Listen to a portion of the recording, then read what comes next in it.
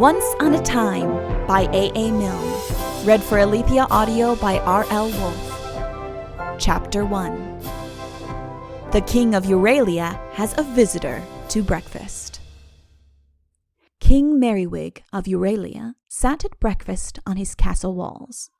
He lifted the gold cover from the gold dish in front of him, selected a trout and conveyed it carefully to his gold plate. He was a man of simple tastes, but when you have an aunt with the newly acquired gift of turning anything she touches to gold, you must let her practice sometimes. In another age it might have been fretwork. "Ah," said the king, "here you are, my dear." He searched for his napkin, but the princess had already kissed him lightly on the top of the head and was sitting in her place opposite to him. "Good morning, father," she said. "I'm a little late, aren't I? I've been riding in the forest." "Any adventures?" asked the king casually. "Nothing, except it's a beautiful morning." "Ah, well, perhaps the country isn't what it was. Now, when I was a young man, you simply couldn't go into the forest without an adventure of some sort. The extraordinary things one encountered. Witches, giants, dwarfs. It was there that I first met your mother," he added thoughtfully. "I wish I remembered my mother," said Hyacinth. The king coughed and looked at her a little nervously. 17 years ago she died, Hyacinth, when you were only 6 months old. I have been wondering lately whether I haven't been a little remiss in leaving you motherless so long." The princess looked puzzled. "But it wasn't your fault, dear, that mother died." "Oh, no, I'm not saying that. As you know, a dragon carried her off and, well, there it was. But supposing," he looked at her shyly, "I had married again." The princess was startled. "Who?" she asked. The king peered into his flagon. "Well," he said, "there are people." "If it had been somebody very nice," said the princess wistfully, "it might have been rather lovely." The king gazed earnestly at the outside of his flagon. "Why, might have been," he said. The princess was still puzzled. "But I'm grown up," she said. "I don't want a mother so much now." The king turned his flagon round and studied the other side of it. "A mother's, tender hand," he said, "is, never—" And then the outrageous thing happened. It was all because of a birthday present to the king of Barodia, and the present was nothing less than a pair of 7-league boots. The king, being a busy man, it was a week or more before he had an opportunity of trying those boots. Meanwhile, he used to talk about them at meals, and he would polish them up every night before he went to bed. When the great day came for the first trial of them to be made, he took a patronizing farewell of his wife and family, ignored the many eager noses pressed against the upper windows of the palace, and sailed off. The motion, as perhaps you know, is a little disquieting at first, but one soon gets used to it. After that, it is fascinating. He had gone some 2,000 miles before he realized that there might be a difficulty about finding his way back. The difficulty proved at least as great as he anticipated.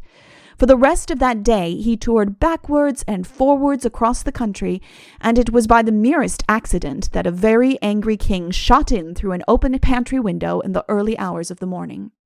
He removed his boots and went softly to bed. It was, of course, a lesson to him.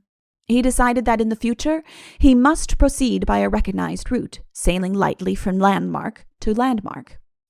Such a route his geographers prepared for him. An early morning constitutional of 300 miles or so, to be taken 10 times before breakfast. He gave himself a week in which to recover his nerve, and then started out on the first of them. Now the kingdom of Euralia adjoined that of Barodia, but whereas Barodia was a flat country, Euralia was a land of hills. It was natural, then, that the court geographers, in search of landmarks, should have looked towards Euralia, and over Euralia accordingly, about the time when cottage and castle alike were breakfasting, The king of Barodia soared and dipped and soared and dipped again. "A mother's tender hand," said the king of Euralia, "is, never... Good gracious! What's that?" There was a sudden rush of air. Something came for a moment between His Majesty and the sun, and then all was quiet again. "What was it?" asked Hyacinth, slightly alarmed. "Most extraordinary," said the king. "It left in my mind an impression of ginger whiskers and large boots. Do we know anybody like that?" "The king of Barodia," said Hyacinth, "has red whiskers, but I don't know about his boots." "But what could he have been doing up there? Unless—" There was another rush of wind in the opposite direction. Once more the sun was obscured, and this time, plain for a moment for all to see, appeared the rapidly dwindling back view of the king of Barodia on his way home to breakfast. Merriwig rose with dignity. "You're quite right, Hyacinth," he said sternly. "It was the king of Barodia." Hyacinth looked troubled. "He oughtn't to come over anybody's breakfast table quite so quickly as that. Ought he, father?" "A lamentable display of manners, my dear. I shall withdraw now and compose a stiff note to him. The amenities must be observed." Looking as severe as a naturally jovial face would permit him, and wondering a little if he had pronounced amenities right, he strode to the library. The library was His Majesty's favourite apartment. Here in the mornings he would discuss affairs of state with his Chancellor, or receive any distinguished visitors who were to come to his kingdom in search of adventure. Here in the afternoon, with a copy of What to Say to a Wizard, or some such book taken at random from the shelves, he would give himself up to meditation. And it was the distinguished visitors of the morning who gave him most to think about in the afternoon. There were at this moment no fewer than 7 different princes engaged upon 7 different enterprises, to whom, in the event of a successful conclusion, he had promised the hand of Hyacinth and half his kingdom. No wonder he felt that she needed the guiding hand of a mother. The stiff note to Barodia was not destined to be written. He was still hesitating between 2 different kinds of nib, when the door was flung open and the fateful name of the Countess Belvane was announced. The Countess Belvane! What can I say which will bring home to you that wonderful, terrible, fascinating woman? Mastered as she was by overweening ambition, utterly unscrupulous in her methods of achieving her purpose, nonetheless her adorable humanity betrayed itself in a passion for diary-keeping and a devotion to the simpler forms of lyrical verse. That she is the villain of the piece, I know well. In his Euralia Past and Present, the eminent historian Roger Scurvylegs does not spare her. But that she had her great qualities, I should be the last to deny. She had been writing poetry that morning, and she wore green. She always wore green when the muse was upon her. A pleasing habit which, whether as a warning or an inspiration, modern poets might do well to imitate. She carried an enormous diary under her arm, and in her mind several alternative ways of putting down her reflections on her way to the palace. "Good morning, dear Countess," said the king, rising only too gladly from his nibs. "An early visit." "You don't mind, Your Majesty?" said the Countess anxiously. "There was a point in our conversation yesterday about which I was not quite certain." "What were we talking about yesterday?" "Oh, Your Majesty," said the Countess, "affairs of state." And she gave him that wicked, innocent, impudent, and entirely scandalous look which he never could resist, and you couldn't either for that matter. "Affairs of state, of course," smiled the king. "Why, I made a special note of it in my diary." She laid down the enormous volume and turned lightly over the pages. "Here we are. Thursday. His Majesty did me the honor to consult me about the future of his daughter, the Princess Hyacinth. Remained to tea and was I can't quite make this word out."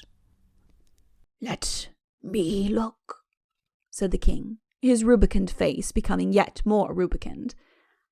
"It looks like charming," he said casually. "Fancy," said Belvane.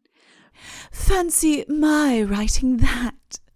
I put down just what comes into my head at the time, you know." She made a gesture with her hand indicative of someone who puts down just what comes into her head at the time, and returned to her diary. "Remained to tea and was very charming. Mused afterwards on the mutability of life." She looked up at him with wide open eyes. "I often muse when I'm alone," she said. The king still hovered over the diary. "Have you any more entries like that last one? May I look?" "Oh, your majesty, I'm afraid it's quite private." She closed the book quickly. "I just thought I saw some poetry," said the king. "Just a little ode to a favourite linnet. It wouldn't interest your majesty." "I adore poetry," said the king, who had himself written a rhymed couplet, which could be said either forwards or backwards, and in the latter position was useful for removing enchantments. According to the eminent historian Roger Scurvylegs, it had some vogue in Euralia, and went like this. Bo bowl, bill bowl, woe wowl, will wowl. A pleasing idea, temperately expressed. The Countess, of course, was only pretending. Really, she was longing to read it. "It's quite a little thing," she said.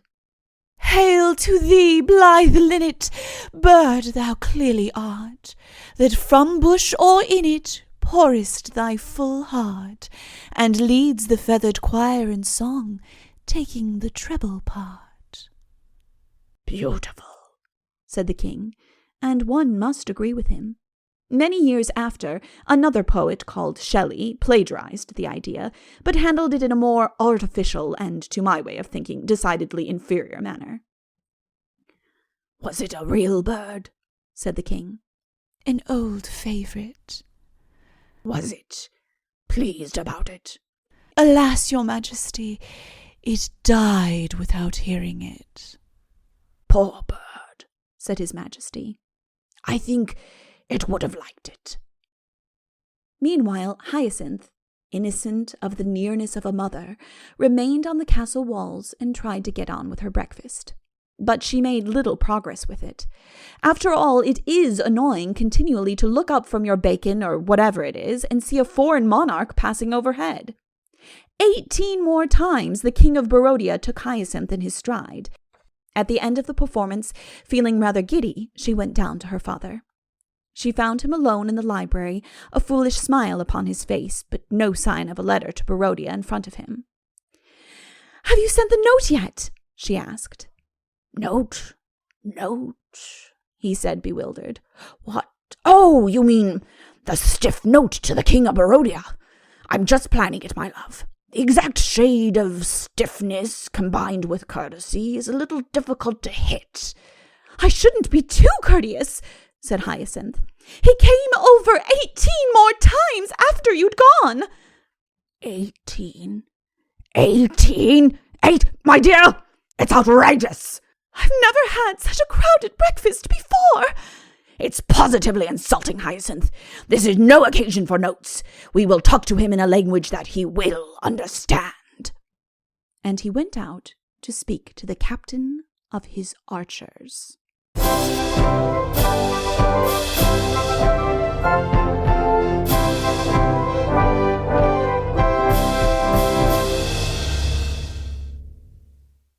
Chapter 2.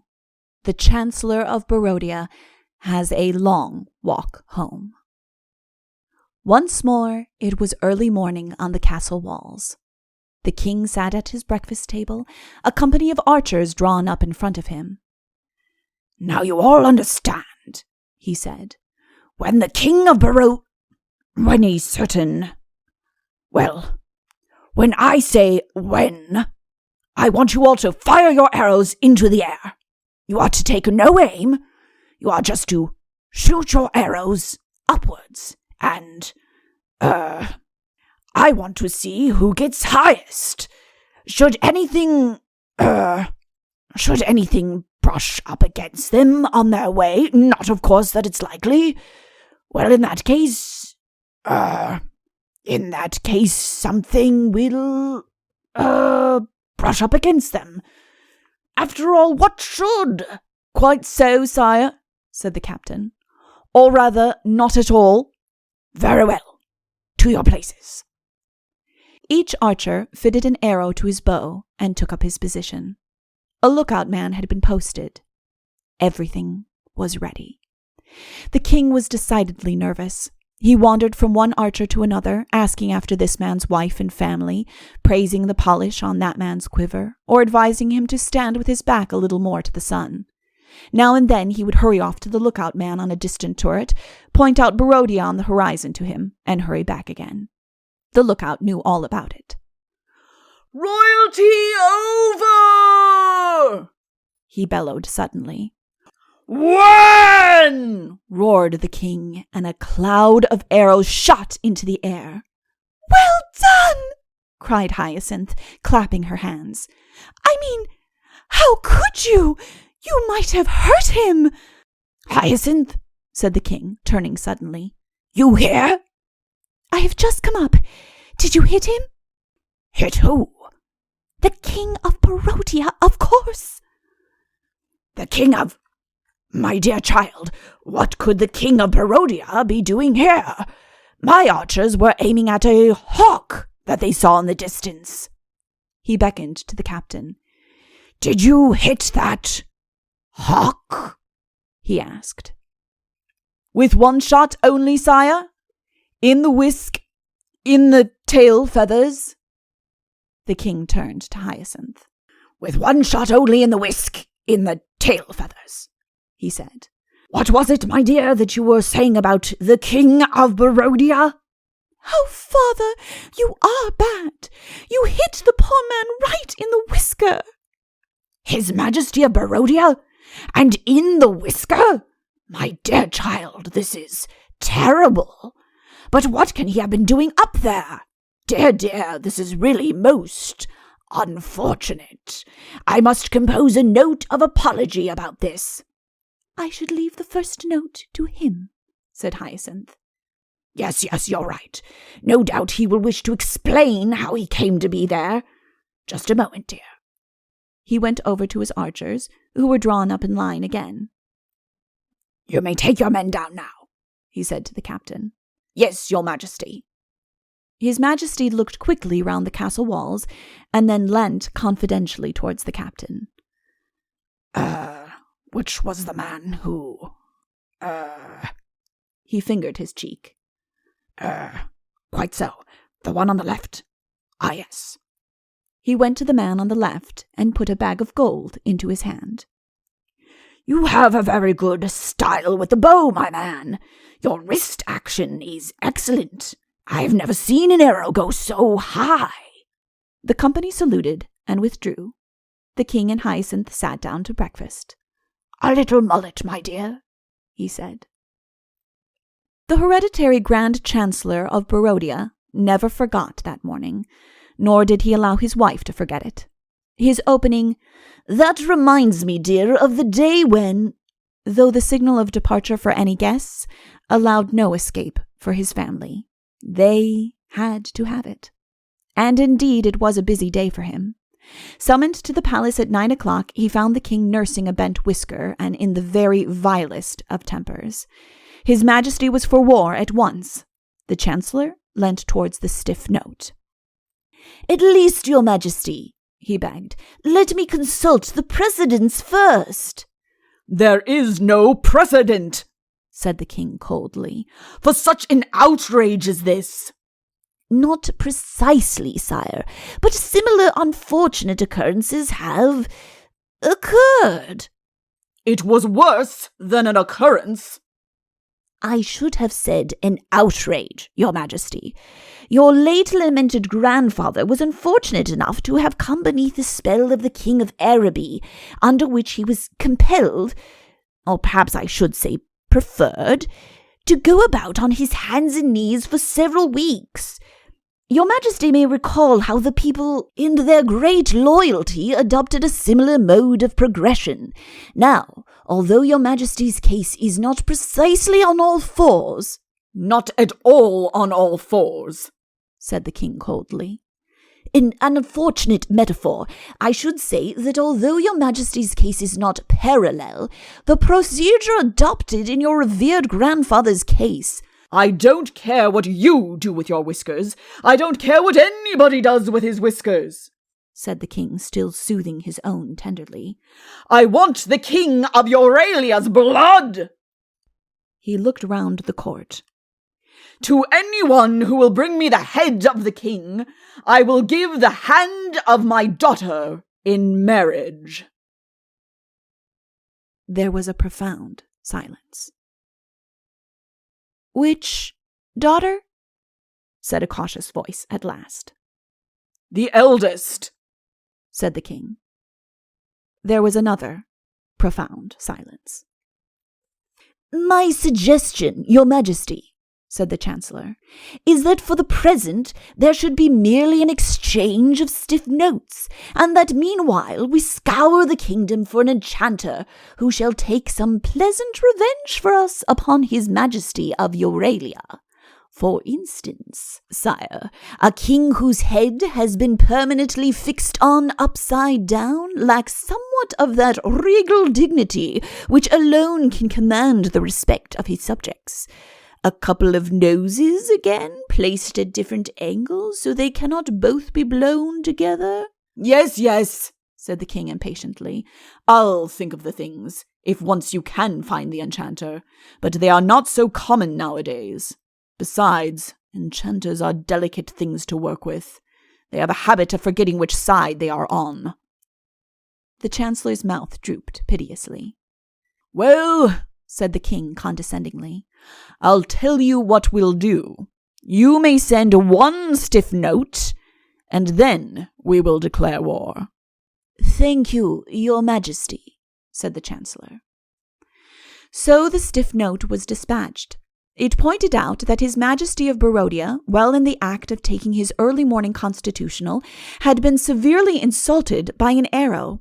This arrow, though fortunately avoiding the more vital parts of His Majesty's person, went so far as to wound a favourite Whisker.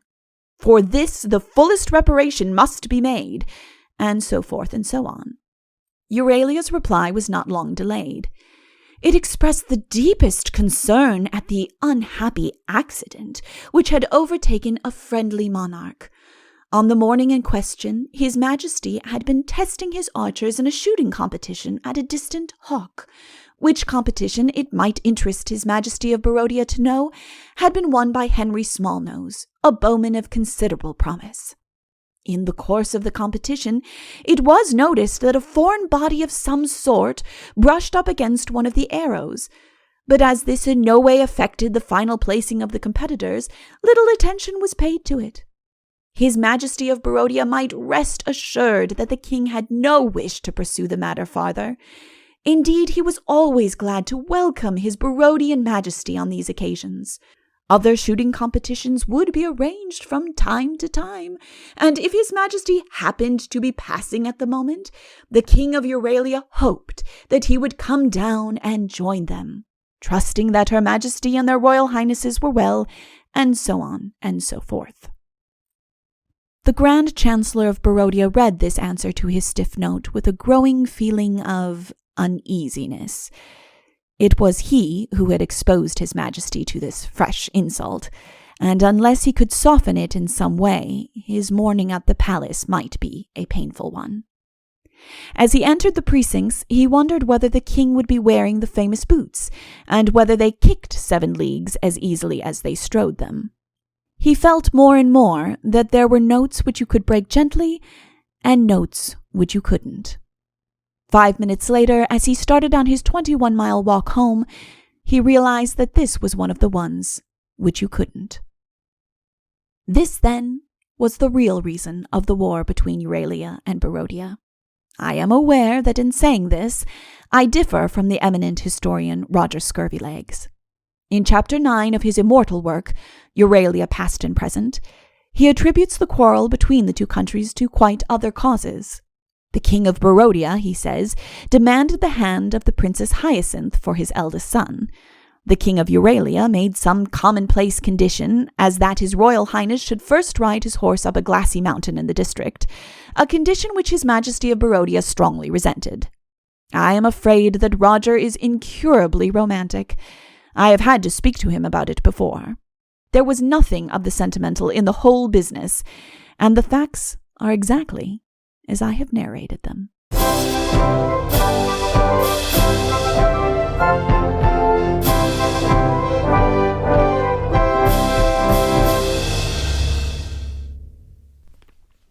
Chapter 3.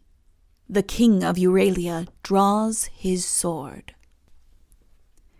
No doubt you have already guessed that it was the Countess Belvane who dictated the King of Euralia's answer.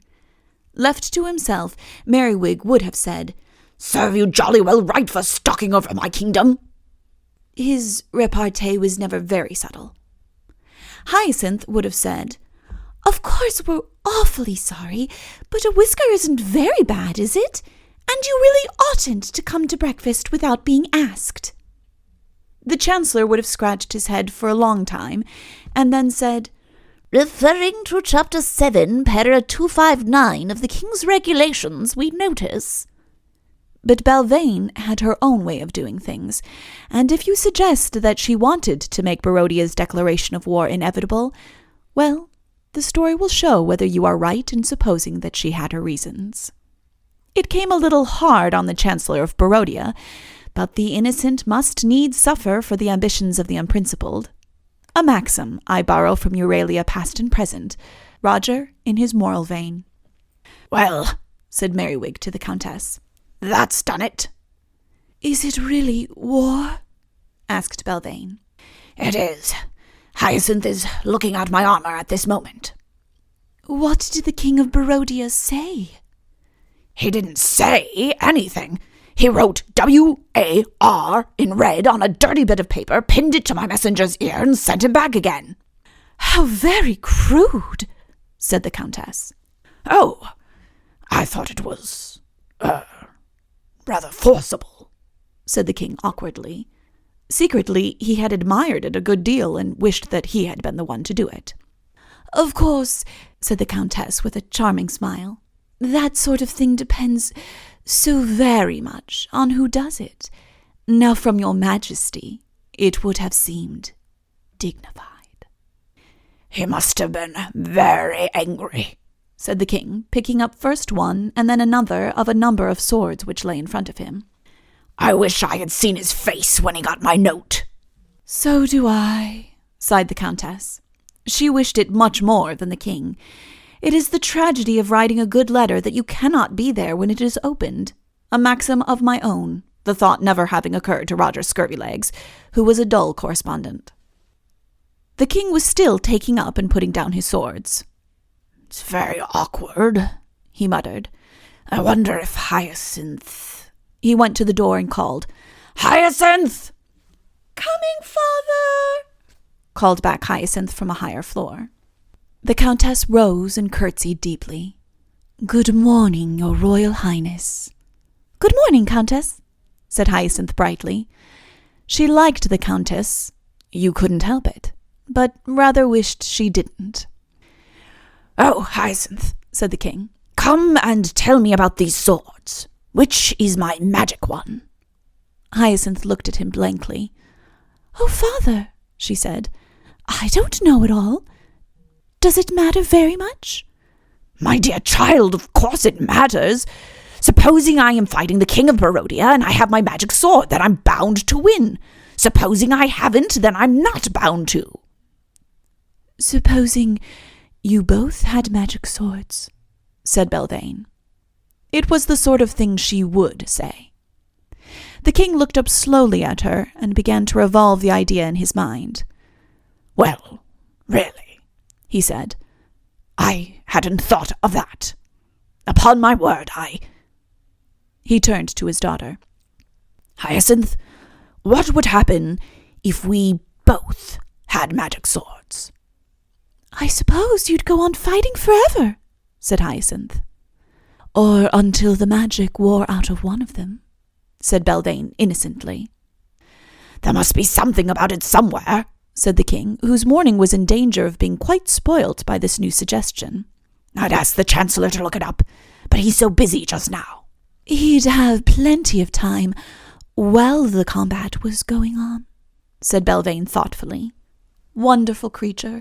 She saw already the Chancellor hurrying up to announce that the King of Euralia had won, at the very moment when he lay stretched on the ground by a mortal thrust from his adversary.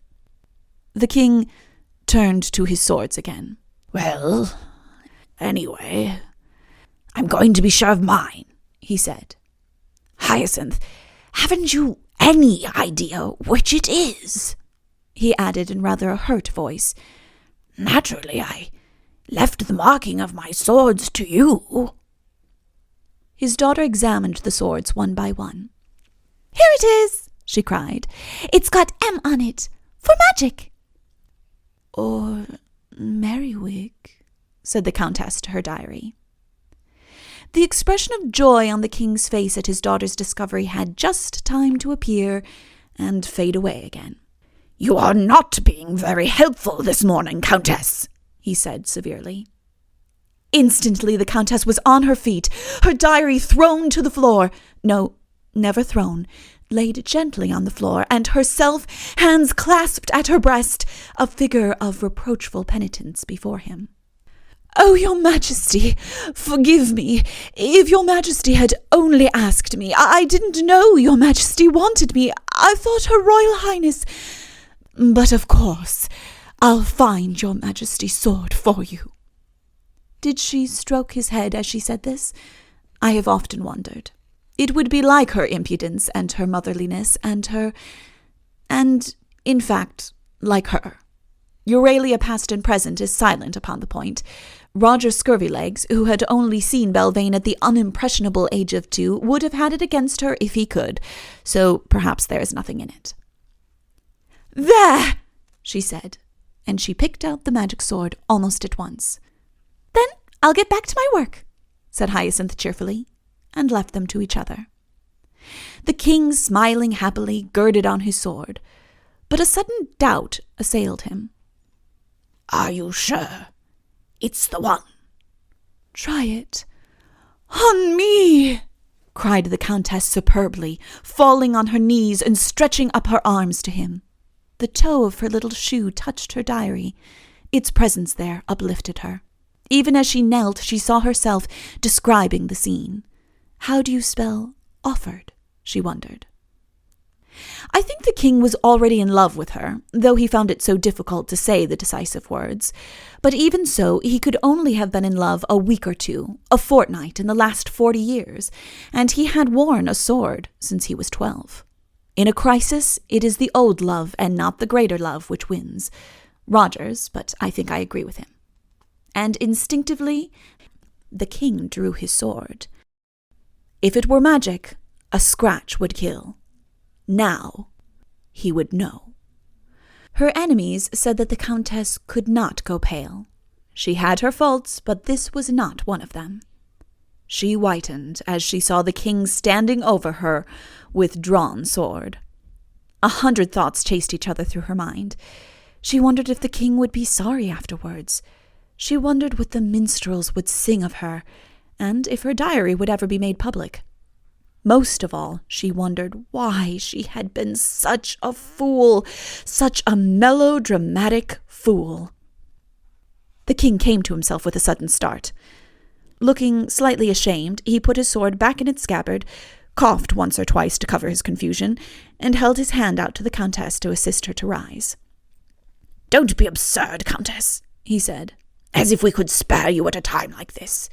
Sit down and let us talk matters over seriously. A trifle bewildered by the emotion she had gone through, Belvane sat down, the beloved diary clasped tightly in her arms.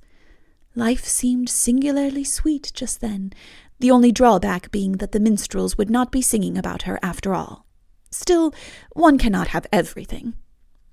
The king walked up and down the room as he talked. I am going away to fight, he said, and I leave my dear daughter behind. In my absence, Her Royal Highness will, of course, rule the country. I want her to feel that she can lean upon you, Countess, for advice and support. I know that I can trust you, for you have just given me a great proof of your devotion and courage." "Oh, your Majesty," said Belvane deprecatingly, but feeling very glad that it hadn't been wasted. "Hyacinth is young and inexperienced. She needs a mother's guiding hand," said Belvane softly. The king started and looked away. It was really too late to propose now. He had so much to do before the morrow. Better leave it till he came back from the war. "You will have no official position," he went on hastily, "other than your present one of Mistress of the Robes, but your influence on her will be very great." The Countess had already decided on this. However, there is a look of modest resignation to an unsought duty which is suited to an occasion of this kind, and the Countess had no difficulty in supplying it. "I will do all that I can, your Majesty, to help, gladly. But will not the Chancellor?" "The Chancellor will come with me. He is no fighter, but he is good at spells." He looked round to make sure that they were alone, and then went on confidentially. "He tells me that he has discovered in the archives of the palace a backward spell of great value. Should he be able to cast this upon the enemy at the first onslaught, he thinks that our heroic army would have no difficulty in advancing." "But there will be other learned men," said Belvane innocently, "so much more accustomed to affairs than us.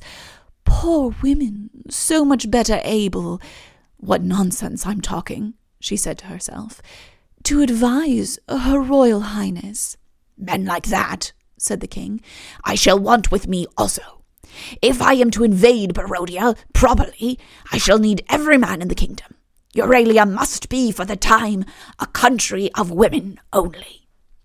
He turned to her with a smile and said gallantly, "That will be, it is, not, one may well, It was so obvious from his manner that something complimentary was struggling to the surface of his mind that Belvane felt it would be kinder not to wait for it. "Oh, your Majesty," she said, "you flatter my poor sex." "Not at all," said the king, trying to remember what he had said. He held out his hand. "Well, Countess, I have much to do." "I, too, your Majesty." She made him a deep curtsy, and clasping tightly the precious diary, withdrew. The king, who still seemed worried about something, returned to his table and took up his pen. Here Hyacinth discovered him 10 minutes later. His table was covered with scraps of paper, and her eyes lighting casually upon one of them, she read these remarkable words. "In such a land I should be a most contented subject." She looked at some of the others. They were even shorter. "That dear Countess would be a country in which even a king— lucky country." The last was crossed out and bad written against it. "Whatever are these, father?" said Hyacinth.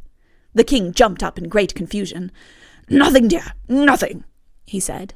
"I just, of course I shall have to address my people, and I was just jotting down a few— however, I shan't want them now." He swept them together, screwed them up tight, and dropped them into a basket. And what became of them, you ask? Did they light the fires of the palace next morning? Well, now, here's a curious thing. In Chapter 10 of Euralia Past and Present, I happened across these words. "The king and all the men of the land having left to fight the wicked Barodians, Euralia was now a country of women only, a country in which even a king might be glad to be a subject." Now, what does this mean? Is it another example of literary theft? I have already had to expose Shelley. Must I now drag into the light of day a still worse plagiarism by Roger Scurvilegs? The waste paper baskets of the palace were no doubt open to him as to so many historians, but should he not have made acknowledgments? I do not wish to be hard on Roger. That I differ from him on many points of historical fact has already been made plain, and will be made still more plain as my story goes on. But I have a respect for the man, and on some matters, particularly those concerning Prince Udo of Araby's first appearance in Euralia, I have to rely entirely upon him for my information. Moreover, I have never hesitated to give him credit for such of his epigrams as I have introduced into this book, and I like to think that he would be equally punctilious to others. We know his romantic way. No doubt the thought occurred to him independently. Let us put it at that, anyhow. Belvane, meanwhile, was getting on. The king had drawn his sword on her, and she had not flinched. As a reward, she was to be the power behind the throne. Not necessarily behind the throne, said Belvane to herself.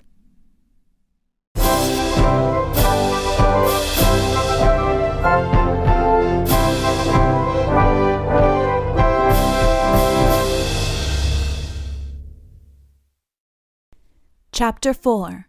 The Princess Hyacinth Leaves It to the Countess. It is now time to introduce Wiggs to you, and I find myself in a difficulty at once. What was Wiggs' position in the palace? This story is hard to tell, for I have to piece it together from the narratives of others, and to supply any gaps in their stories from my knowledge of how the different characters might be expected to act. Perhaps, therefore, it is a good moment in which to introduce to you the authorities upon whom I rely. First and foremost, of course, comes Roger Scurvilegs. His monumental work, Euralia Past and Present, in 17 volumes, towers upon my desk as I write. By the merest chance I picked it up, in a metaphorical sense, at that little shop near... I forget its name, but it's the third bookshop on the left as you come into London from the New Bonnet end. Upon him I depend for the broad lines of my story, and I have already indicated my opinion of the value of his work. Secondly, come the many legends and ballads handed on to me years ago by my aunt by marriage, one of the Cornish Smallnoses. She claims to be a direct descendant of that Henry Smallnose whose lucky shot brought about the events which I am to describe. I say she claims to be, and one cannot doubt a lady's word in these matters. Certainly she used to speak about Henry with that mixture of pride and extreme familiarity which comes best from a relation. In all matters not touching Henry, I feel that I can rely upon her. In its main lines, her narrative is strictly confirmed by Scurvilegs, and she brought to it a picturesqueness and an appreciation of the true character of Belvane, which is lacking in the other. But her attitude towards Henry Smallnose was absurd. Indeed, she would have had him the hero of the story. This makes Roger and myself smile. We give him credit for the first shot, and then we drop him. Thirdly, Belvane herself. Women like Belvane never die. I met her, or a reincarnation of her, at a country house in Shropshire last summer. I forget what she calls herself now, but I recognized her at once, and as I watched her, the centuries rolled away, and she and I were in Euralia, that pleasant country together. Stayed to tea and was very charming. Would she have said that of me, I wonder? But I'm getting sentimental. Roger's great fault. These, then, are my authorities. I consult them and I ask myself, what was Wiggs? Roger speaks of her simply as an attendant upon the princess. Now we know that the princess was 17. Wiggs, then, would be about the same age, a lady in waiting, perhaps even a little older. Why not, you say? The Lady Wiggs, maid of honor to Her Royal Highness the Princess Hyacinth, 18 and a bit tall and stately. Since she is to endanger Belvane's plans, let her be something of a match for the wicked woman. Yes, but you would never talk like that if you had heard one of my aunt's stories. Nor if you had seen Belvane would you think that any grown-up woman could be a match for her. Wiggs was a child. I feel it in my bones. In all the legends and ballads handed down to me by my aunt, she appears to me as a little girl, Alice in a fairy story. Roger or no Roger, I must have her a child. And even Roger cannot keep up the farce that she is a real lady in waiting. In one place, he tells us that she dusts the throne of the princess. Can you see her ladyship, 18, last February, doing that? At other times, he allows her to take orders from the Countess. I ask you to imagine a maid of honor taking orders from any but her own mistress. Conceive her dignity. A little friend, then, of Hyacinth's, let us say, ready to do anything for anybody who loved or appeared to love her mistress. The king had departed for the wars, his magic sword girded to his side, his cloak of darkness not worn but rolled up behind him, lest the absence of his usual extensive shadow should disturb his horse. He rode at the head of his men to meet the enemy. Hyacinth had seen him off from the palace steps. 5 times he had come back to give her his instructions, and a 6th time for his sword, but now he was gone, and she was alone on the castle walls with Wiggs. "Saying goodbye to fathers is very tiring," said Hyacinth. "I do hope he'll be all right. Wiggs, although we oughtn't to mention it to anybody, and although he's only just gone, we do think it will be rather fun being queen, don't we?" "It must be lovely," said Wiggs, gazing at her with large eyes. "Can you really do whatever you like now?" Hyacinth nodded. "I always did whatever I liked," she said. "But now I really can do it." "Could you cut anybody's head off?" "Easily," said the princess confidently. "I should hate to cut anybody's head off." "So should I, Wiggs. Let's decide to have no heads off just at present, till we're more used to it." Wiggs still kept her eyes fixed upon the princess. "Which is stronger?" she asked. "You or a fairy?" "I knew you were going to ask something horrid like that," said Hyacinth, pretending to be angry. She looked quickly round to see that nobody was listening, and then whispered in Wiggs' ears. "I am." "Oh," said Wiggs, "how lovely!" "Isn't it? Did you ever hear the story of Father and the fairy?" "His Majesty?" "His Majesty, the King of Euralia. It happened in the forest one day, just after he became king." "Did you ever hear the story? I expect not. Well, then, you must hear it. But there will be too many inverted commas in it if I let Hyacinth tell you, so I shall tell you myself. It was just after he became king. He was so proud that he used to go about saying, 'I am the king, I am the king,' and sometimes, 'The king am I, the king am I.' He was saying this one day in the forest when a fairy overheard him. So she appeared in front of him and said, 'I believe you are the king.' 'I am the king,' said Merriwig. 'I am the king, I am the—' 'And yet,' said the fairy, 'what is a king after all?' 'It is a very powerful thing to be a king,' said Merriwig proudly. 'Supposing I were to turn you into a small sheep, then where would you be?' The king thought anxiously for a moment. 'I should like to be a small sheep,' he said. The fairy waved her wand. 'Then you can be one,' she said, 'until you own that a fairy is much more powerful than a king.' So all at once he was a small sheep. 'Well,' said the fairy. 'Well,' said the king. 'Which is more powerful, a king or a fairy?' 'A king,' said Merriwig. 'Besides being more woolly,' he added. There was silence for a little. Merriwig began to eat some grass.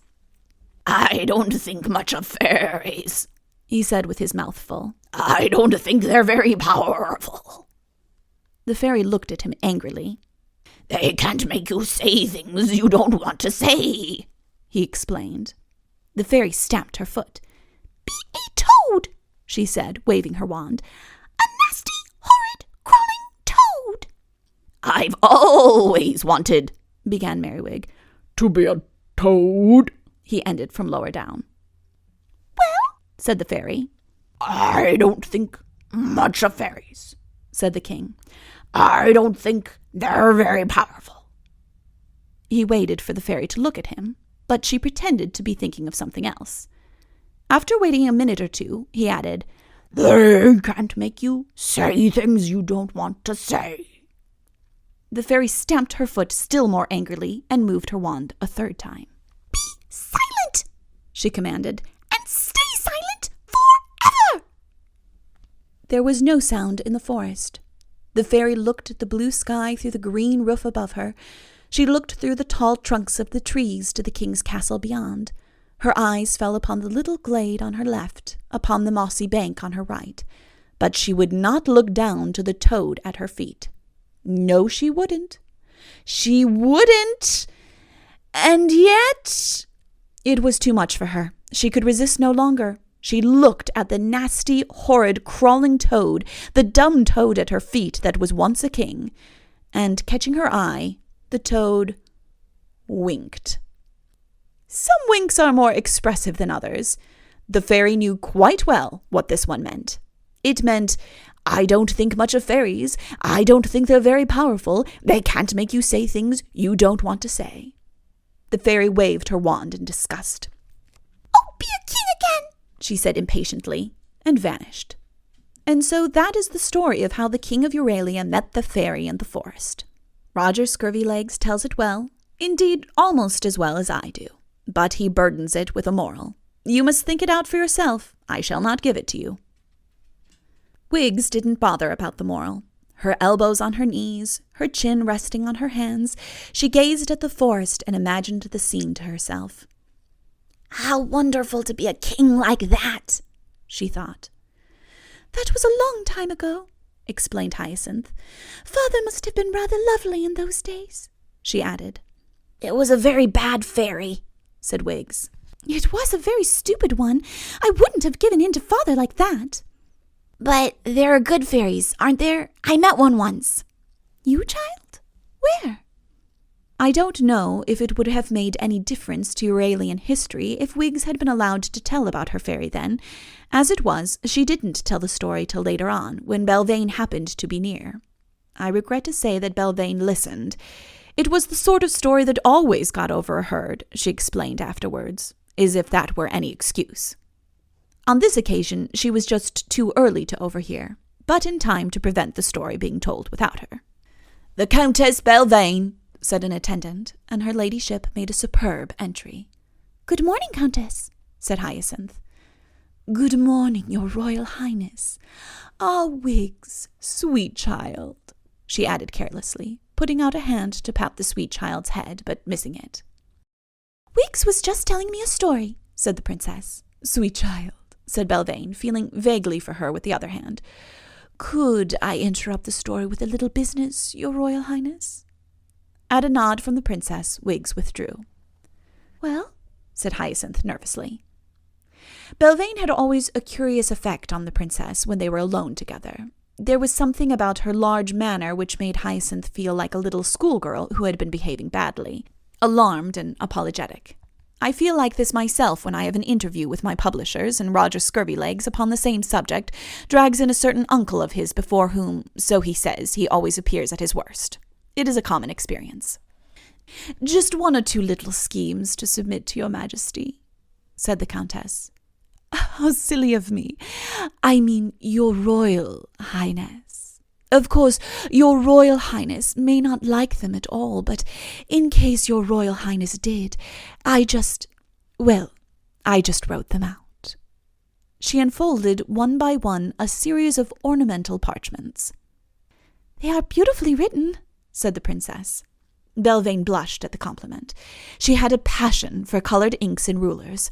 In her diary, the day of the week was always underlined in red, the important words in the day's doings being frequently picked out in gold. On taking up the diary, you saw at once that you were in the presence of somebody. The first parchment was headed, Scheme for Economy in Realm. Economy caught the eye in pale pink.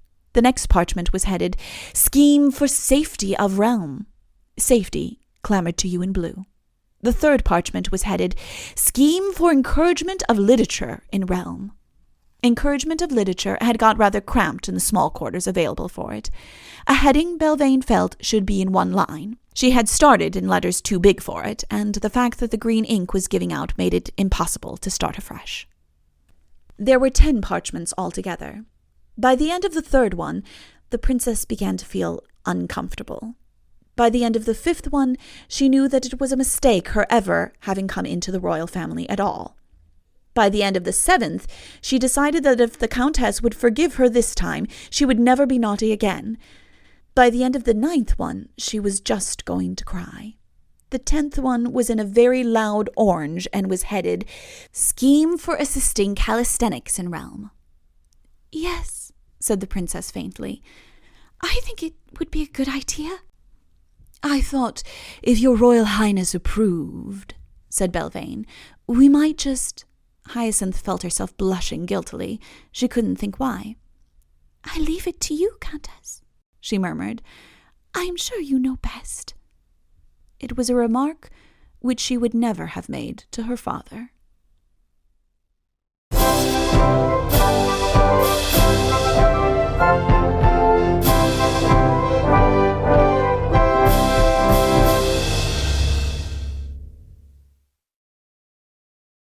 Chapter 5. Belvane Indulges Her Hobby.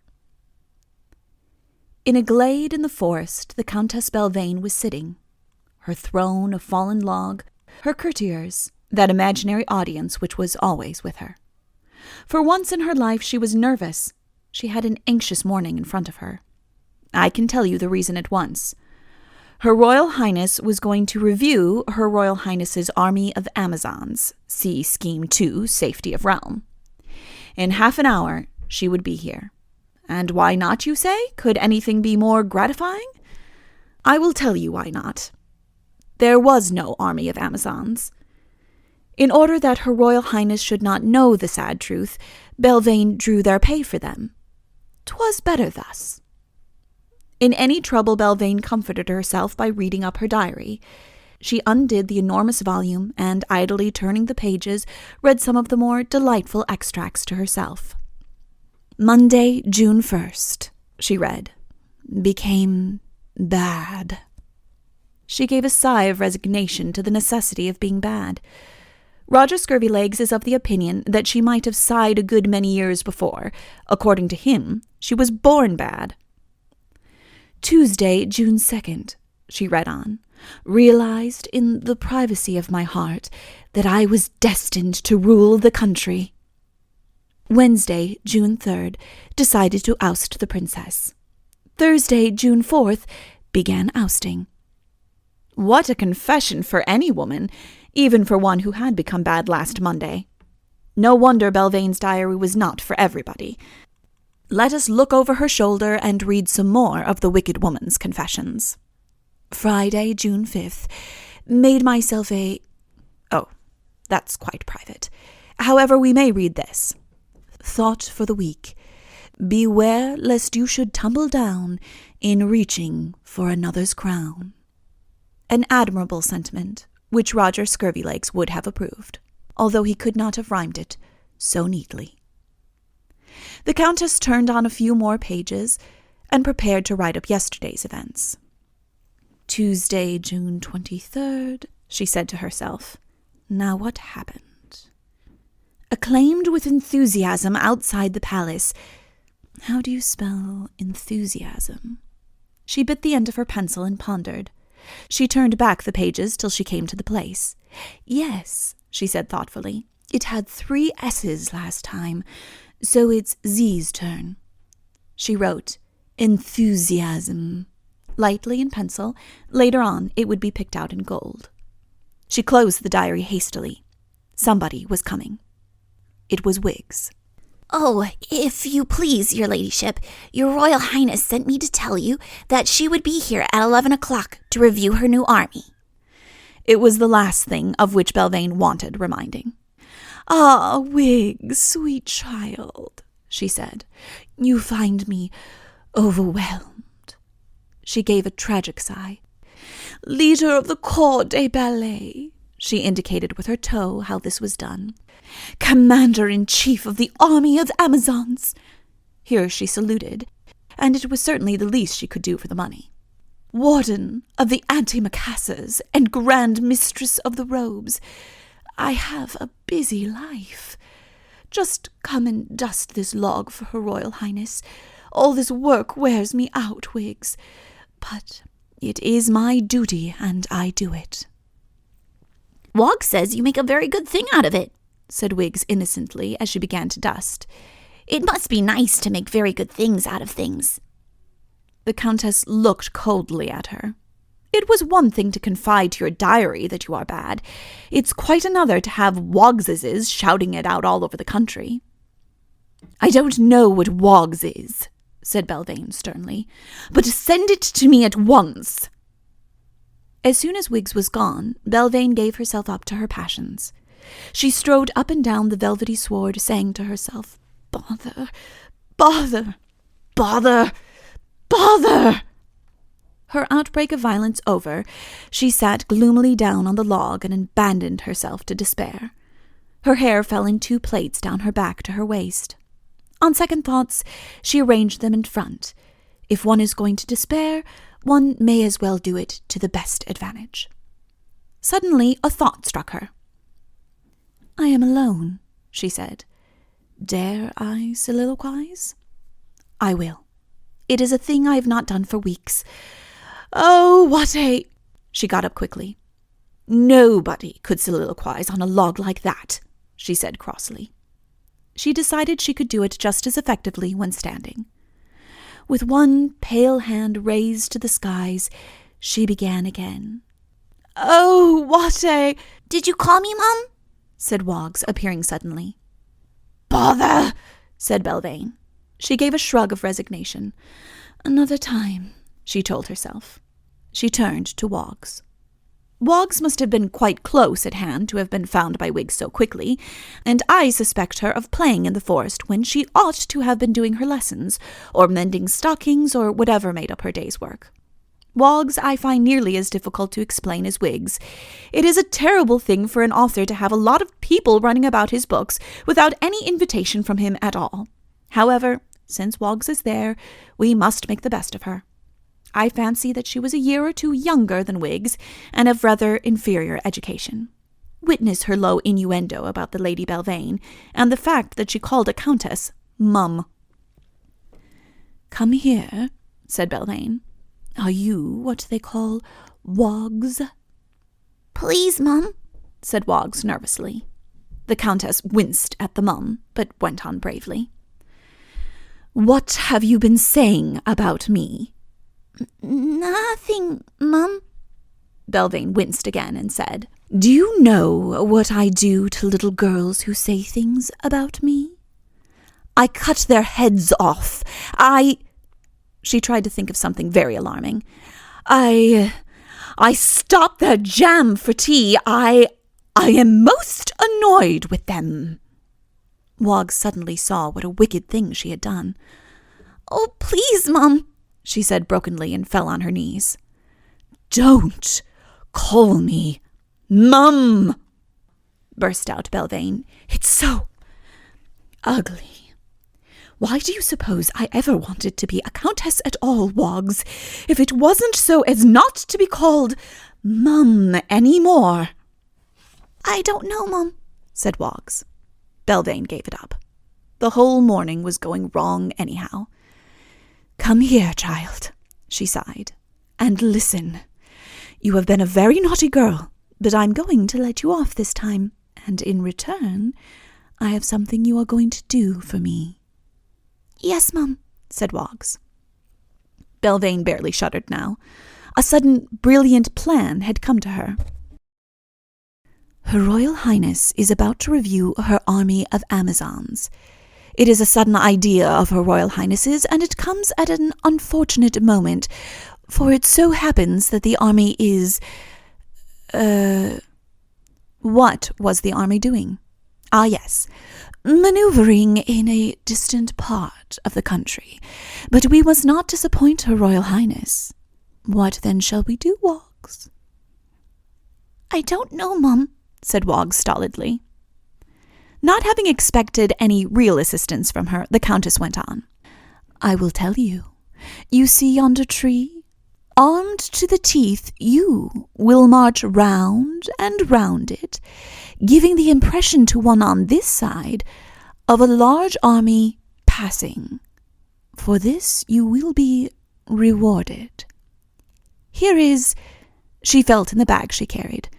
No, on second thoughts, I will owe it to you. Now, you quite understand? Yes, Mum, said Woggs. Very well, then. Run along to the palace and get a sword and a helmet and a bow and an arrow and an arrow and anything you like, and then come back here and wait behind those bushes. When I clap my hands, the army will begin to march." Wiggs curtsied and ran off. It is probable that at this point the Countess would have resumed her soliloquy, but we shall never know, for the next moment the princess and her court were seen approaching from the other end of the glade. Belvane advanced to meet them. "Good morning, your Royal Highness," she said. "A beautiful day, is it not?" "Beautiful, Countess." With the court at her back, Hyacinth for the moment was less nervous than usual. But almost at the first words of the Countess, she felt her self-confidence oozing from her. "Did I say I was like this with my publishers?" And Rogers dragged in Uncle. One can't explain it. The court stood about in picturesque attitudes while Belvane went on. "Your Royal Highness's brave women defenders, the Home Defense Army of Amazons." Here she saluted. One soon gets into the knack of it, and it gives an air of efficiency. "Have looked forward to this day for weeks. How their hearts fill with pride at the thought of being reviewed by your Royal Highness." She had paid, or rather received, the money for the army so often that she had quite got to believe in its existence. She even kept a roll of the different companies. It meant more delightful red ink for one thing, and wrote herself little notes recommending Corporal Gretel Hotshot for promotion to sergeant. "I know very little about armies, I'm afraid," said Hyacinth. "I've always left that to my father, but I think it's a sweet idea of yours to enroll the women to defend me. It's a little expensive, is it not?" "Your Royal Highness, armies are always expensive." The princess took her seat and beckoned Wiggs with a smile to her side. The court, in attitudes even more picturesque than before, grouped itself behind her. "Is your Royal Highness ready?" "Quite ready, Countess." The Countess clapped her hands. There was a moment's hesitation, and then, armed to the teeth, Amazon after Amazon marched by. An impressive scene. However, Wiggs must needs try to spoil it. "Why, it's Wiggs!" she cried. "Silly child," said Belvane in an undertone, giving her a push. The princess looked round inquiringly. "The absurd creature," explained the Countess, "thought she recognized a friend in your Royal Highness's gallant army." "How clever of her! They all look exactly alike to me." Belvane was equal to the occasion. "The uniform and discipline of an army have that effect, rather," she said. "It has often been noticed." "I suppose so," said the princess vaguely. "Oughtn't they to march in fours? I seem to remember when I came to reviews with father." "Ah, your Royal Highness, that was an army of men. With women, well, we found that if they marched side by side, they would talk all the time." The court, which had been resting on the right leg with the left knee bent, now rested on the left leg with the right knee bent. Wiggs also was getting tired. The last company of the army of Amazons was not marching with the abandon of the first company. "I think I should like them to halt now, so that I can address them," said Hyacinth. Belvane was taken aback for the moment. "I am afraid, your Royal Highness," she stammered, her brain working busily all the time, that would be contrary to the spirit of the king's regulations. An army in marching order must march." She made a long forward movement with her hand. "Must march," she repeated with an innocent smile. "I see," said Hyacinth, blushing guiltily again. Belvane gave a loud cough. The last veteran but two of the army looked inquiringly at her and passed. The last veteran but one came in and was greeted with a still louder cough. Rather tentatively, The last veteran of all entered and met such an unmistakable frown that it was obvious that the march past was over. Woggs took off her helmet and rested in the bushes. "That is all, Your Royal Highness," said Belvane. 158 marches past, 217 reported sick, making 622. 9 are on guard at the palace, 632 and 9 make 815, add 28 under age, and we bring it up to the round 1,000. Wiggs opened her mouth to say something, but decided that her mistress would probably wish to say it instead. Hyacinth, however, merely looked unhappy. Belvane came a little nearer.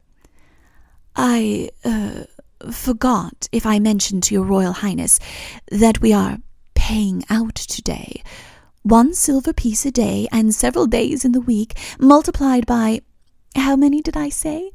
Comes to 10,000 pieces of gold." She produced a document beautifully ruled. "If Your Royal Highness would kindly initial here." Mechanically, the princess signed. "Thank you, Your Royal Highness. And now perhaps I had better go and see about it at once." She curtsied deeply, and then, remembering her position, saluted and marched off. Now, Roger Scurvylegs would see her go without a pang. He would then turn over to his next chapter, beginning, "Meanwhile the King," and leave you under the impression that the Countess Belvane was a common thief. I am no such chronicler as that. At all costs, I will be fair to my characters. Belvane, then, had a weakness. She had several, of which I have already told you, but this is another one. She had a passion for the distribution of largesse. I know an old gentleman who plays bowls every evening. He trundles his skip, or whatever he calls it, to one end of the green, toddles after it, and trundles it back again. Think of him for a moment, and then think of Belvane on her cream-white palfrey, tossing a bag of gold to right of her, and flinging a bag of gold to the left of her as she rides through the cheering crowds. Upon my word, I think hers is the more admirable exercise, and, I assure you, no less exacting. When once one has gotten into this habit of flinging or tossing money, to give it in any ordinary way, to slide it gently into the palm, is unbearable. Which of us, who has in an heroic moment flung half a crown to a cabman, can ever be content afterwards to hold out a handful of 3-penny bits and coppers to him? One must always be flinging. So it was with Belvane. The largesse habit had got hold of her. It is an expensive habit, but her way of doing it was less expensive than most. The people were taxed to pay for the Amazon army. The pay of the Amazon army was flung back at them. Could anything be fairer? True, it brought her admiration and applause. But what woman does not like admiration? Is that an offence? If it is something very different from the common theft of which Roger Scurvylegs would accuse her. Let us be fair.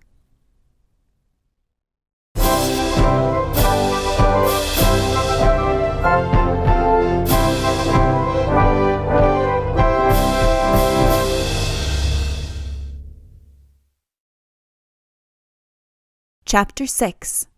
There are no wizards in Barodia. Meanwhile, the King of Euralia was prosecuting the war with utmost vigor. So says Roger in that famous chapter of his, and certainly Merriwig was very busy. On the declaration of war, the Euralian forces, in accordance with custom, had marched into Barodia. However hot ran the passion between them, the two kings always preserved the elementary courtesies of war. The last battle had taken place in Euralian territory. This time, therefore, Barodia was the scene of the conflict. To Barodia, then, King Merriwig had led his army. Suitable pasture land had been allotted them as a camping ground, and amid the cheers of the Barodian populace, the Euralians made their simple preparations for the night.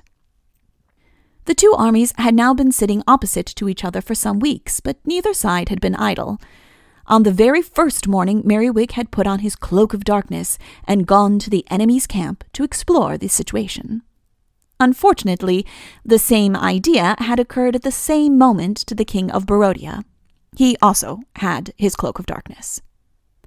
Halfway across, to the utmost astonishment of both, the two kings had come violently into contact.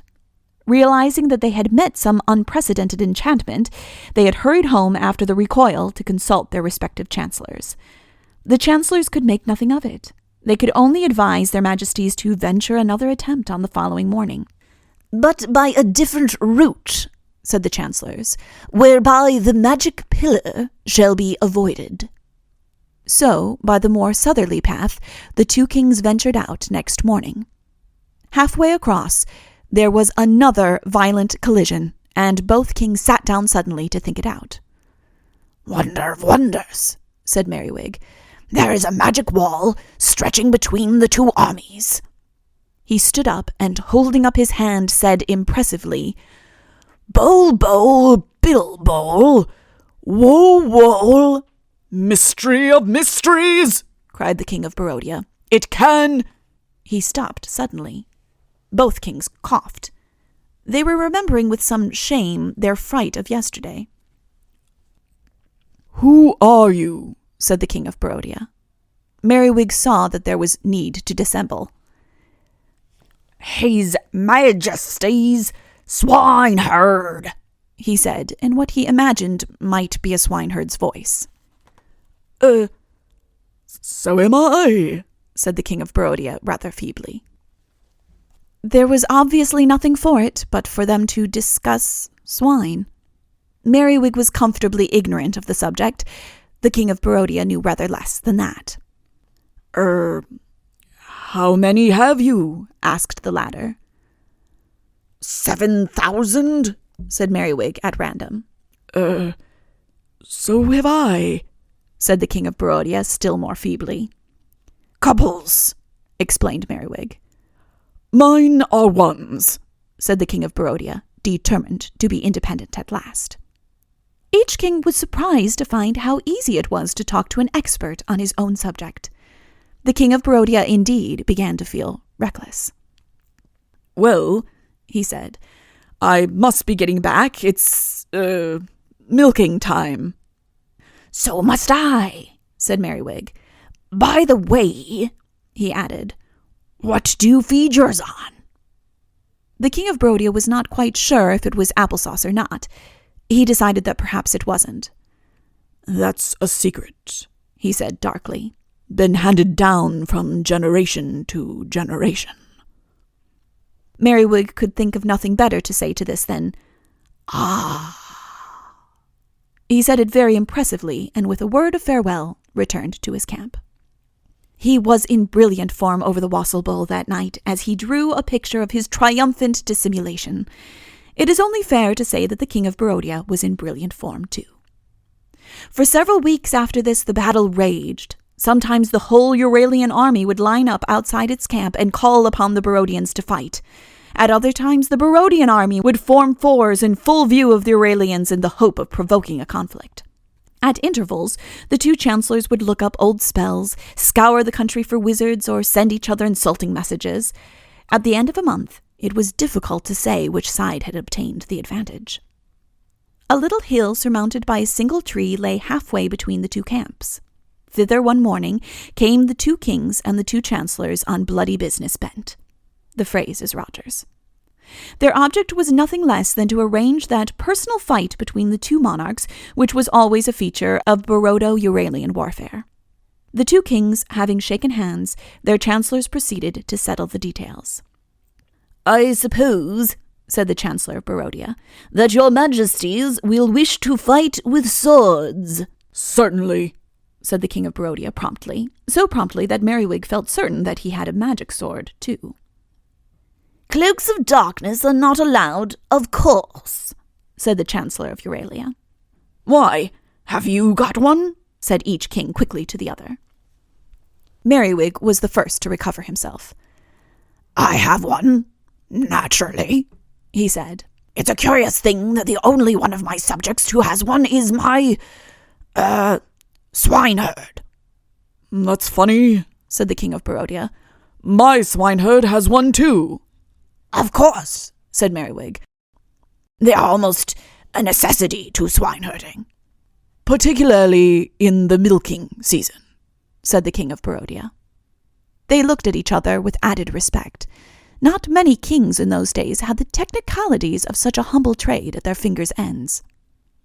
The Chancellor of Barodia had been referring to the precedents. It was after the famous conflict between the two grandfathers of your majesties that the use of the magic cloak in personal combats was discontinued. Great-grandfathers? Said the Chancellor of Euralia. Grandfathers, I think. Great-grandfathers, if I am not mistaken. Their tempers were rising rapidly, and the Chancellor of Barodia was just about to give the Chancellor of Euralia a push when Merriwig intervened. Never mind about that, he said impatiently. Tell us what happened when our ancestors fought. It happened in this way, your majesty. Your majesty's grandfather... Great-grandfather? Said a small voice. The Chancellor cast one bitter look at his opponent and went on. The ancestors of your two majesties arranged to settle the war of that period by personal combat. The two armies were drawn up in full array. In front of them the two monarchs shook hands. Drawing their swords and casting their magic cloaks around them, they... Well, said Merriwig eagerly. It is rather a painful story, your majesty. Go on, I shan't mind. Well, your majesty, drawing their swords and casting their magic cloaks around them, they... returned to the wassail bowl. Dear, dear, said Merriwig.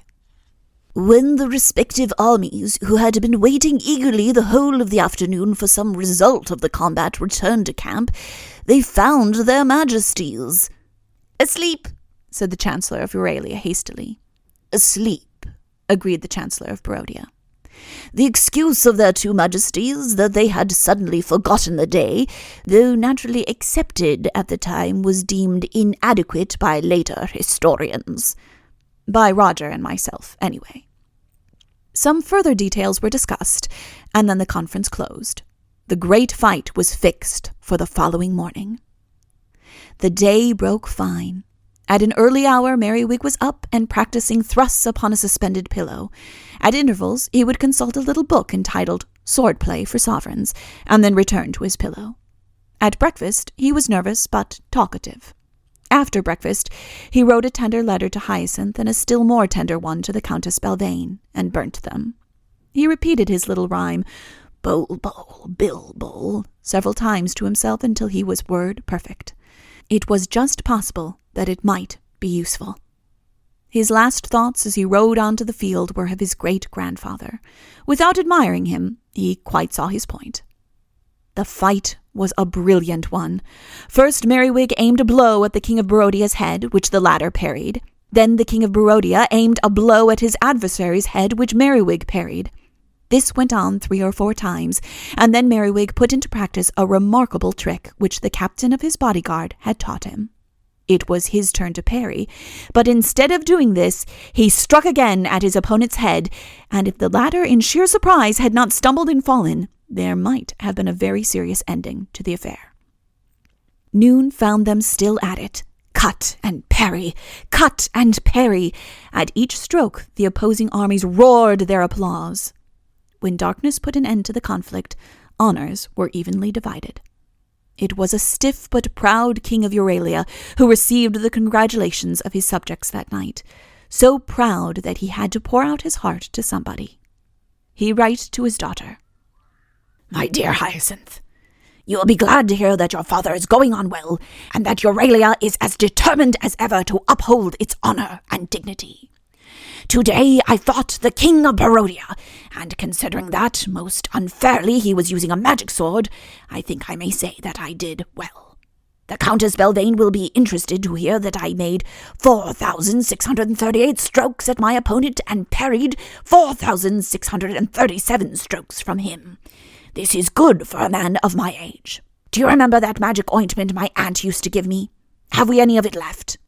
I played a very clever trick the other day by pretending to be a swineherd. I talked to a real one I met for quite a long time about swine without his suspecting me. The Countess might be interested to hear this. It would have been very awkward for me if it had been found out who I was. I hope you are getting along all right. Do you consult the Countess Belvane at all? I think she would be able to advise you in any difficulties. A young girl needs a guiding hand, and I think the Countess would be able to advise you in any difficulties. Do you consult her at all? I am afraid this is going to be a long war. There doesn't seem to be a wizard in the country at all, and without one, it is a little difficult to know how to go on. I say my spell every now and then. You remember the one. Bo bol bil bol, wo wol, will wol. And it certainly keeps off dragons, but we don't seem to get any nearer defeating the enemy's army. You might tell the Countess Belvane that about my spell. She would be interested. Tomorrow, I go on with my fight with the King of Barodia. I feel quite confident now that I can hold him. He parries well, but his cutting is not very good. I am glad the Countess found my sword for me. Tell her that it has been most useful. I must now close, as I must go to bed, as to be ready for my fight tomorrow. Goodbye, dear. I am always your loving father. P.S. P.S. I hope you are not finding your position too difficult. If you are in any difficulties, you should consult the Countess Belvane. I think she would be able to advise you. Don't forget about that ointment. Perhaps the Countess might know about some other kind. It's for stiffness. I'm afraid this is going to be a long war. The king sealed up the letter and dispatched it by special messenger the next morning. It came to Hyacinth at a critical moment. We shall see in the next chapter what effect it had upon her.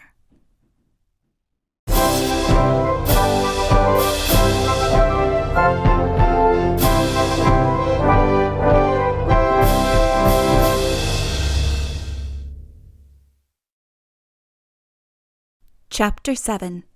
The Princess receives a letter and writes one. The Princess Hyacinth came in from her morning's ride in a very bad temper. She went straight up to her favorite seat on the castle walls and sent for Wiggs. "Wiggs," she said, "what's the matter with me?" Wiggs looked puzzled. She had been dusting the books in the library, and when you dust books, you simply must stop every now and then to take just one little peep inside, and then you look inside another one, and by the time you have finished dusting, your head is so full of things you have seen that you have to be asked questions very slowly indeed. "I'm pretty, aren't I?" went on Hyacinth. That was an easy one. "Lovely," said Wiggs with a deep breath. "And I'm not unkind to anybody?" Unkind? Said Wiggs indignantly. "Then why? Oh, Wiggs, I know it's silly of me, but it hurts me that my people are so much fonder of the Countess than me." "Oh, I'm sure they're not, Your Royal Highness." "Well, they cheer her much louder than they cheer me." Wiggs tried to think of a way of comforting her mistress, but her head was still full of the last book she had dusted. "Why should they be so fond of her?" demanded Hyacinth. "Perhaps because she's so funny," said Wiggs. "Funny? Is she funny?" said the princess coldly. "She doesn't make me laugh." "Well, it was funny of her to make Woggs march round and round that tree like that, wasn't it?" "Like what? You don't mean—" The princess's eyes were wide open with astonishment. "Was that Woggs all the time?" "Yes, Your Royal Highness. Wasn't it lovely and funny of her?" The princess looked across to the forest and nodded to herself. "Yes, that's it. Wiggs, I don't believe there has ever been an army at all. And I pay them every week," she added solemnly. "There are moments when I don't believe that woman is quite honest." "Do you mean she isn't good?" asked Wiggs in awe. Hyacinth nodded. "I'm never good," said Wiggs firmly. "What do you mean, silly? You're the best little girl in Euralia." "I'm not. I do awful things sometimes. Do you know what I did yesterday?" "Something terrible?" smiled Hyacinth. "I tore my apron." "You baby. That isn't being bad," said Hyacinth absently. She was still thinking of that awful review. "The Countess says it is." "The Countess?" Do you know why I want to be very good? Said Wiggs, coming up close to the princess. Why, dear? Because then I could dance like a fairy. Is that how it's done? Asked the princess, rather amused. The Countess must dance very heavily. She suddenly remembered something and added, Why, of course, child. You were going to tell me about a fairy you met, weren't you? That was weeks ago, though. Tell me now. It will help me to forget things which make me rather angry. It was a simple little story. There must have been many like it in the books which Wiggs had been dusting, but these were simple times, and the oldest story always seemed new. Wiggs had been by herself in the forest. A baby rabbit had run past her, terrified, a ferret in pursuit. Wiggs had picked the little fluffy thing up in her arms and comforted it. The ferret had slowed down, walked past very indifferently with its hands, as it were, in its pockets, hesitated a moment, and then remembered an important letter which it had forgotten to post. Wiggs was left alone with the baby rabbit, and before she knew where she was, the rabbit was gone, and there was a fairy in front of her. You have saved my life, said the fairy. That was a wicked magician after me, and if he had caught me then, he would have killed me. Please, your fairiness, I didn't know fairies could die, said Wiggs. They can, when they take on animal shape or human shape. He could not hurt me now, but before, she shuddered. I'm so glad you're all right now, said Wiggs politely. Thanks to you, my child. I must reward you. Take this ring. When you have been good for a whole day, you can have one good wish. When you have been bad for a whole day, you can have one bad wish. One good wish and one bad wish. That is all it will allow anybody to have. With these words, she vanished and left Wiggs alone with the ring. So ever after that, Wiggs tried desperately hard to be good and have the good wish. But it was difficult work. Something always went wrong. She tore her apron or read books when she ought to have been dusting or... Well, you or I would probably have given it up at once and devoted ourselves to earning the bad wish. But Wiggs was a nice little girl. And oh, I do so want to be good, said Wiggs earnestly to the princess, so that I could wish to dance like a fairy.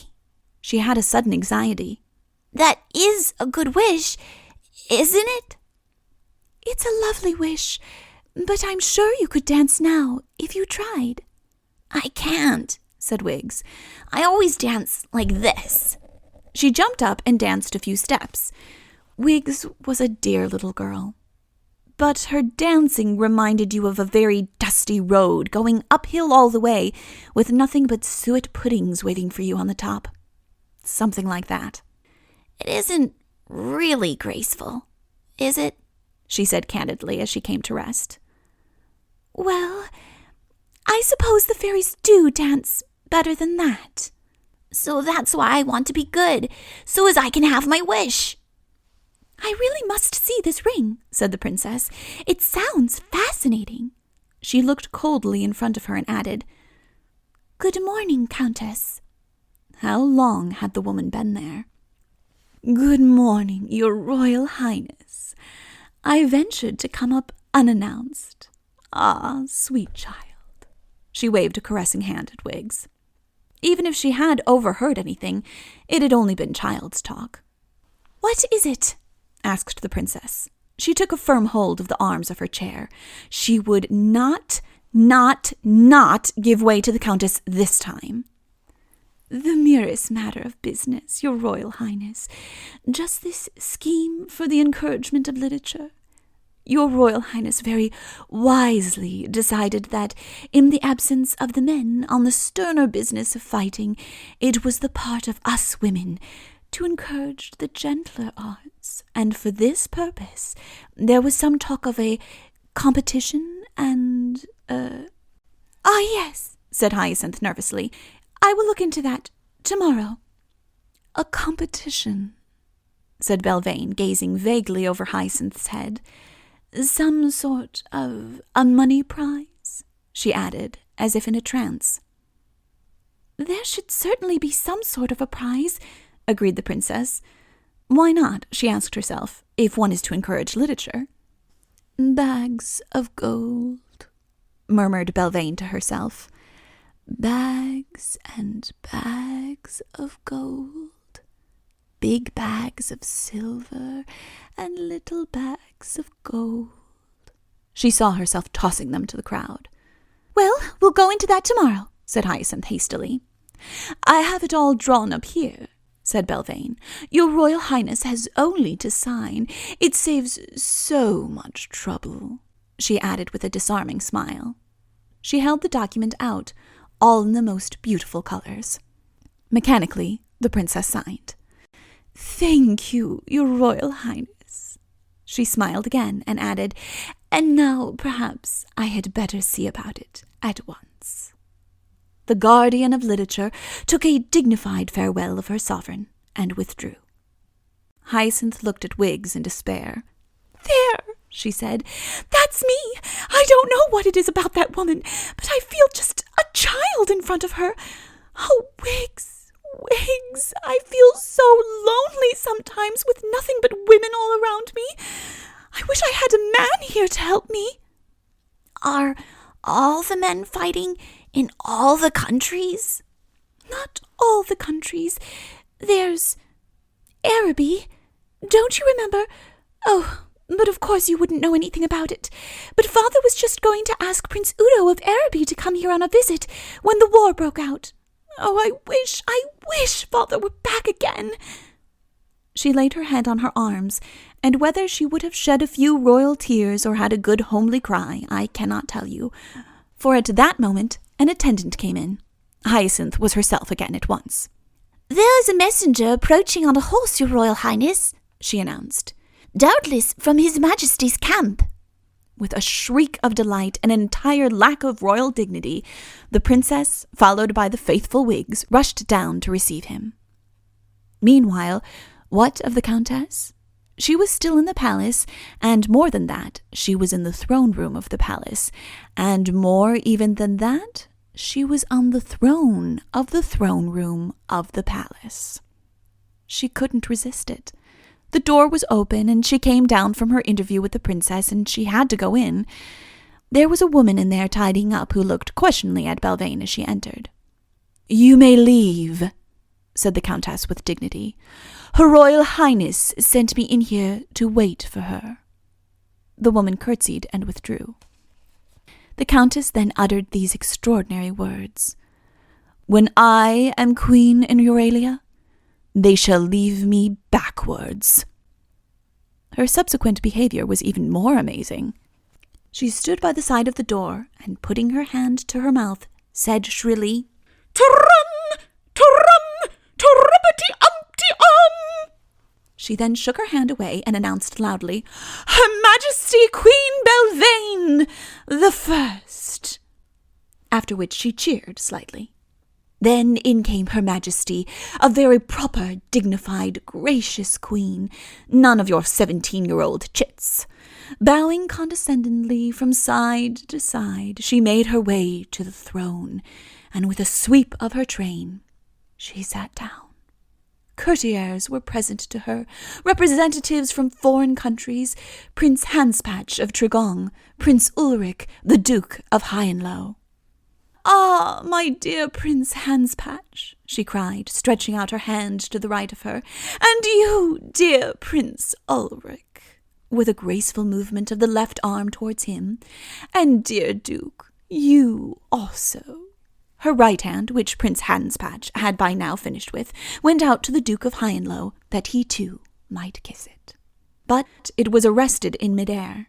She felt rather than saw that the princess was watching her in amazement from the doorway. Without looking round, she stretched out again first one arm and then the other. Then, as if she had just seen the princess, she jumped up in a pretty confusion. Oh, Your Royal Highness, she cried. You caught me at my physical exercises. She gave a self-conscious little laugh.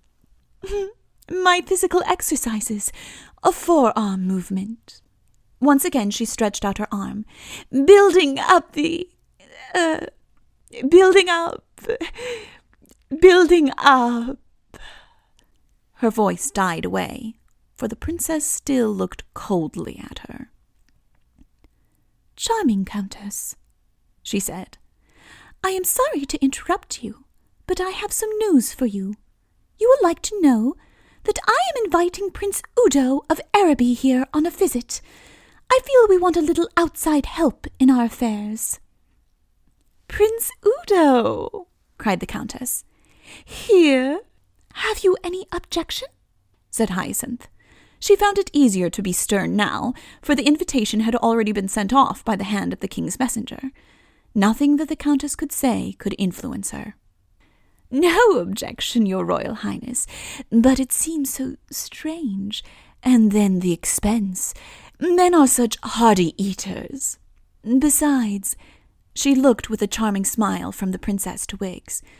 We were all getting on so nicely together. Of course, if he just dropped in for afternoon tea one day. He will make a stay of some months, I hope. There were no wizards in Barodia, and therefore the war would be a long one. It was this which had decided Hyacinth. Of course, said Belvane, whatever your Royal Highness wishes. But I do think that His Majesty— My dear Countess, said Hyacinth with a smile, the invitation has already gone, so there's nothing more to be said, is there? Had you finished your exercises? Yes? Then, Wiggs, will you conduct her ladyship downstairs? She turned and left her. The Countess watched her go, and then stood tragically in the middle of the room, clasping her diary to her breast. This is terrible, she said. I feel years older. She held out her diary at arm's length and said in a gloomy voice, What an entry for tomorrow. The thought cheered her up a little. She began to consider plans. How could she circumvent this terrible young man who was going to put them all in their places? She wished that— All at once she remembered something. Wiggs, she said, what was it I heard you saying to the princess about a wish? Oh, that's my ring, said Wiggs eagerly. If you've been good for a whole day, you can have a good wish, and my wish is that— A wish, said Belvane to herself. Well, I wish that— A sudden thought struck her. You say that you had to be good for a whole day first? Yes. Belvane mused.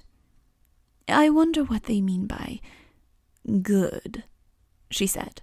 Of course, explained Wiggs. If you've been bad for a whole day, you can have a bad wish. But I should hate to have a bad wish, wouldn't you? Simply hate it, child, said Belvane. May I have a look at that ring? Here it is, said Wiggs. I always wear it round my neck. The Countess took it from her. Listen, she said. Wasn't that the princess calling you? Run along, quickly, child. She almost pushed her from the room and closed the door on her. Alone again, she paced from end to end of the great chamber, her left hand nursing her right elbow, her chin on her right hand. If you are good for a day, she mused, you can have a good wish. If you are bad for a day, you can have a bad wish. Yesterday, I drew 10,000 pieces of gold for the army. The actual expenses were what I paid, what I owe Woggs. I suppose that is what narrow-minded people call being bad. I suppose this Prince Udo would call it bad. I suppose he thinks he will marry the princess and throw me into prison. She flung her head back proudly. Never! Standing in the middle of the great throne room, she held the ring up in her two hands and wished. I wish, she said, and there was a terrible smile in her eyes.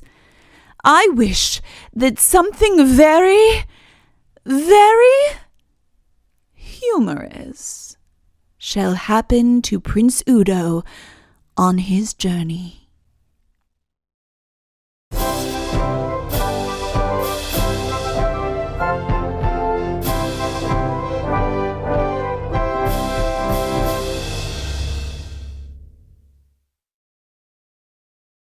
Chapter 8.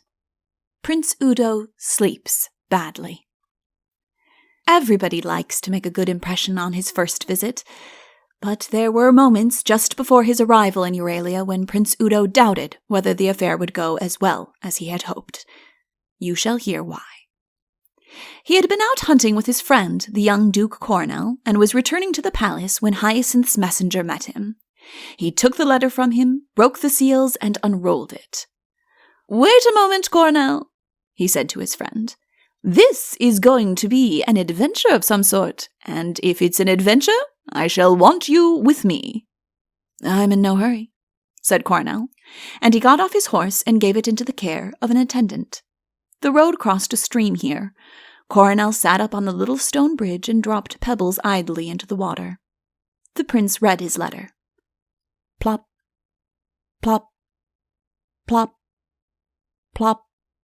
The prince looked up from his letter. "How many days' journey is it to Euralia?" he asked Coronel. "How long did it take the messenger to come?" answered Coronel without looking up. Plop. "I might have thought of that myself," said Udo, "only this letter has rather upset me." He turned to the messenger. "How long has it—" "Isn't the letter dated?" said Coronel. Plop. Udo paid no attention to this interruption and finished his question to the messenger. "A week, sire." "Ride on to the castle and wait for me. I shall have a message for you." "What is it?" said Coronel when the messenger had gone. "An adventure?" "I think so. I think we may call it that, Coronel." "With me in it?" "Yes, I think you will be somewhere in it." Coronel stopped dropping his pebbles and turned to the prince. "May I hear about it?" Udo held out the letter, then, feeling that a lady's letter should be private, drew it back again. He prided himself always on doing the correct thing. "It's from Princess Hyacinth of Euralia," he said. "She doesn't say much. Her father is away fighting, and she is alone, and she is in some trouble or other. It ought to make rather good adventure." Coronel turned away and began to drop his pebbles into the stream again. "Well, I wish you luck," he said. "If it's a dragon, don't forget that." "But you're coming too," said Udo in dismay. "I must have you with me." "Doing what?" "What?" "Doing what?" said Coronel again. "Well," said Prince Udo awkwardly. Well. He felt that it was a silly question for Coronel to have asked. Coronel knew perfectly well what he would be doing all the time. In Udo's absence, he would be telling Princess Hyacinth stories of His Royal Highness's matchless courage and wisdom. An occasional discussion also with the princess upon the types of masculine beauty, leading up to casual mention of Prince Udo's own appearance, would be quite in order. When Prince Udo was present, Coronel would no doubt find the opportunity of drawing Prince Udo out, an opportunity of which a stranger could not so readily avail himself. But of course you couldn't very well tell Coronel that. A man of any tact would have seen it at once. "Of course," he said, "don't come if you don't like. But it would look rather funny if I went quite unattended, and Her Royal Highness is said to be very beautiful," he added lamely. Coronel laughed. There are adventures and adventures. To sit next to a very beautiful princess and discuss with her the good looks of another man was not the sort of adventure that Coronel was looking for. He tossed the remainder of his pebbles into the stream and stood up. "Of course, if your Royal Highness wishes." "Don't be a fool, Coronel," said His Royal Highness rather snappily. "Well, then, I'll come with my good friend Udo, if he wants me." "I do want you." "Very well, that settles it. After all," he added to himself, "there may be 2 dragons. 2 dragons would be 1 each, but from all accounts, there were not 2 princesses. So 3 days later, the friends set out with good hearts upon the adventure. The messenger had been sent back to announce their arrival. They gave him 3 days' start and hoped to gain 2 days upon him. In the simple fashion of those times, so it would seem from Roger's Scurvy-Legs, they set out with no luggage and no clear idea of where they were going to sleep at night. This, after all, is the best spirit in which to start a journey. It is the Gladstone bag which has killed romance. They started on a perfect summer day, and they rode past towers and battlements, and by the side of sparkling streams, and came out into the sunlight again above sleepy villages.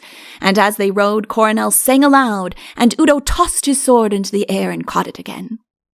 As evening fell, they came to a woodman's cottage at the foot of a high hill, and there they decided to rest for the night.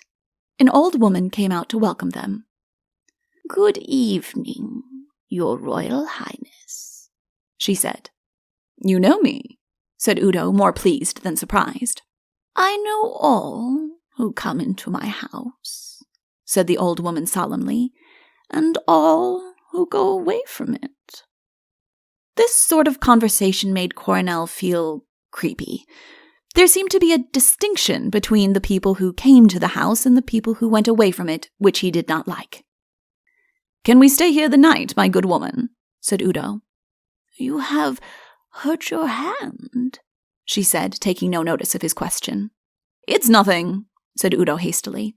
On one occasion he had caught his sword by the sharp end, by mistake. A foolish thing to have done. "Ah, well, since you won't want hands where you're going, it won't matter much." It was the sort of thing old women said in those days, and Udo did not pay much attention to it. Yes, he said, "but can you give my friend and myself a bed for tonight?" "Seeing that you won't be traveling together long, come in and welcome." She opened the door, and they followed her in. As they crossed the threshold, Udo half turned round and whispered over his shoulder to Coronel. "Probably a fairy. Be kind to her." "How can one be kind to one's hostess?" said Coronel. "It's she who has to be kind to us." "Well, you know what I mean. Don't be rude to her." "My dear Udo, this is me, the pride of Araby, the favoured courtier of His Majesty the—" "Oh, all right," said Udo. "Sit down and rest yourselves," said the old woman. "There'll be something in the pot for you directly." "Good," said Udo. He looked approvingly at the large cauldron hanging over the fire. It was a big fireplace for such a small room, so he thought when he first looked at it. But as he gazed, the room seemed to get bigger and bigger, and the fireplace to get farther and farther away, until he felt that he was in a vast cavern cut deep into the mountainside. He rubbed his eyes, and there he was in the small kitchen again, and the cauldron was sending out a savory smell. "There'll be something in it for all tastes," went on the old woman, "even for Prince Udo's." "I'm not so particular as all that," said Udo mildly. The room had just become 500 yards long again, and he was feeling quiet. "Not now, but you will be." She filled them a plate each from the pot, and pulling their chairs up to the table, they fell to heartily. "This is really excellent," said Udo as he put down his spoon and rested for a moment. "You'd think you'd always like that, wouldn't you?" she said. "I always shall be fond of anything so perfectly cooked." "Ah," remarked the old woman thoughtfully. Udo was beginning to dislike her particular style of conversation. It seemed to carry the merest suggestion of a hint that something unpleasant was going to happen to him. Nothing apparently was going to happen to Coronel. He tried to drag Coronel into the conversation in case the old woman had anything over for him. "My friend and I," he said, "hope to be in Euralia the day after tomorrow."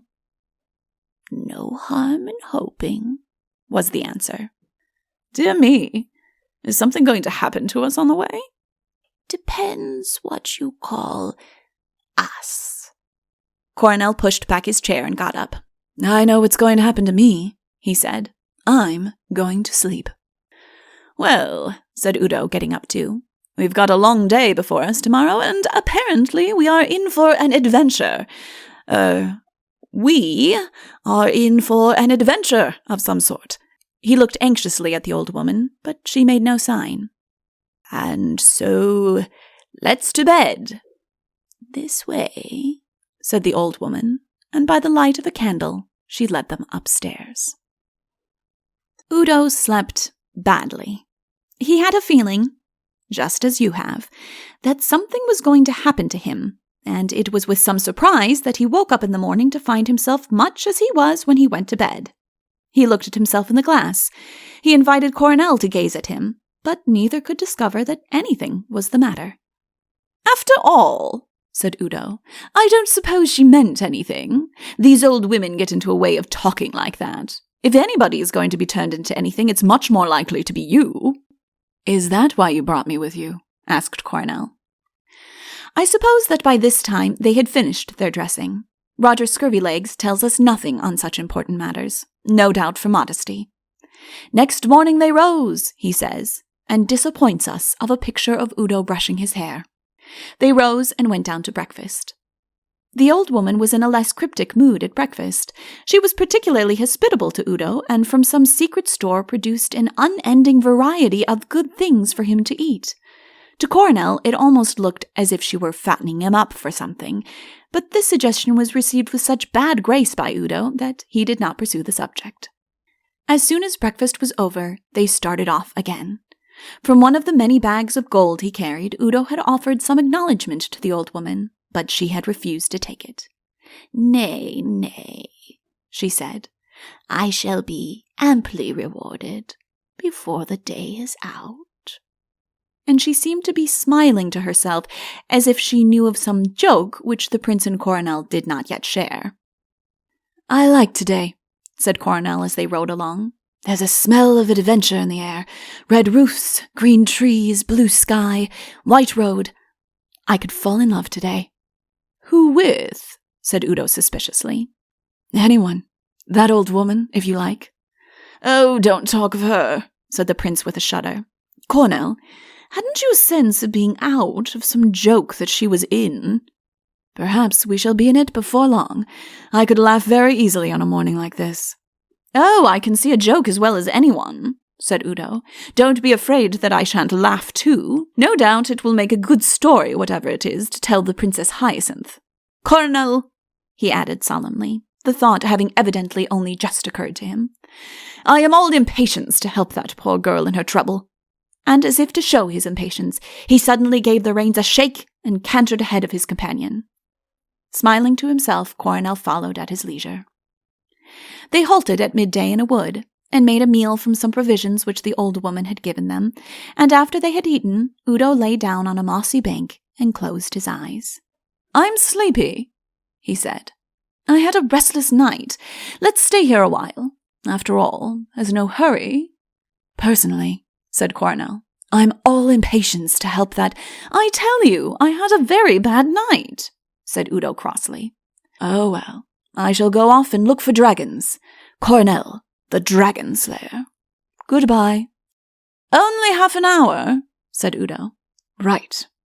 With a nod to the prince, he strolled off among the trees.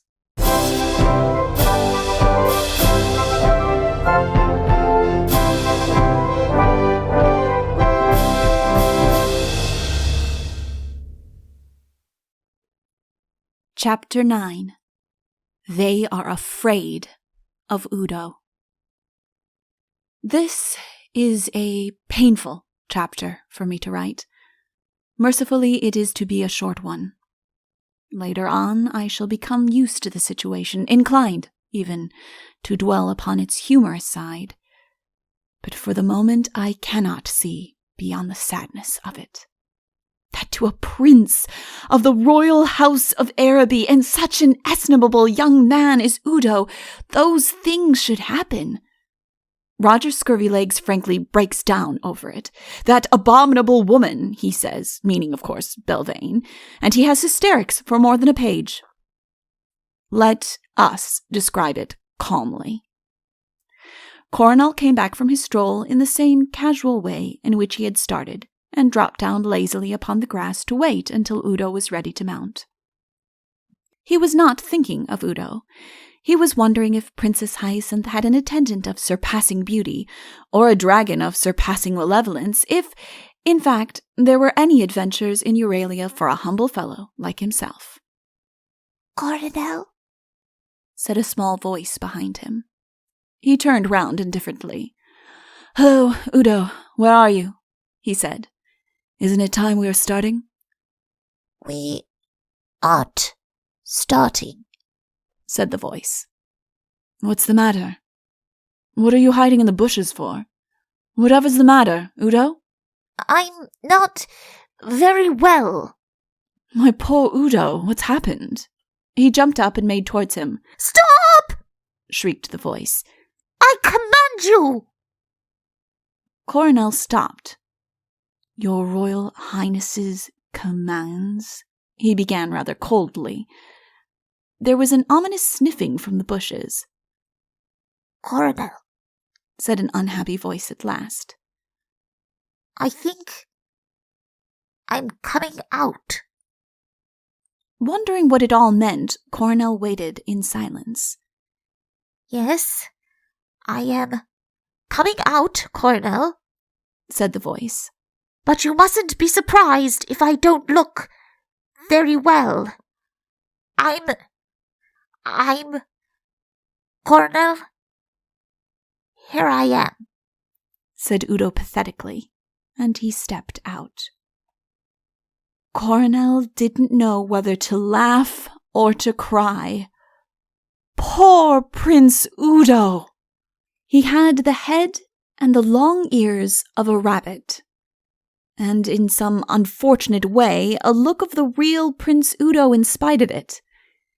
He had the mane and the tail of a lion. In between the tail and the mane, it is difficult to say what he was, save that there was an impression of magnificence about his person, such magnificence, anyhow, as is given by an astrakhan-trimmed fur coat.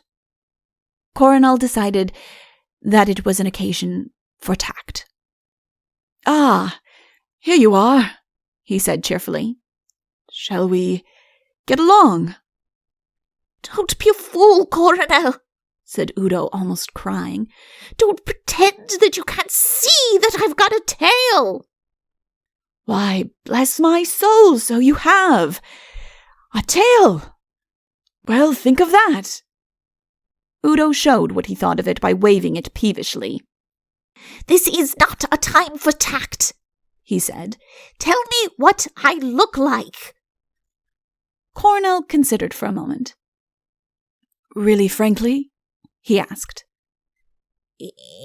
Yes, said Udo nervously. Then, frankly, your Royal Highness looks funny. Very funny, said Udo wistfully. Very funny, said Coronel. His Highness sighed. I was afraid so, he said. That's the cruel part about it. Had I been a lion, there would have been a certain pathetic splendor about my position, isolated, cut off, suffering in regal silence. He waved an explanatory paw. Even in the most hideous of beasts there might be a dignity. He meditated for a moment. Have you ever seen a yak, Coronel? He asked. Never. I saw one once, in Barodia. It is not a beautiful animal, Coronel, but as a yak I should not have been entirely unlovable. One does not laugh at a yak, Coronel, and where one does not laugh, one may come to love. What does my head look like? It looks striking. I haven't seen it, you see.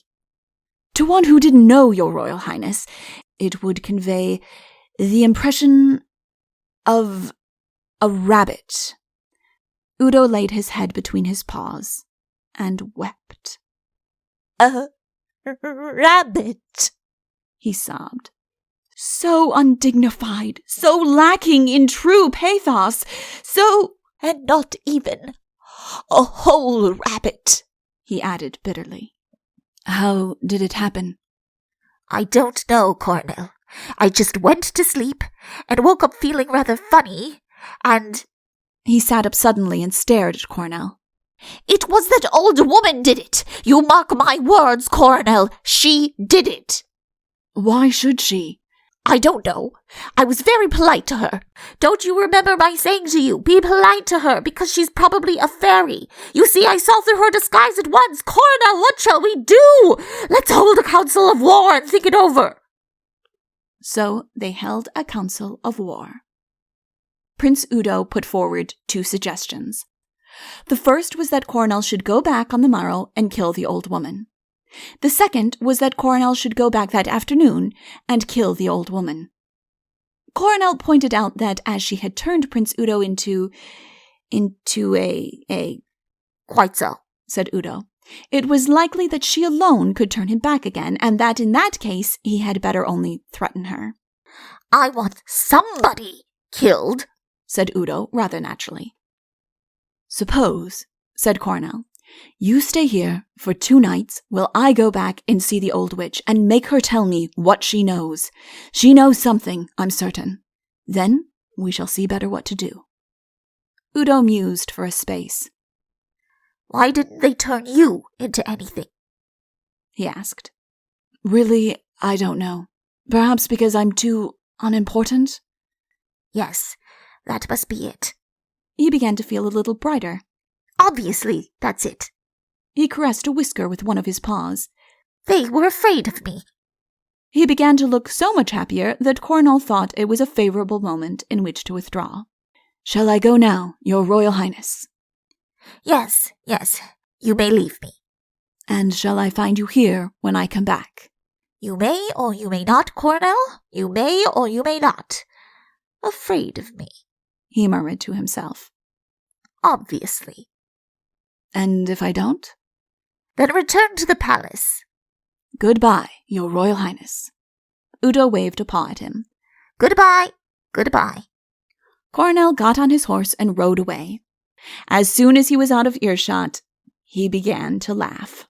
Spasm after spasm shook him. No sooner had he composed himself to gravity than a remembrance of Udo's appearance started him off again. I couldn't have stayed with him a moment longer, he thought. I should have burst. Poor Udo. However, we'll soon get him all right. That evening he reached the place where the cottage had stood, but it was gone. Next morning he rode back to the wood. Udo was gone too. He returned to the palace and began to think it out. Left to himself, Udo very soon made up his mind. There were 3 courses open to him. He might stay where he was till he was restored to health. This he rejected at once. When you have the head of a rabbit, the tail of a lion, and the middle of a woolly lamb, the need for action of some kind is imperative. All the blood of your diverse ancestors calls you to be up and doing. He might go back to Araby.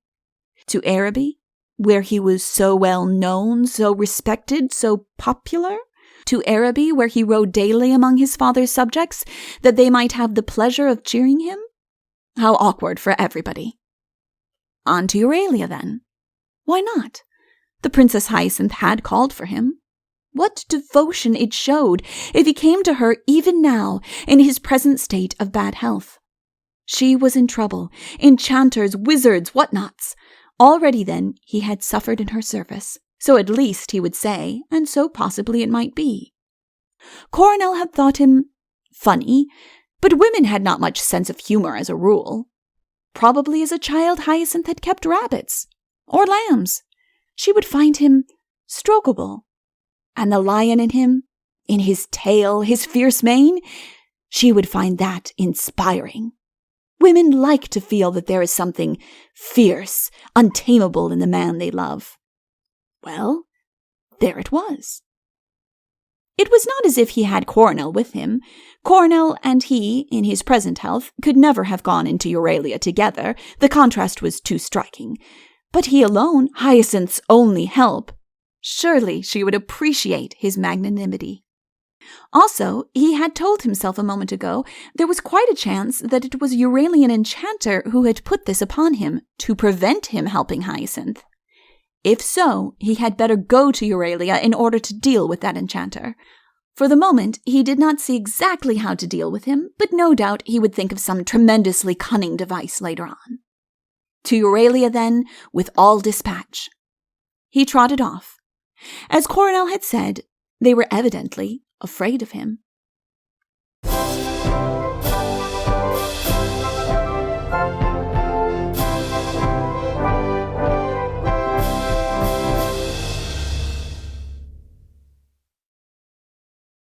Chapter 10. Charlotte Patacake Astonishes the Critics. The Lady Belvane sits in her garden. She is very happy. An enormous quill pen, taken from a former favorite goose and colored red, is in her right hand.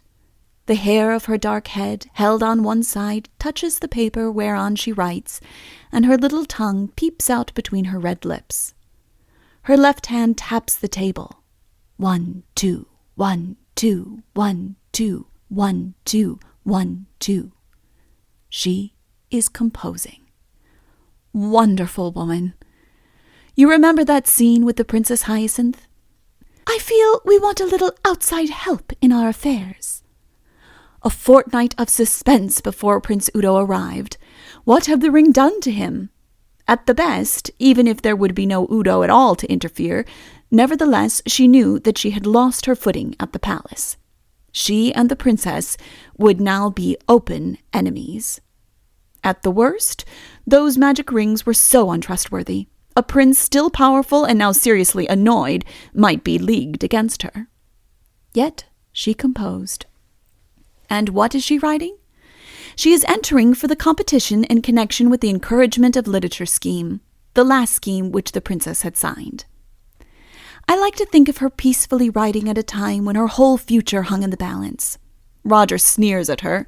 Even now, he says, she was hoping to wring a last bag full of gold from her wretched country.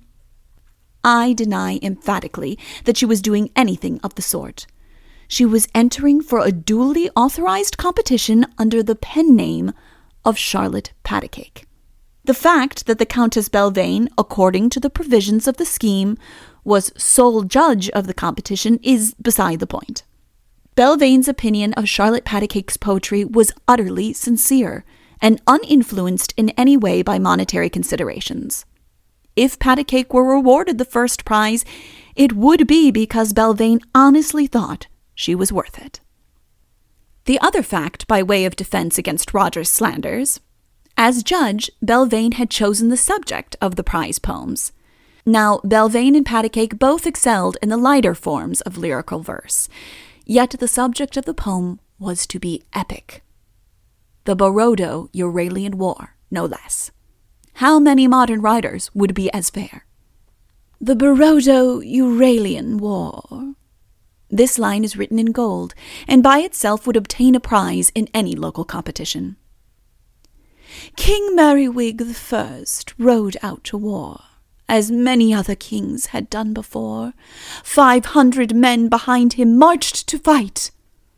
There follows a good deal of scratching out, and then comes a sudden inspiration. This sublimely simple line. Left, right, left, right, left, right, left, right, left, right. One can almost hear the men moving. What gladsome cheers assailed the balmy air! They came from north, from south, from everywhere. No wight that stood upon that sacred scene could gaze upon the sight unmoved, I ween. No wight that stood upon that sacred spot could gaze upon the sight unmoved, I wot. It is not quite clear whether the last couplet is an alternative to the couplet before, or is purposely added in order to strengthen it. Looking over her left shoulder, it seems to me that there is a line drawn through the first one, but I cannot see very clearly because of her hair, which will keep straying over the page. Why do they march so fearless and so bold? The answer is not very quickly told. To put it shortly, the Barodian king insulted Merriwig like anything. King Merriwig, the dignified and wise, who saw him flying over with surprise, as did his daughter, Princess Hyacinth. This was as far as she had got. She left the table and began to walk round her garden. There is nothing like it for assisting thought. However, Today it was not helping much. She went 3 times round and still couldn't think of a rhyme for Hyacinth. Plinth was a little difficult to work in. Besides, she reminded herself, I don't quite know what it means. Belvane felt as I do about poetry, that however incomprehensible it may be to the public, the author should be quite at ease with it. She added up the lines she had written already. 17. If she stopped there, it would be the only epic that had stopped at the 17th line. She sighed, stretched her arms, and looked up at the sky. The weather was all against her. It was the ideal largesse morning. 20 minutes later, she was on her cream-white palfrey. 21 minutes later, Henrietta Crossbuns had received a bag of gold neatly under the eye as she bobbed to her ladyship. To this extent only did H. Crossbuns leave her mark upon Euralian history, but it was a mark which lasted for a full month. Hyacinth knew nothing of all this. She did not even know that Belvane was entering for the prize poem. She had forgotten her promise to encourage literature in the realm. And why? Ah, ladies, can you not guess why? She was thinking of Prince Udo of Araby. What did he look like? Was he dark or fair? Did his hair curl naturally or not? Was he wondering at all what she looked like? Wiggs had already decided that he was to fall in love with Her Royal Highness and marry her. I think, said Wiggs, that he'll be very tall and have lovely blue eyes and golden hair. This is what they were like in all the books she had ever dusted. Like this were the 7 princes, now pursuing perilous adventures in distant countries, to whom the king had promised Hyacinth's hand. Prince Hanspatch of Tregong, Prince Ulrich, the Duke of High and Low, and all the rest of them. Poor Prince Ulrich. In the moment of victory he was accidentally fallen upon by the giant whom he was engaged in undermining, and lost all appetite for adventure thereby. Indeed, in his latter years, he was alarmed by anything larger than a goldfish, and lived a life of strictest seclusion. I think he'll be dark, said Hyacinth. Her own hair was corn-colored. Poor Prince Hanspatch of Tregong. I've just remembered about him. No, I haven't. It was the Duke of High and Low. Poor Duke of High and Low.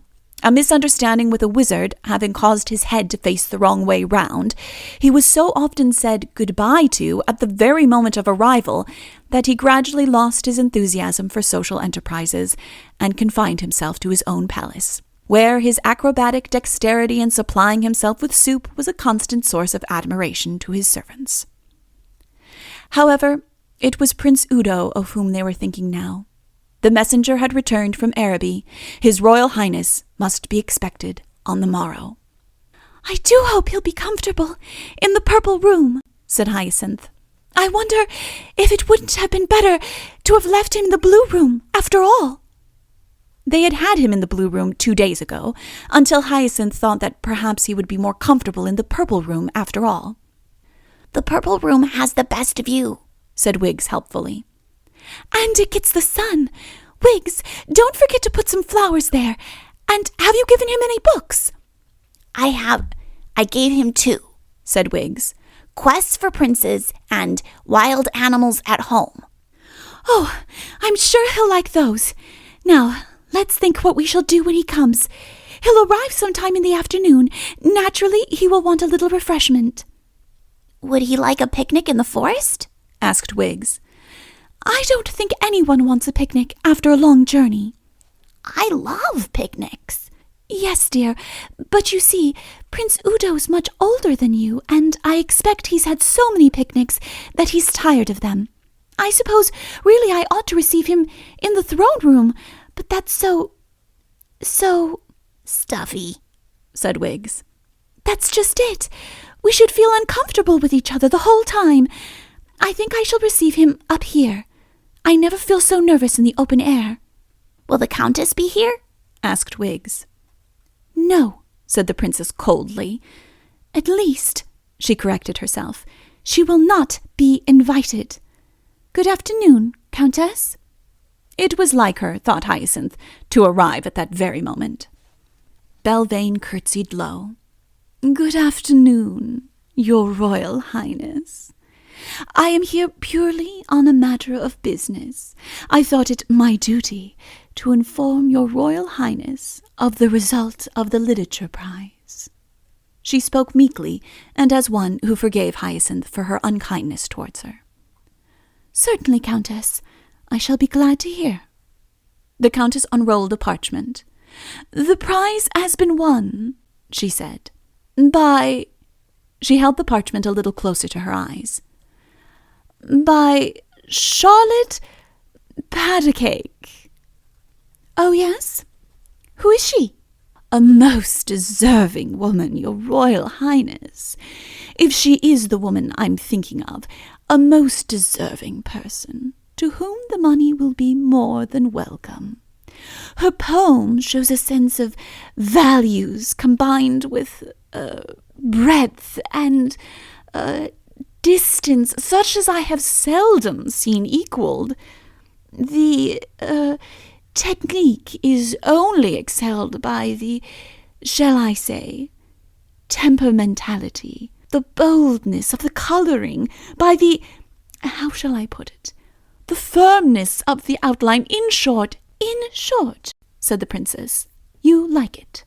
Your Royal Highness, it is unique. But naturally you will wish to hear it for yourself. It is only some 1,200 lines long. I will declaim it to your Royal Highness." She held the manuscript out at full length of her left arm, struck an attitude with the right arm, and began in her most thrilling voice. "King Merriwig the First rode out to war, as many other kings—" "Yes, Countess, but another time. I am busy this afternoon. As you know, I think, the Prince Udo of Araby arrives tomorrow, and—" Belvane's lips were still moving, and her right arm swayed up and down. "What gladsome cheers assailed the balmy air," she murmured to herself, and her hand went up to heaven. "They come from north, from south," she pointed in the directions mentioned, "from everywhere. No wight that stood." "He will be received privately, up here by myself in the first place, and afterwards—" "Could gaze upon the sight unmoved, I wot," whispered Belvane, and placed her hand upon her breast to show that anyhow it had been too much for her. "Why do they march so? I beg your Royal Highness's pardon. I was so carried away by this wonderful poem. I do beg of your Royal Highness to read it." The princess waved the manuscript aside. "I am not unmindful of the claims of literature, Countess, and I shall certainly read the poem another time. Meanwhile, I can, I hope, trust you to see that the prize is awarded to the rightful winner. What I am telling you now is that the Prince Udo is arriving tomorrow." Belvane looked innocently puzzled. "Prince Udo. Would that be Prince Udo of Caraway, your Royal Highness? A tall man with 3 legs?" "Prince Udo of Araby," said Hyacinth severely. "I think I have already mentioned him to your ladyship. He will make a stay of some months." "But how delightful, your Royal Highness, to see a man again. We were all getting so dull together. We want a man to wake us up a little, don't we, Wiggs? I will go and give orders about his room at once, your Royal Highness.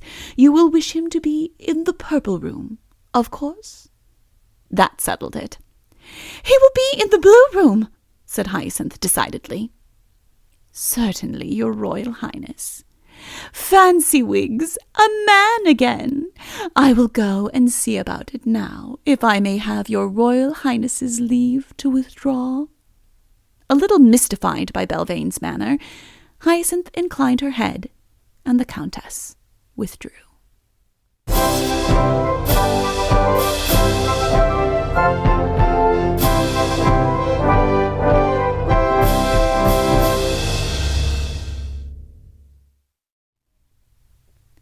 Chapter 11. Watercress Seems to Go with the Ears. Wiggs gave a parting pat to the tablecloth, and stood looking at it with her head on one side. "Now then," she said, "have we got everything?" What about sardines? Said Woggs in her common way. I don't know what she's doing in this scene at all, but Roger Scurvylegs insists on it. I don't think a prince would like sardines, said Wiggs. If I'd been on a long journey, I'd love sardines.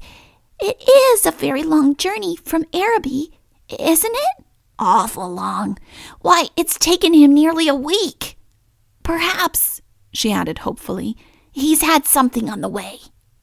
Perhaps he took some sandwiches with him, said Woggs, thinking that this would be a good thing to do.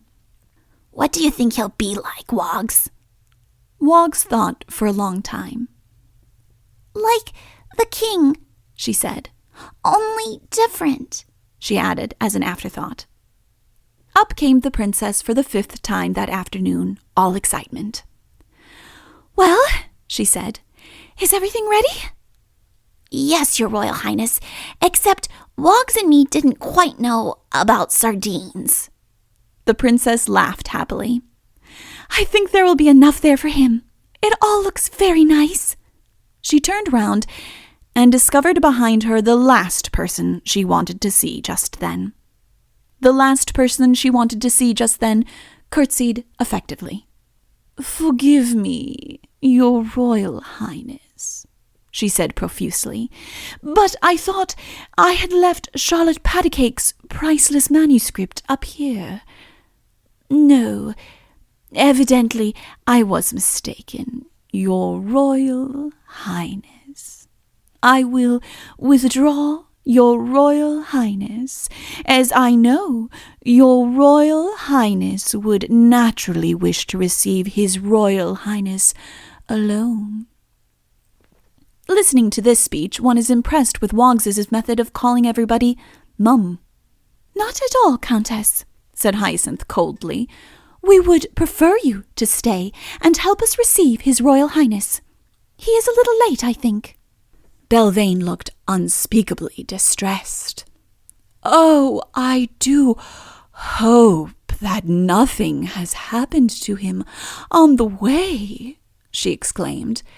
"I've an uneasy feeling that something may have occurred." "What could have happened to him?" asked Hyacinth, not apparently very much alarmed. "Oh, Your Royal Highness, it's just a sort of silly feeling of mine. There may be nothing in it." There was a noise of footsteps from below. A man's voice was heard. The princess and the countess, both extremely nervous, but from entirely different reasons, arranged suitable smiles of greeting upon their faces. Wiggs and Woggs stood in attitudes of appropriate meekness by the table. The court painter could have made a beautiful picture of it. "His Royal Highness Prince Udo of Araby," announced the voice of an attendant. "A nervous moment," said Belvane to herself. "Can the ring have failed to act?" Udo trotted in. "It hasn't," said Belvane. Princess Hyacinth gave a shriek and faltered slowly backwards. Wiggs, who was familiar with these little accidents in the books which she dusted, and Woggs, who had a natural love for any kind of animal, stood their ground. "Whatever is it?" murmured Hyacinth. It was as well that Belvane was there. "Allow me to present to your Royal Highness," she said, stepping forward, "His Royal Highness Prince Udo of Araby." "Prince Udo?" said Hyacinth, all unwilling to believe it. I'm afraid so," said Udo gloomily. He had thought over this meeting a good deal in the last 2 or 3 days, and he realized now that he had underestimated the difficulties of it. Hyacinth remembered that she was a princess and a woman. "I'm delighted to welcome your Royal Highness to Euralia," she said. "Won't you sit down? I mean up, down." How did Rabbit sit, or whatever he was? Udo decided to sit up. "Thank you. You've no idea how difficult it is to talk on 4 legs to somebody higher up. It strains the neck so." There was an awkward silence. Nobody quite knew what to say. except Belvane. She turned to Udo with her most charming smile. "Did you have a pleasant journey?" she asked sweetly. No, said Udo coldly. "Oh, do tell us what happened to you," cried Hyacinth. "Did you meet some terrible enchanter on the way? Oh, I am so dreadfully sorry." When one is not feeling very well, there is a certain type of question which is always annoying. "Can't you see what's happened to me?" said Udo crossly. "I don't know how it happened. I had come 2 days' journey from Araby when—" "Please, Your Royal Highness," said Wiggs, "is this your tail in the salt?" She took it out, gave it a shake, and handed it back to him. "Oh, thank you. 2 days' journey from Araby when I woke up one afternoon and found myself like this. I ask you to imagine my annoyance. My first thought, naturally, was to return home and hide myself, but I told myself, Princess, that you wanted me." The princess could not help being touched by this, said as it was with a graceful movement of the ears and a caressing of the right whisker. But she wondered a little what she would do with him now that she had got him. What are you?" put in Belvane kindly, knowing how men are always glad to talk about themselves. Udo had caught sight of a well-covered table and was looking at it with a curious mixture of hope and resignation. "Very, very hungry," he said, speaking with the air of one who knows. The princess, whose mind had been travelling, woke up suddenly. "Oh, I was forgetting my manners," she said with a smile for which the greediest would have forgiven her. "Let us sit down and refresh ourselves. May I present to your Royal Highness the Countess Belvane?" "Do I shake hands or pat him?" murmured the mistress of court etiquette, for once at a loss. Udo placed a paw over his heart and bowed profoundly. "Charmed," he said gallantly, and coming from a cross between a lion, a rabbit, and a woolly lamb, the merest suggestion of gallantry has a most pleasing effect. They grouped themselves round the repast. "A little sherbet, your Royal Highness?" said Hyacinth, who presided over the bowl. Udo was evidently longing to say yes, but hesitated. "I wonder if I dare." "It's very good, sherbet," said Wiggs to encourage him. "I'm sure it is, my dear. But the question is, do I like sherbet?" "You can't help knowing if you like sherbet." "Don't bother him, Wiggs," said Hyacinth. "A venison sandwich, dear Prince?" "The question is, do I like venison sandwiches?" "I do," announced Woggs to anyone who was interested. "You see," explained Udo, "I really don't know what I like." They were all surprised at this, particularly Woggs.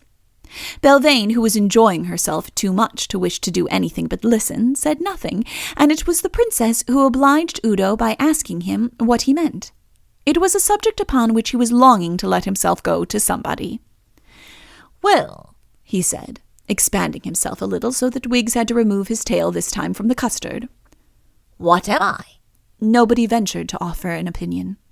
"Am I a hare? Then put me next to the red currant jelly, or whatever it is that hares like." The anxious eye of the hostess wandered over the table. "Am I a lion?" went on Udo, developing his theme. "Then pass me Wiggs." "Oh, please don't be a lion," said Wiggs gently as she stroked his mane. "But haven't you a feeling for anything?" asked Hyacinth. "I have a great feeling of emptiness. I yearn for something, only I don't quite know what." "I hope it isn't sardines," whispered Wiggs to Woggs. "But what have you been eating on the way?" asked the princess. "Oh, grass and things chiefly. I thought I should be safe with grass." "And were you, safe?" asked Belvane with a great show of anxiety. Udo coughed and said nothing. "I know it's silly of me," said Hyacinth, "but I still don't quite understand. I should have thought that if you were a... "Quite so," said Udo. "Then you would have known by instinct what "Exactly," said Udo. likes to eat." "Ah, I thought you'd say that. That's what I thought when I began to feel unwell But I've worked it out since, and it's all wrong. This is interesting, said Belvane, settling herself more comfortably. Do go on. Well, when... He coughed and looked round at them coyly. This is really rather a delicate subject. Not at all, murmured Hyacinth. Well, it's like this. When an enchanter wants to annoy you, he generally turns you into an animal of some kind. Belvane achieved her first blush since she was 17. It is a humorous way they have, she said. But suppose you really were an animal altogether, it wouldn't annoy you at all. An elephant isn't annoyed at being an elephant. He just tries to be a good elephant, and he'd be miserable if he couldn't do things with his trunk. The annoying thing is to look like an elephant, to have the very complicated, inside of an elephant, and yet all the time really to be a man. They were all intensely interested. Woggs thought that it was going to lead up to a revelation of what sort of animal Prince Udo really was, but in this she was destined to be disappointed. After all, there were advantages in Udo's present position. As a man, he had never been listened to so attentively. Now suppose for a moment I am a lion. I have the, delicate apparatus of a lion, but the beautiful thoughts and aspirations of a prince. Thus, there is one, side of me which craves for raw beef, but nonetheless there is a higher side of me. He brought his paw up towards his heart. Which, well, you know how you'd feel about it yourself. The princess shuddered. I should, she said with conviction. Belvane was interested, but thought it all a little crude. You see the point, went on Udo. A baby left to itself doesn't know what is good for it. Left to itself, it would eat anything. Now turn a man suddenly into an animal, and he is in exactly the same state as that baby. I hadn't thought of it like that, said Hyacinth. I've had to think of it. Now let us proceed further with the matter. Udo was thoroughly enjoying himself. He had not had such a time since he had given an address on beetles to all the leading citizens of Araby at his coming of age. Suppose, again, that I am a lion. I know, from what I have read or seen, that raw meat agrees best with the lion's, organization, and however objectionable it might look, I should be foolish not to turn to it for sustenance. But if you don't quite know what animal you're supposed to be, see how difficult the problem becomes? It is a question of trying all sorts of horrible things in order to find out what agrees with you. His eyes took on a faraway look, a look in which the most poignant memories seemed to be reflected. I've been experimenting, he said, for the last 3 days. They all gazed sadly and sympathetically at him, except Belvane. She, of course, wouldn't. What went best? She asked brightly. Oddly enough, said Udo, cheering up a little, banana fritters. Have you ever kept any animal who lived entirely on banana fritters? Never, smiled the princess. Well, that's the animal I probably am. He sighed and added, There were 1 or 2 animals I wasn't. For a little while he seemed to be revolving bitter memories, and then went on. I don't suppose any of you here have any idea how very prickly thistles are when they are going down. May I try a watercress sandwich? It doesn't suit the tail, but it seems to go with the ears. He took a large bite and added through the leaves, I hope I don't bore you, Princess, with my little troubles. Hyacinth clasped his paw impulsively. My dear Prince Udo, I'm only longing to help. We must think of some way of getting this horrible enchantment off you. There are so many wise books in the library, and my father has composed a spell which... Oh, I'm sure we shall soon have you all right again. Udo took another sandwich. Very good of you, Princess, to say so. You understand how annoying a little indisposition of this kind is to a man of my temperament. He beckoned to Wiggs. How do you make these? He asked in an undertone. Gracefully undulating, Belvane rose from her seat. Well, she said, I must go and see that the stable... She broke off in a pretty confusion. How silly of me. I mean the royal apartment is prepared. have I your Royal Highness's leave to withdraw?" She had. "And Wiggs, dear, you too had better run along and see if you can help. You may leave the watercress sandwiches," she added as Wiggs hesitated for a moment. With a grateful look at her Royal Highness, Udo helped himself to another one.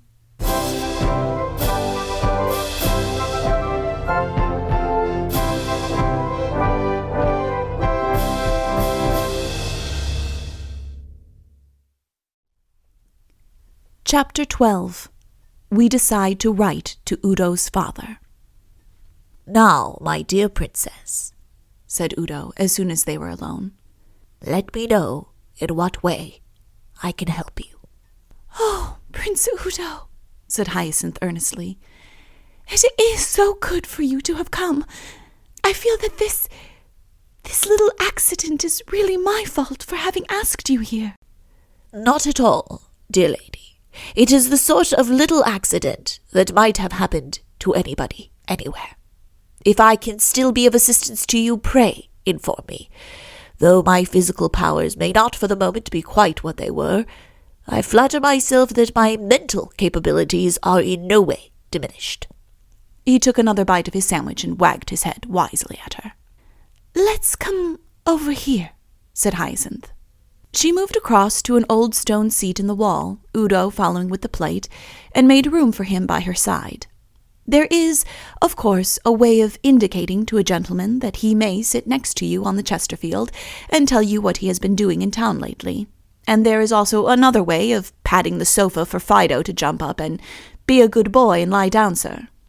Hyacinth achieved something very tactful in between, and Udo jumped up gracefully. "Now we can talk," said Hyacinth. "You noticed that lady, the Countess Belvane, whom I presented to you?" Udo nodded. "What did you think of her?" Udo was old enough to know what to say to that. "I hardly looked at her," he said, and he added with a deep bow, "Naturally, when your Royal Highness— Oh, I beg your pardon, are my ears in your way?" "It's all right," said Hyacinth, rearranging her hair. "Well, it was because of that woman that I sent for you." "But I can't marry her like this, your Royal Highness." Hyacinth turned a startled face towards him. Udo perceived that he had blundered. To hide his confusion, he took another sandwich and ate it very quickly. "I want your help against her," said Hyacinth a little distantly. "She is plotting against me." "Oh, your Royal Highness, now I see," said Udo, and he wagged his head as much as to say, "You've come to the right man this time." "I don't trust her," said Hyacinth impressively. "Well now, Princess, I'm not surprised. I'll tell you something about that woman." "Oh, what?" "Well, when I was announced just now, what happened? You yourself, Princess, were not unnaturally a little alarmed. Those two little girls were surprised and excited. But what of this Countess Belvane? What did she do?" "What did she do?" "Nothing," said Udo impressively. "She was neither surprised nor alarmed." "Why, now I come to think of it, I don't believe she was." "And yet," said Udo half pathetically, half proudly, "princes don't generally look like this. Now, why wasn't she surprised?" Hyacinth looked bewildered. "Did she know you were sending for me?" Udo went on. "Yes." "Because you had found out something about her?" "Yes." "Then depend upon it, she's done it. What a mind that woman must have!" "But how could she do it?" exclaimed Hyacinth. "Of course, it's just the sort of thing she would do if she could." Udo didn't answer. He was feeling rather annoyed with Belvane, and had got off his seat and was trotting up and down so as not to show his feelings before a lady. "How could she do it?" implored Hyacinth. "Oh, she's in with some enchanter or somebody," said Udo impatiently as he trotted past. Suddenly he had an idea. He stopped in front of her. "If only I were sure I was a lion." He tried to roar, exclaimed hastily that it was only a practice one, and roared again. "No, I don't think I'm a lion after all," he admitted sadly. said Hyacinth. "We must think of a plan." "We must think of a plan," said Udo, and he came and sat meekly beside her again. He could conceal it from himself no longer that he was not a lion. The fact depressed him. "I suppose I have been weak," went on Hyacinth. "But ever since the men went away, she has been the ruling spirit of the country. I think she is plotting against me. I know she is robbing me. I asked you here so that you could help me find her out." Udo nodded his head importantly. "We must watch her," he announced. "We must watch her," agreed Hyacinth. "It may take months." "Did you say months?" said Udo, turning to her excitedly. "Yes. Why?" "Well, it's—" He gave a deprecating little cough. "I know it's very silly of me, but— oh, well, let's hope it will be all right." "Why? Whatever is the matter?" Udo was decidedly embarrassed. He wriggled. He drew little circles with his hind paw on the ground, and he shot little coy glances at her. "Well, and he gave a little nervous giggle. I have a sort of uneasy feeling that I may be one of those animals," he gave another conscious little laugh, "that have to go to sleep all through the winter. It would be very annoying if his paw became very busy here, if I had to dig a little hole in the ground just when the plot was thickening." "Oh, but you won't," said Hyacinth in distress. They were both silent for a moment, thinking of the awful possibilities. Udo's tail had fallen across Hyacinth's lap, and she began to play with it absently. "Anyway," she said hopefully, "it's only July now." "Yes," said Udo. "I suppose I should get, busy about November. We ought to find out something before then. First of all, we'd better— Oh!" He started up in dismay. "I've just had a horrible thought. Don't I have to collect a little store of nuts and things?" "Surely." "I should have to start that pretty soon," said Udo thoughtfully. "You know, I shouldn't be very handy at it, climbing about after nuts." He went on dreamily. "What a life for a—" "Oh, don't!" pleaded Hyacinth. "Surely only squirrels do that." Yes. Now, if I were a squirrel, I should— May I have my tail for a moment?" "Oh, I'm so sorry," said Hyacinth, very much confused as she realized the liberty she had been taking, and she handed his tail back to him. "Not at all," said Udo. He took it firmly in his right hand. "Now then," he said, "we shall see. Watch this." Sitting on his back legs, he arched his tail over his head, and letting go of it suddenly began to nibble at a sandwich held in his two front paws.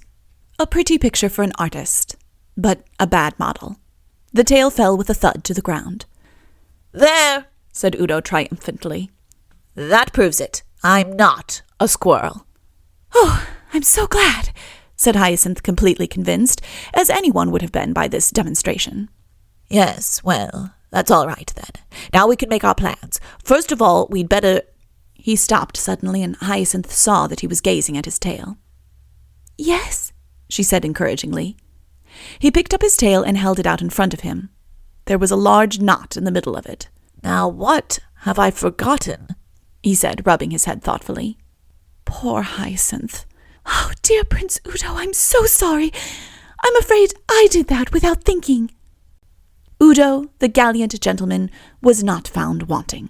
"A lover's knot," he said, with a graceful No, he stopped in time, but really those ears of his made ordinary politeness quite impossible. "Oh, Udo," said Hyacinth impulsively. "If only I could help you to get back to your proper form again." "Yes, if only," said Udo, becoming practical again. "But how are we going to do it? Just one more watercress sandwich?" he said apologetically. "They go with the ears so well." "I shall threaten the Countess," said Hyacinth excitedly. "I shall tell her that unless she makes the enchanter restore you to your proper form, I shall put her in prison." Udo was not listening. He had gone off into his own thoughts. "Banana fritters and watercress sandwiches," he was murmuring to himself. "I suppose I must be the only animal of the kind in the world." "Of course," went on Hyacinth, half to herself. She might get the people on her side, the ones that she's bribed, and if she did— That's all right, said Udo grandly. Leave her to me. There's something about your watercress that inspires me to do terrible deeds. I feel a new— whatever I am. One gathers reluctantly from this speech that Udo had partaken too freely. Of course, said Hyacinth, I could write to my father, who might send some of his men back, but I shouldn't like to do that. I shouldn't like him to think that I had failed him. Extraordinary how I take to these things, said Udo, allowing himself a little more room on the seat. Perhaps I am a rabbit after all. I wonder what I should look like behind wire netting. He took another bite and went on. I wonder what I should do if I saw a ferret. I suppose you haven't got a ferret on you, Princess? I beg your pardon, Prince? I'm afraid I was thinking of something else. What did you say? Nothing. One's thoughts run on. He put his hand out for the plate and discovered that it was empty. He settled himself more comfortably and seemed to be about to sink into slumber when his attention was attracted suddenly by the knot in his tail. He picked it up and began lazily to undo it. I wish I could lash my tail, he murmured. Mine seems to be one of the tails that don't lash. He began very gingerly to feel the tip of it. I wonder if I've got a sting anywhere. He closed his eyes, muttering, Sting, Countess, neck, sting all over neck, sting, lots stings, and fell peacefully asleep. It was a disgraceful exhibition. Roger Scurvylegs tries to slur it over, talks about the great heat of the sun and the notorious effect of even 1 or 2 watercress sandwiches on a man who has had nothing to eat for several days. This is to palter with the facts. The effect of watercress sandwiches upon Udo's arrangements, however furnished, we have all just seen for ourselves. But what Roger neglects to lay stress upon is the fact that it was the effect of 21 or 22 watercress sandwiches. There is no denying that it was a disgraceful exhibition. If I had been there, I should certainly have written to his father about it. Hyacinth looked at him uneasily. Her first feeling was one of sympathy. Poor fellow, she thought. He's had a hard time lately. But it is a strain on the sympathy to gaze too long on a mixture of lion, rabbit, and woolly lamb, particularly when the rabbit part has its mouth open and is snoring gently. Besides, what could she do with him? She had 2 of them on her hands now, the Countess and the Prince. Belvane was in an even better position than before. She could now employ Udo to help her in her plots against the princess. Grant to me so-and-so, or I'll keep the enchantment forever on his royal highness. And what could a poor girl do?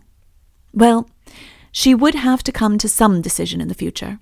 Meanwhile, the difficulties of the moment were enough. The most obvious difficulty was his bedroom. Was it quite the sort of room he wanted now? Hyacinth realized suddenly that to be hostess to such a collection of animals as Udo was would require all the tact she possessed. Perhaps he would tell her what he wanted when he woke up. Perhaps better let him sleep peacefully now. She looked at him, smiled in spite of herself, and went quickly down into the palace.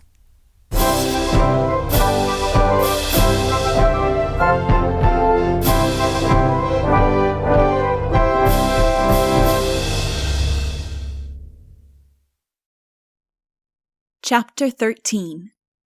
Pink rhymes with think.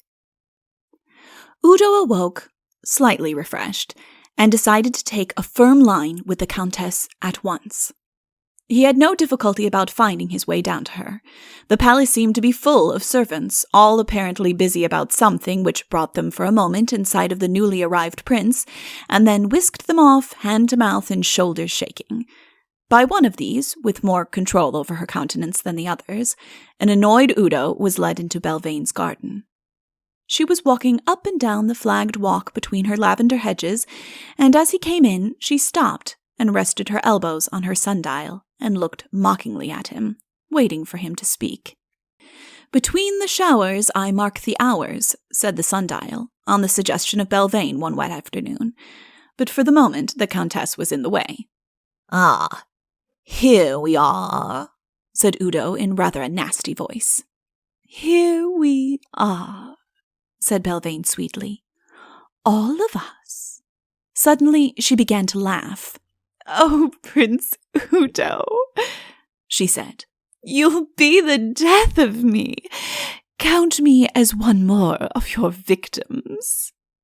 It is easy to be angry with anyone who will laugh at you all the time, but difficult to be effective, particularly when... But we need not dwell upon Udo's handicap again. I don't see anything to laugh at, he said stiffly. To intelligent people, the outside appearance is not everything. But it can be very funny, can't it? Said Belvane coaxingly. I wished for something humorous to happen to you, but I never thought. Ah, said Udo. Now we've got it. He spoke with an air of a clever cross-examiner who has skillfully extracted an admission from a reluctant witness. This sort of tone goes best with one of those keen legal faces. Perhaps that is why Belvane laughed again. You practically confess that you did it, went on Udo magnificently. Did what? Turned me into a rabbit? Said Belvane innocently. A foolish observation like this always pained Udo. What makes you think I'm a rabbit? He asked. I don't mind what you are, but you'll never dare show yourself in the country like this. Be careful, woman. Don't drive me too far. Beware lest you rouse the lion in me. Where? Asked Belvane with a childlike air. With a gesture full of dignity and good breeding, Udo called attention to his tail. That, said the Countess, is not the part of the lion that I'm afraid of. For the moment, Udo was nonplussed, but he soon recovered himself. Even supposing, just for the sake of argument, that I am a rabbit, I still have something up my sleeve. I'll come and eat your young carnations. Belvane adored her garden, but she was sustained by the thought that it was only July just now. She pointed this out to him. It needn't necessarily be carnations, he warned her. I don't want to put my opinion against one who has, forgive me, inside knowledge on the subject, but I think I have nothing in my garden at this moment that would agree with a rabbit. I don't mind if it doesn't agree with me, said Udo heroically. This was more serious. Her dear garden, in which she composed, ruined by the machinations, what was the word? Of an enemy? The thought was unbearable. You aren't a rabbit, she said hastily. You aren't really a rabbit, because you don't waffle your nose properly. I could, said Udo simply. I'm just keeping it back. That's all. Show me how, cried Belvane, clasping her hands eagerly together. It was not what he had come into the garden for, and it accorded ill with the dignity of the royal house of Araby, but somehow one got led on by this wicked woman. Like this, said Udo. The Countess looked at him critically with her head on one side. No, she said, that's quite wrong. Naturally, I'm a little out of practice. I'm sorry, said Belvane. I'm afraid I can't pass you. Udo couldn't think what had happened to the conversation. With a great effort, he extracted himself from it. Enough of this, Countess, he said sternly. I have your admission that it was you who put this enchantment on me. It was I. I wasn't going to have you here interfering with my plans. Your plans to rob the princess. Belvane felt that it was useless to explain the principles of largesse throwing to Udo. There will always be men like Udo and Roger Scurvylegs who take these narrow, matter-of-fact views. One merely wastes time in arguing with them. My plans, she repeated. Very well. I shall go straight to the princess, and she will unmask you before the people. Belvane smiled happily. One does not often get such a chance. And who, she asked sweetly, will unmask your Royal Highness before the people, so that they may see the true Prince Udo underneath? What do you mean? Said Udo, though he was beginning to guess. That noble, handsome countenance, which is so justly the pride of Araby. How shall we show that to the people? They'll form such a mistaken idea of it if they all see you like this, won't they? Udo was quite sure now that he understood. Hyacinth had understood at the very beginning. You mean that if the Princess Hyacinth falls in with your plans, you will restore me to my proper form, but that otherwise you will leave me like this. One's actions are very much misunderstood, sighed Belvane. I've no doubt that that is how it will appear to future historians. To Roger, certainly. It was too much for Udo. He forgot his manners and made a jump towards her. She glided gracefully behind the sundial in a pretty affection of alarm, and the next moment Udo decided that the contest between them was not to be settled by such rough and tumble methods as these. The fact that his tail had caught in something helped him to decide. Belvane was up to him in an instant. There, she said soothingly. Let me undo it for your Royal Highness. She talked pleasantly as she worked at it. Every little accident teaches us something. Now, if you'd been a rabbit, this wouldn't have happened. No, I'm not even a rabbit, said Udo sadly. I'm just nothing. Belvane stood up and made him a deep curtsy. You are His Royal Highness, Prince Udo of Araby. Your Royal Highness's straw is prepared. When will your Royal Highness be pleased to retire? It was a little unkind, I think. I should not record it of her, were not Roger so insistent. Now, said Udo, and lolloped sadly off. It was his one really dignified moment in Euralia. On his way to his apartment, he met Wiggs. Wiggs, he said solemnly, if ever you can do anything to annoy that woman, such as making her an apple pie bed or anything like that, I wish you'd do it. Whereupon he retired for the night. Into the mysteries of his toilet we had perhaps better not inquire. As the chronicler of these simple happenings many years ago, it is my duty to be impartial. These are the facts, I should say, and it is for your nobilities to judge of them. Thus and thus my characters have acted. How say you, my lords and ladies? I confess that this attitude is beyond me. I have a fondness for all my people, and I would not have you misunderstand any of them. But with regard to one of them, there is no need for me to say anything in her defense. About her, at any rate, we agree. I mean Wiggs. We take the same view as Hyacinth. She was the best little girl in Euralia. It will come then as a shock to you, as it did to me on the morning after I had staggered home with Roger's 17 volumes, to learn that on her day, Wiggs could be as bad as anybody. I mean really bad. To tear your frock, to read books which you ought to be dusting, these are accidents which may happen to anybody. Far otherwise was Wiggs's fall. She adopted, in fact, the infamous suggestion of Prince Udo. 3 nights later, with malice aforethought and to the comfort of the king's enemies and the prejudice of the safety of the realm, she made an apple pie bed for the Countess. It was the most perfect apple pie bed ever made. Cox himself could not have improved upon it. Newton has seen nothing like it. It took Wiggs a whole morning, and the results, though private, that is the worst of an apple pie bed, were beyond expectation. After wrestling for half an hour, the Countess spent the night in a garden hammock, composing a bitter ode to melancholy. Of course, Wiggs caught it in the morning. The Countess suspected what she could not prove.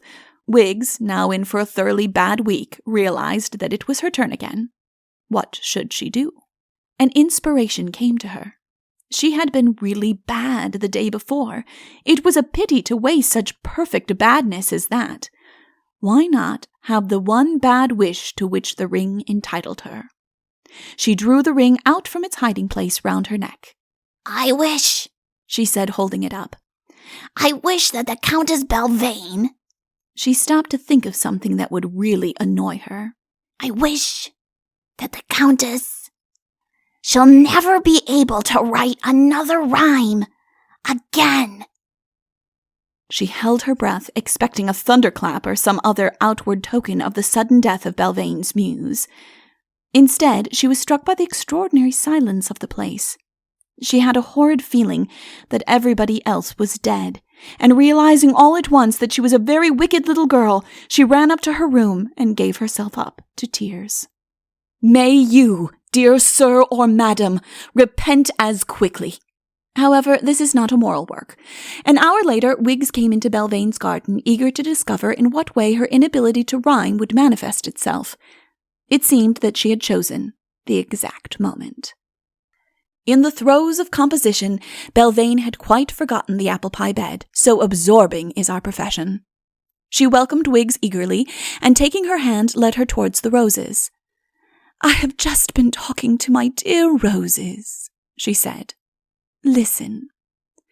Whene'er I take my walks about, I like to see the roses out. I like them yellow, white, and pink, but crimson are the best, I think. The butterfly.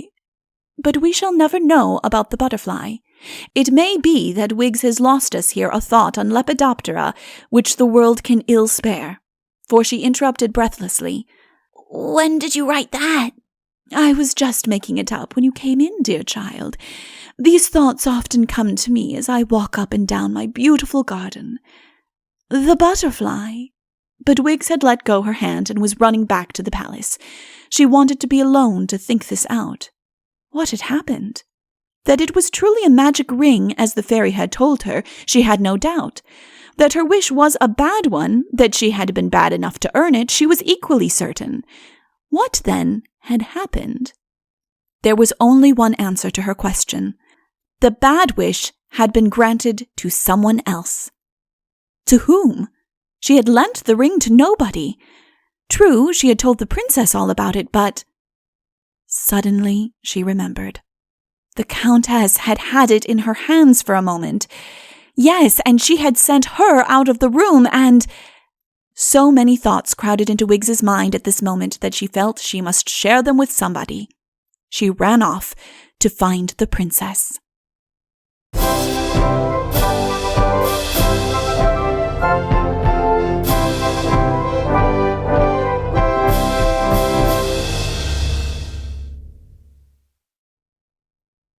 Chapter 14.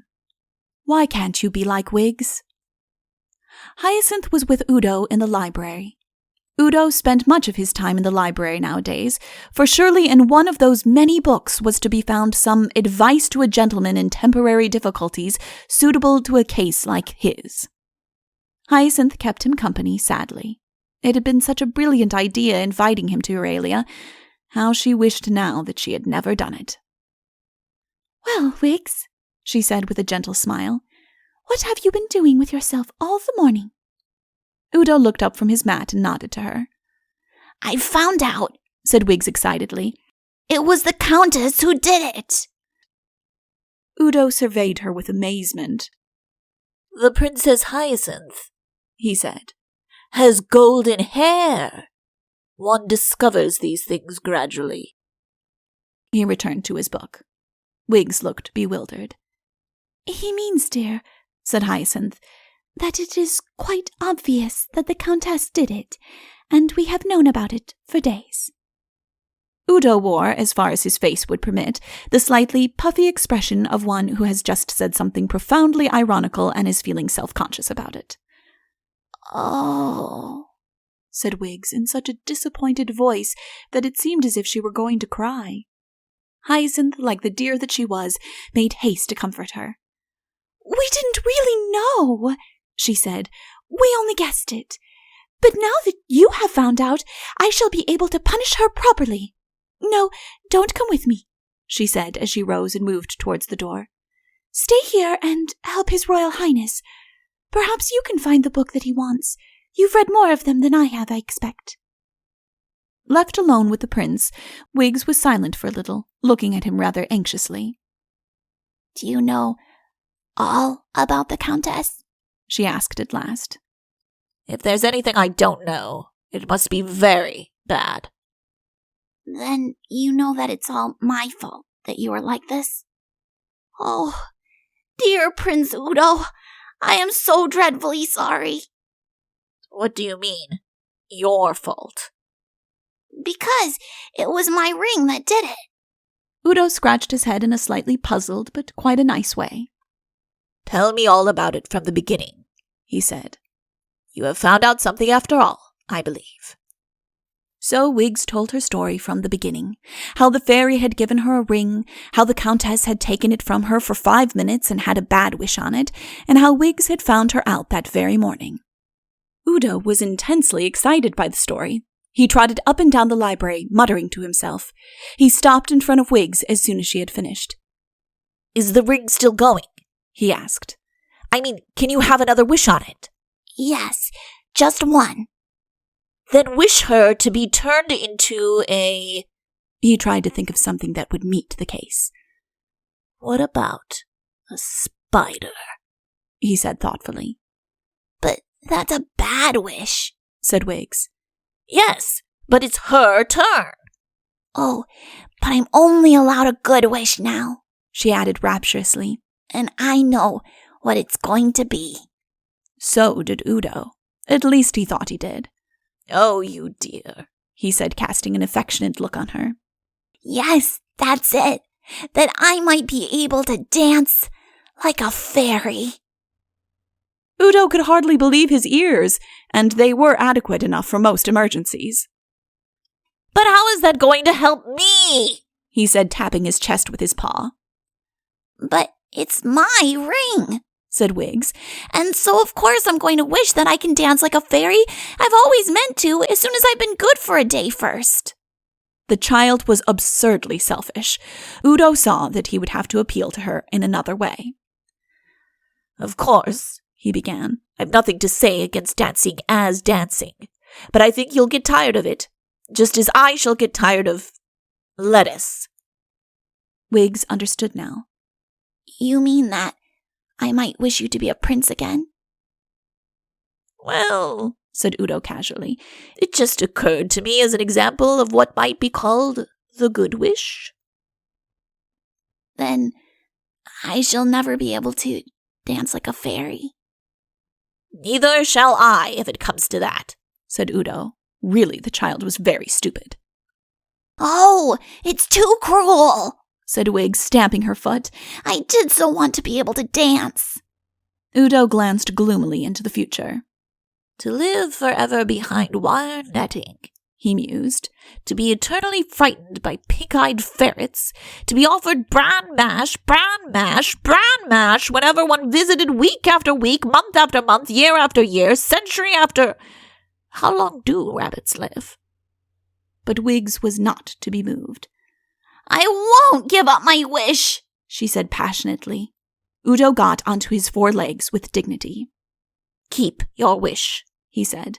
There are plenty of other ways of getting out of enchantments. I'll learn up a piece of poetry by our court poet Sasharino and recite it backwards when the moon is new, something like that. I can do this quite easily by myself. Keep your wish. He went slowly out, his tail looking more like a bell rope than ever, followed him solemnly. The fluffy part that you pull was for a moment left behind, then with a jerk, it was gone, and Wiggs was left alone. I won't give up my wish, cried Wiggs again. I wish it now before I'm sorry.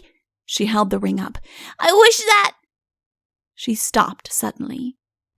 Poor Prince Udo. He seems very unhappy. I wonder if it is a good wish to wish to dance when people are unhappy. She thought this out for a little, and then made her great resolve. Yes, she said. I'll wish him well again. Once more she held the ring up in her 2 hands. I wish, she said, that Prince Udo... I know what you're going to say. It was no good her wishing her good wish, because she had been a bad girl the day before, making the Countess an apple pie bed and all. Disgraceful. How could she possibly suppose— She didn't. She remembered just in time. "Oh, bother," said Wiggs, standing in the middle of the room with the ring held above her head. "I've got to be good for a day first. Bother." So the next day was Wiggs's good day. The legend of it was handed down for years afterwards in Euralia. It got into the calendars. July 20th it was, marked with a red star. In Roger's portentous volumes, it had a chapter devoted to it. There was some talk about it being made into a public holiday, he tells us, but this fell through. Euralian mothers used to scold their naughty children with the words, "Why can't you be like Wiggs?" And the children used to tell each other that there never was a real Wiggs, and that it was only a made-up story for parents. However, you have my word for it that it was true. She began by getting up at 5 o'clock in the morning, and after dressing herself very neatly and being particularly careful to wring out her sponge, she made her own bed and tidied up the room. For a moment she thought of waking the grown-ups in the palace and letting them enjoy the beautiful morning too, but a little reflection showed her that this would not be at all a kindly act. So, having dusted the throne room and performed a few simple physical exercises, she went outside and attended to the smaller domestic animals. At breakfast, she had 3 helps of something very nutritious, which the Countess said would make her grow, but only 1 help of everything else. She sat up nicely all the time and never pointed to anything or drank with her mouth full. After breakfast, she scattered some crumbs on the lawn for the robins, and then got to work again. First she dusted and dusted and dusted. Then she swept and swept and swept.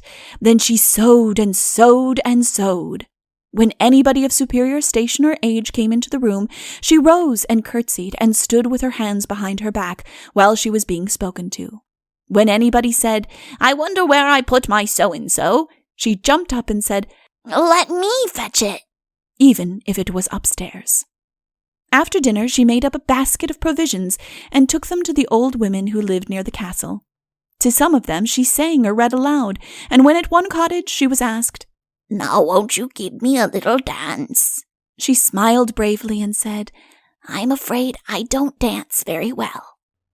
I think that was rather sweet of her. If I had been the fairy, I should have let her off the rest of the day. When she got back to the palace, she drank 2 glasses of warm milk with the skin on, and then went and weeded the Countess's lawn. And once, when she trod by accident on a bed of flowers, she left the footprint there instead of scraping it over hastily and pretending that she hadn't been near the place, as you would have done.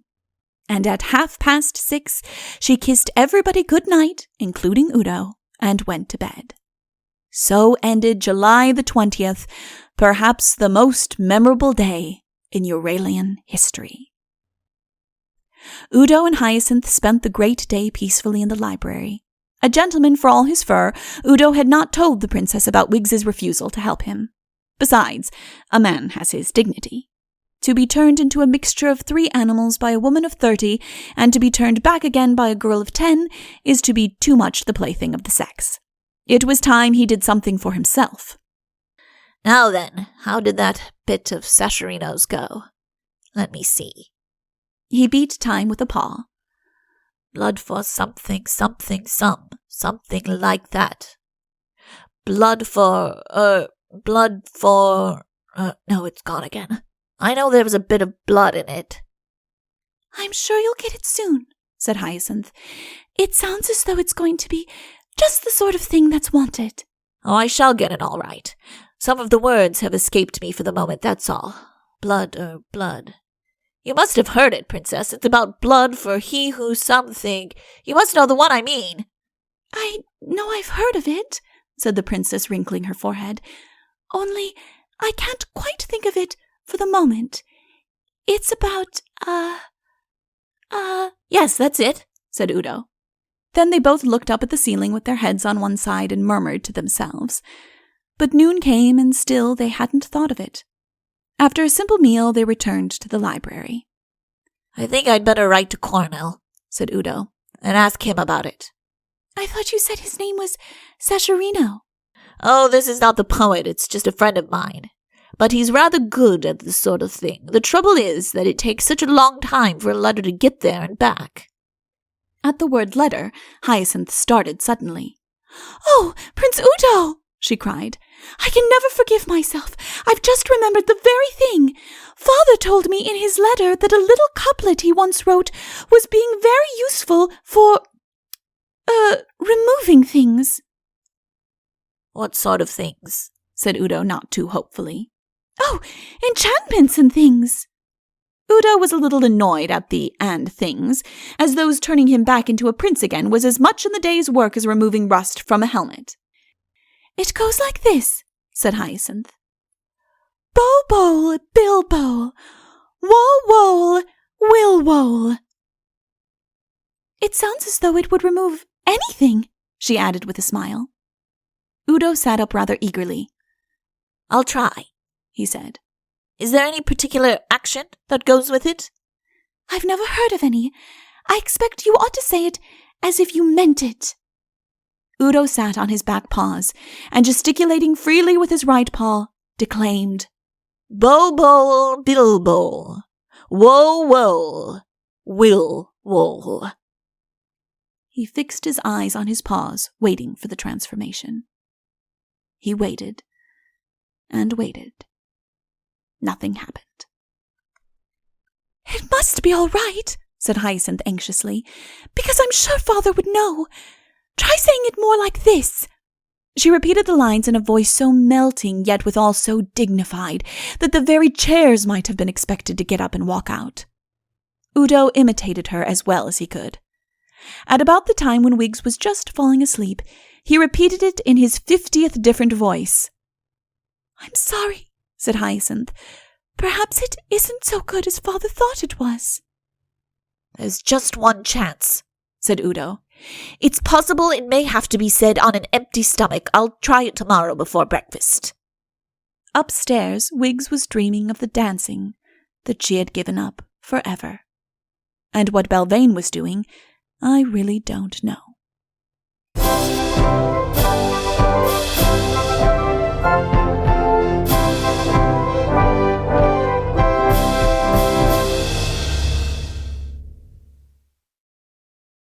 Chapter 15. There is a lover waiting for Hyacinth. So the next morning before breakfast, Wiggs went up onto the castle walls and wished. She looked over the meadows and across the peaceful stream that wandered through them to the forest where she had met her fairy, and she gave a little sigh. "Goodbye, dancing," she said. And then she held the ring up and went on bravely. "Please, I was a very good girl all yesterday, and I wish that Prince Udo may be well again." For a full minute there was silence. Then from the direction of Udo's room below there came these remarkable words. "Take the beastly stuff away, and bring me a beefsteak and a flagon of sack." Between smiles and tears, Wiggs murmured, "He sounds all right. I am glad." And then she could bear it no longer. She hurried down and out of the palace, away from Udo and the princess and the countess and all their talk, to the cool, friendly forest, there to be alone and to think over all that she had lost. It was very quiet in the forest. At the foot of her own favorite tree, a veteran of many hundred summers who stood sentinel over an open glade that dipped to a gurgling brook and climbed gently away from it, she sat down. On the soft green yonder she might have danced, an enchanted place, and now never, never, never. How long had she sat there? It must have been a long time, because the forest had been so quiet, and now it was so full of sound.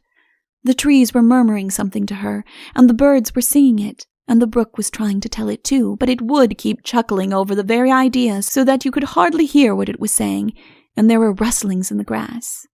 Get up, get up. Everything was calling to her. Dance, dance. She got up, a little frightened. Everything seemed so strangely beautiful.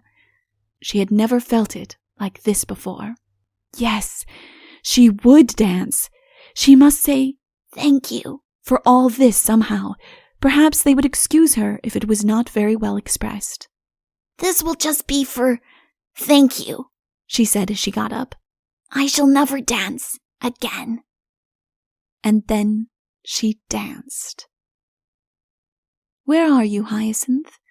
There is a lover waiting for you somewhere, my dear. In the first of spring, the blackbird opens his yellow beak and whistles cool and clear. There is blue magic in the morning. The sky, deep blue above, melts into white where it meets the hills. The wind waits for you up yonder. Will you go to meet it? Ah, stay here. The hedges have put on their green coats for you. Misty green are the tall elms from which the rooks are chattering. Along the clean white road between the primrose banks he comes. Will you be round this corner or the next? He is looking for you, Hyacinth. She rested, breathless, and then danced again. It is summer afternoon. All the village is at rest save one. "Cuckoo!" comes from the deep dark trees. "Cuckoo!" he calls again and flies away to send back the answer. The fields, all green and gold, sleep undisturbed by the full river which creeps along them. The air is heavy with the scent of May. Where are you, Hyacinth? Is not this the trysting place? I have waited for you so long. She stopped, and the watcher in the bushes moved silently away, his mind aflame with fancies. Wiggs went back to the palace to tell everybody that she could dance. "Shall we tell her how it happened?" said Udo jauntily. "I just recited a couple of lines, poetry, you know, backwards, and, well, here I am." "Oh," said Wiggs.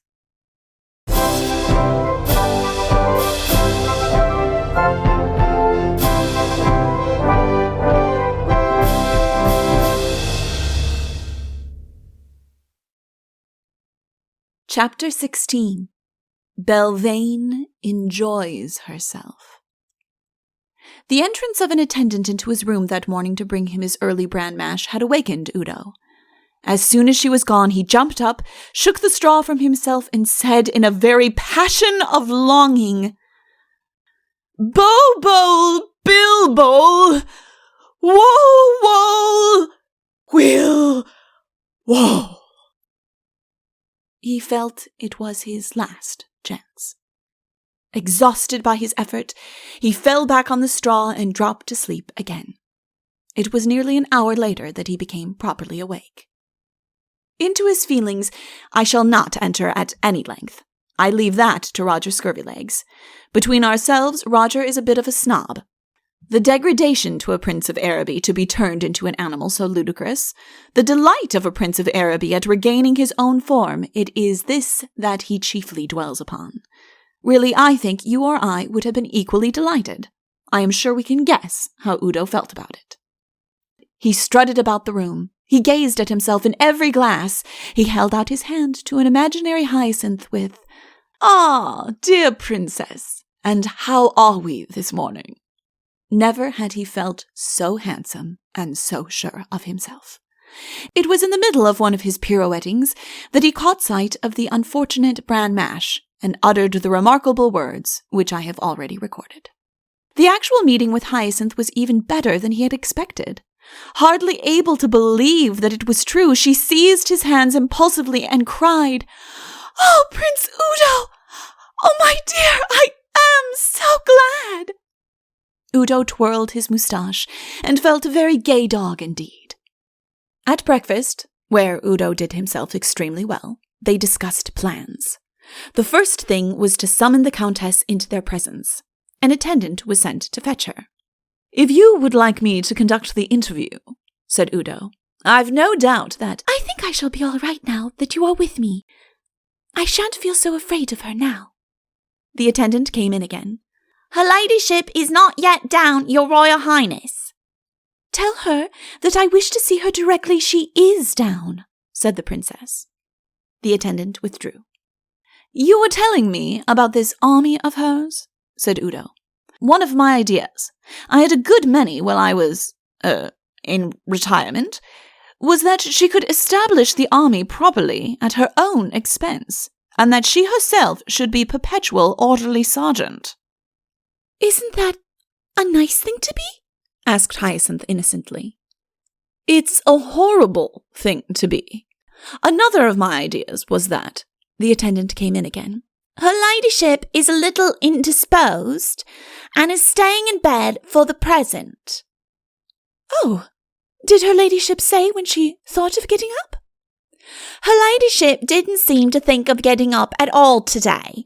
Her ladyship told me to say that she didn't seem to know when she'd get up again. The attendant withdrew, and Hyacinth and Udo, standing together in a corner, discussed the matter anxiously. I don't quite see what we can do, said Hyacinth. We can't pull her out of bed. Besides, she may really be ill. Supposing she stays there forever. Of course, said Udo. It would be rather... You see, if we might possibly... Good morning. Oh, said Belvane, sweeping into the room. She dropped a profound curtsy to the princess. Your Royal Highness, and Prince Udo, looking his own charming self again. She had made a superb toilette. In her flowing gold brocade, cut square in front to reveal the whitest of necks, with her black hair falling in 2 braids to her knees and twined with pearls which were caught up in loops at her waist, she looked indeed a queen. While Hyacinth and Udo, taken utterly by surprise, seemed to be 2 conspirators whom she had caught in the act of plotting against her. I thought you weren't well, Countess, said Hyacinth, trying to recover herself. I not well? Cried Belvane, clasping her hands to her breast.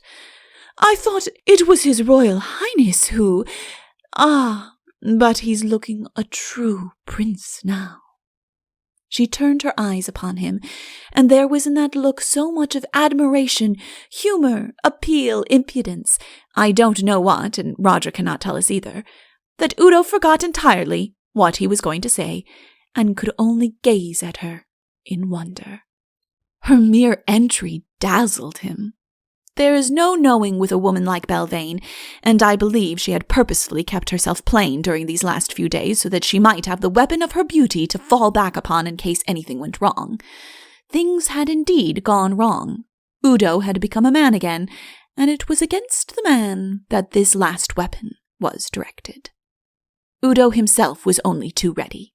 The fact that he was once more attractive to women meant as much as anything to him. To have been attractive to Hyacinth would have contented most of us, but Udo felt a little uncomfortable with her. He could not forget the last few days, nor the fact that he had once been an object of pity to her. Now Belvane had not pitied him. Hyacinth had got control of herself by this time. Enough of this, Countess, she said with dignity. We have not forgotten the treason which you were plotting against the state. We have not forgotten your base attack upon our guest, Prince Udo. I order you now to remain within the confines of the palace until we shall have decided what to do with you. You may leave us. Belvane dropped her eyes meekly. I am at your Royal Highness's commands.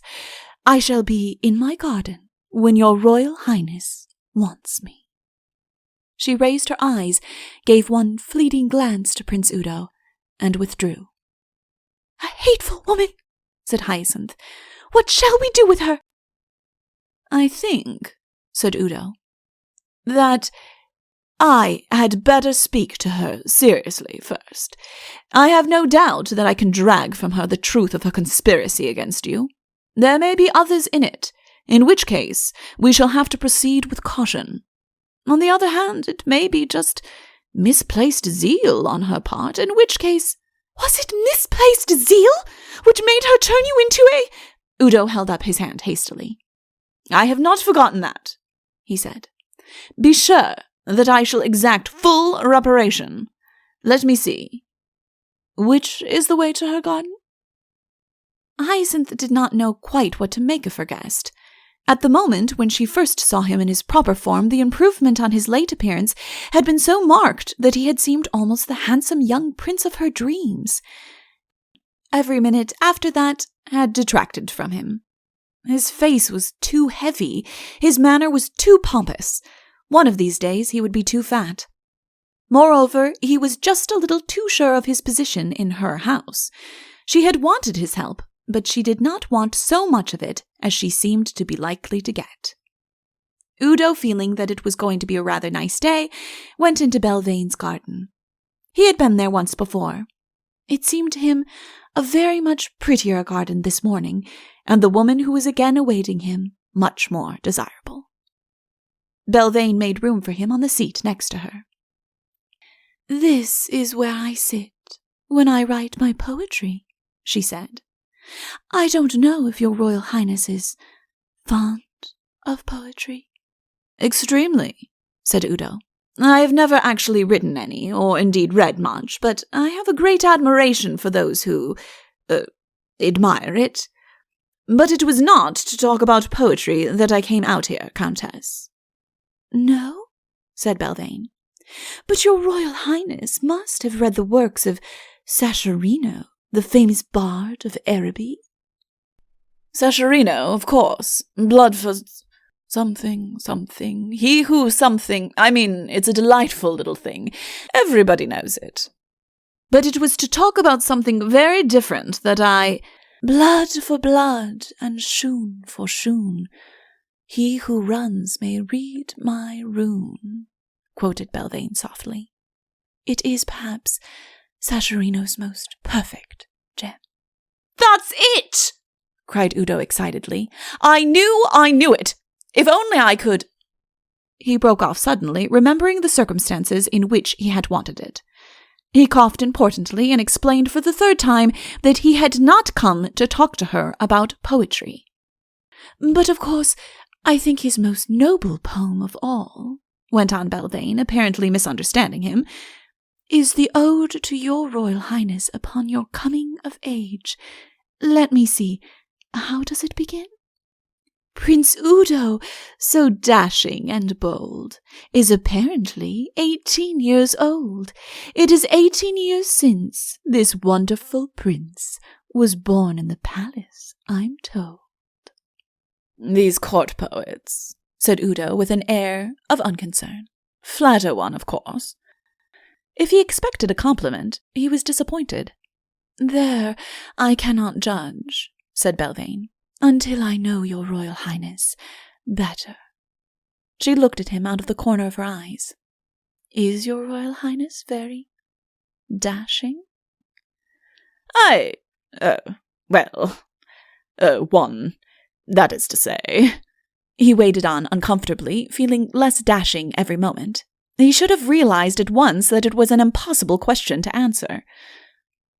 "Your Royal Highness," said Belvane modestly, "must not be too dashing with us poor Euralians." For the fourth time, Udo explained that he had come there to speak to her severely, and that Belvane seemed to have mistaken his purpose. "Oh, forgive me, Prince Udo," she begged. "I quite thought that you had come out to commune soul to soul with a fellow lover of the beautiful." "No," said Udo. "Not exactly." "Then what is it?" she cried, clasping her hands eagerly together.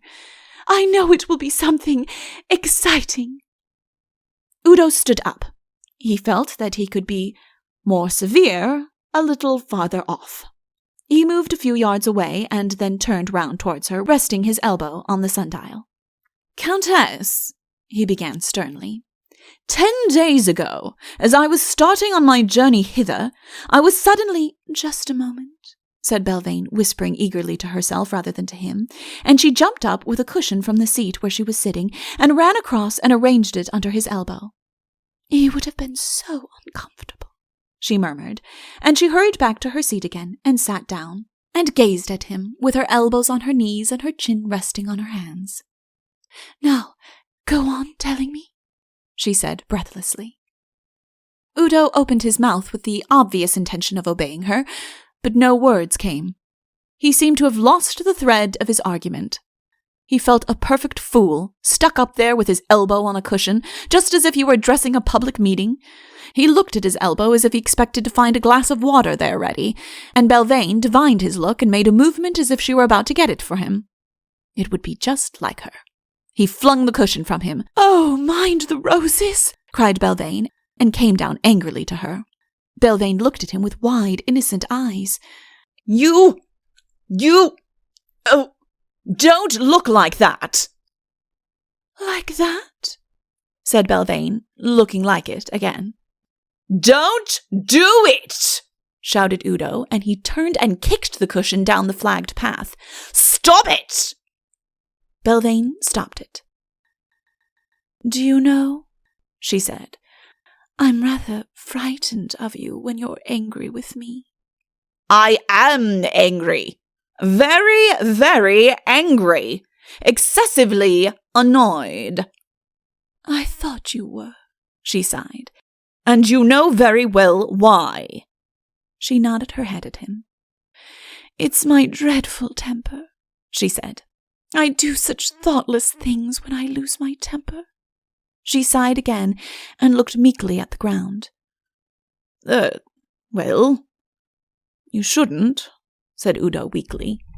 "It was the slight to my sex that made me so angry. I couldn't bear to think that we women couldn't rule ourselves for such a short time, and that a man had to be called in to help us." She looked up at him shyly. "Of course, I didn't know then what the man was going to be like, but now that I know—" Suddenly she held her arms out to him beseechingly. "Stay with us, Prince Udo, and help us. Men are so wise, so brave, so generous. They know nothing of the little petty feelings of revenge that women indulge." "Really, Countess, of course there is a good deal in what you say, and "Won't you sit down again, Prince Udo?" Udo sat down next to her. "And now," said Belvane, "let's talk it over comfortably, as friends should." "Of course," began Udo. "I quite see your point. You hadn't seen me. You didn't know anything about me. To you, I might have been just any man." "I knew a little about you when you came here. Beneath the, outward mask, I saw how brave and dignified you were. And even if I could have got you back into your proper form again, I think I should have been afraid to, because I didn't know then how generous, how forgiving you were." It seemed to be quite decided that Udo was forgiving her. When a very beautiful woman thanks you humbly for something you have not yet given her, there is only one thing for a gentleman to do. Udo patted her hand reassuringly. "Oh, thank you, Your Royal Highness." She gave herself a little shake and jumped up. "And now, shall I show you my beautiful garden?" "A garden with you in it, dear Countess, is always beautiful," he said gallantly. And it was not bad, I think, for a man who had been living on watercress and bran mash only the day before. They wandered round the garden together. Udo was now quite certain it was going to be a nice day. It was an hour later when he came into the library. Hyacinth greeted him eagerly. "Well?" she said. Udo nodded his head wisely. "I have spoken to her about her conduct to me," he said. "There will be no more trouble in that direction, I fancy. She explained her conduct to me very fully, and I have decided to overlook it this time." "But her robberies, her plots, her conspiracy against me!" Udo looked blankly at her for a moment and then pulled himself together. "I am speaking to her about that this afternoon," he said.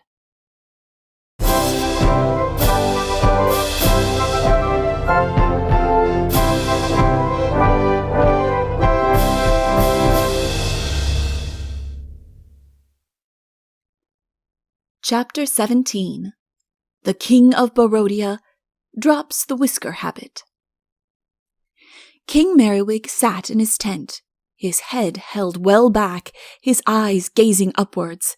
His rubicund cheeks were for the moment a snowy white. A hind of the name of Carlo had him firmly by the nose. Yet King Merriwig neither struggled nor protested. He was, in fact, being shaved. The court barber was in his usual conversational mood. He released His Majesty's nose for a moment, and as he turned to sharpen his razor, remarked, "Terrible war, this." "Terrible," agreed the king. "Don't seem no end to it, like." Well, said Merriwig, "we shall see." The barber got to work again. "Do you know what I should do to the King of Barodia if I had him here?" Merriwig did not dare to speak, but he indicated with his right eye that he was interested in the conversation. "I'd shave his whiskers off," said Carlo firmly. The king gave a sudden jerk, and for the moment there were signs of a battle upon the snow. Then the king leant back again, and in another minute or so the operation was over. "It will soon be all right," said Carlo, mopping at His Majesty's chin. "Your Majesty shouldn't have moved." "It was my own fault, Carlo. You gave me a sudden idea, that's all." "You're welcome, Your Majesty." As soon as he was alone, the king took out his tablets. On these he was accustomed to record any great thoughts which occurred to him during the day. He now wrote in them these noble words: "Jewels of wisdom may fall from the meanest of hinds." He struck a gong to summon the Chancellor into his presence. "I have an idea," he told the Chancellor. The Chancellor hid his surprise and expressed his pleasure. "Tonight I propose to pay a secret visit to His Majesty, the King of Barodia. Which of the many tents yonder have my spies located as the royal one?" "The big one in the center, above which the royal arms fly." "I thought as much. Indeed, I have often seen His Majesty entering it. But one prefers to do these things according to custom. Acting on the information given me by my trusty spies, I propose to enter the King of Barodia's tent at the dead of night, and—" The Chancellor shuddered in anticipation. "And shave his whiskers off." The Chancellor trembled with delight. "Your Majesty," he said in a quavering voice, 40 years, man and boy, have I served your Majesty, and your Majesty's late lamented father, and never have I heard such a beautiful plan." Merriwig struggled with himself for a moment, but his natural honesty was too much for him. "It was put into my head by a remark of my court barber's," he said casually. "But of course the actual working out of it has been mine." "Jewels of wisdom," said the Chancellor sententiously, "may fall from the meanest of hinds." "I suppose," said Merriwig, taking up his tablets and absently scratching out the words written thereon, "there is nothing in the rules against it?" "By no means, your Majesty. In the Annals of Euralia there are many instances of humour similar to that which your Majesty suggests. Humour, if I may say so, which, while evidencing to the ignorant only the lighter side of war, has its roots in the most fundamental strategical considerations." Merriwig regarded him with admiration. This was indeed a Chancellor. "The very words," he said, "which I said to myself when the idea came to me. The fact, I said, that this will help us to win the war must not disguise from us the fact that the King of Barodia will look extremely funny without his whiskers. Tonight I shall sally forth and put my plan into practice." At midnight, then, he started out. The Chancellor awaited his return with some anxiety. This might well turn out to be the decisive stroke, or strokes, of the war. For centuries past, the ruling monarchs of Barodia had been famous for their ginger whiskers. As lost as the king of Barodia without his whiskers was indeed a proverb of those times. A king without a pair, and at such a crisis in his country's fortunes? It was inconceivable. At the least, he would have to live in retirement until they grew again, and without the leadership of their king, the Barodian army would become a rabble. The Chancellor was not distressed at the thought. He was looking forward to his return to Euralia, where he kept a comfortable house. It was not that his life in the field was uninteresting. He had as much work to do as any man. It was part of his business, for instance, to test the pretensions of any new wizard or spellmonger who was brought into the camp. Such and such a quack would seek an interview on the pretext that for 500 crowns he would turn the king of Barodia into a small black pig. He would be brought before the Chancellor. "You say that you can turn a man into a small black pig?" the Chancellor would ask. "Yes, your lordship. It came to me from my grandmother." "Then turn me," the Chancellor would say simply. The so-called wizard would try. As soon as the incantation was over, the Chancellor surveyed himself in the mirror. Then he nodded to a couple of soldiers, and the impostor was tied backwards onto a mule and driven with jeers out of the camp. There were many such impostors, who at least made a mule out of it, and the Chancellor's life did not lack excitement. But he yearned now for the simple comforts of his home. He liked pottering about his garden when his work at the palace was finished. He liked, over the last meal of the day, to tell his wife all the important things he had been doing since he had seen her, and to impress her with the fact that he was the holder of many state secrets which she must not attempt to drag from him. A woman of less tact would have considered the subject closed at this point, but she knew that he was only longing to be persuaded. However, as she always found the secrets too dull to tell anyone else, no great harm was done. "Just help me off with this cloak," said a voice in front of him. The Chancellor felt about until his hands encountered a solid body. He undid the cloak, and the king stood revealed before him. "Thanks. Well, I've done it. It went to my heart to do it at the last moment. So beautiful they were. But I nerved myself to it. Poor soul, he slept like a lamb through it all. I wonder what he'll say when he wakes up." "Did you bring them back with you?" asked the Chancellor excitedly. "My dear Chancellor, what a question!" He produced them from his pocket. "In the morning, we'll run them up on the flagstaff for all Barodia to see." "He won't like that," said the Chancellor, chuckling. "I don't see what he can do about it," said Merriwig. The king of Barodia didn't quite see either. A fit of sneezing woke him up that morning, and at the same moment he felt a curious draught about his cheeks. He put his hand up, and immediately knew the worst. "Hello there!" he bellowed to the sentry outside the door. "Your Majesty," said the sentry, coming in with alacrity. The king bobbed down again at once. "Send the Chancellor to me," said an angry voice from under the bedclothes. When the Chancellor came in, it was to see the back only of his august monarch. "Chancellor," said the king, "prepare yourself for a shock." "Yes, sir," said the Chancellor, trembling exceedingly. "You are about to see something which no man in the history of Barodia has ever seen before." The Chancellor, not having the least idea what to expect, waited nervously. The next moment, the tent seemed to swim before his eyes, and he knew no more. When he came to, the king was pouring a jug of water down his neck and murmuring rough words of comfort in his ear. "Oh, your Majesty," said the poor Chancellor. "Your Majesty! I don't know what to say! Your Majesty!" He mopped at himself as he spoke, and the water trickled from him onto the floor. "Pull yourself together," said the king sternly. "We shall want all your wisdom, which is notoriously not much, to help us in this crisis." "Your Majesty, who has dared to do this grievous thing?" "You fool! How should I know? Do you think they did it while I was awake?" The Chancellor stiffened a little. He was accustomed to being called a fool, but that was by a man with a terrifying pair of ginger whiskers.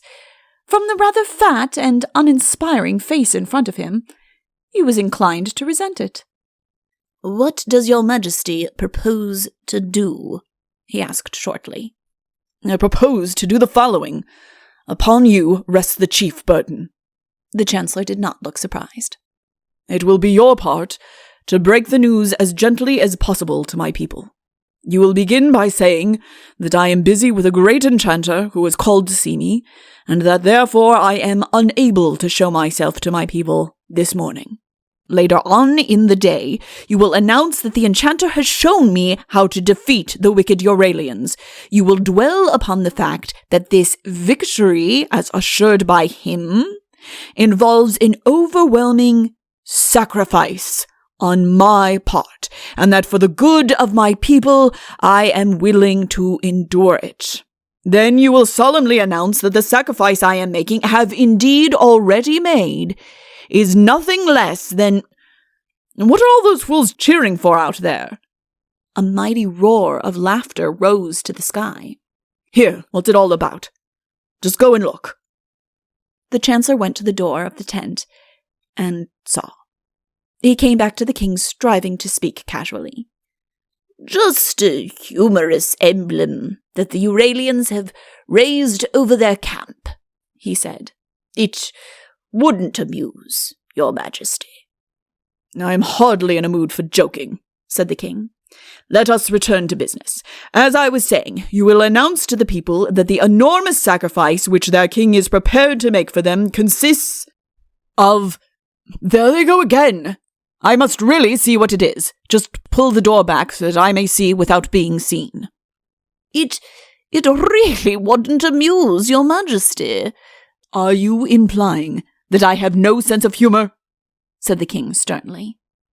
"Oh, no, sire, but there are certain jokes in the poorest of taste, that would naturally not appeal to so delicate a palate as your majesty's. This, strikes me as one of them." "Of that I am the best judge," said the king coldly. "Open the door at once." The Chancellor opened the door, and there before the king's eyes, flaunting themselves in the breeze beneath the royal standard of Euralia, waved his own beloved Whiskers. The king of Barodia was not a lovable man, and his daughters were decidedly plain. But there are moments when one cannot help admiring him. This was one of them. "You may shut the door," he said to the Chancellor. "The instructions which I gave to you just now," he went on in the same cold voice, "are cancelled. Let me think for a moment." He began to walk up and down his apartment. "You may think too," he added kindly. "If you have anything not entirely senseless to suggest, you may suggest it." He continued his pacings. Suddenly, he came to a dead stop.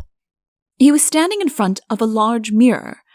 For the first time since he was 17, he had seen his face without whiskers.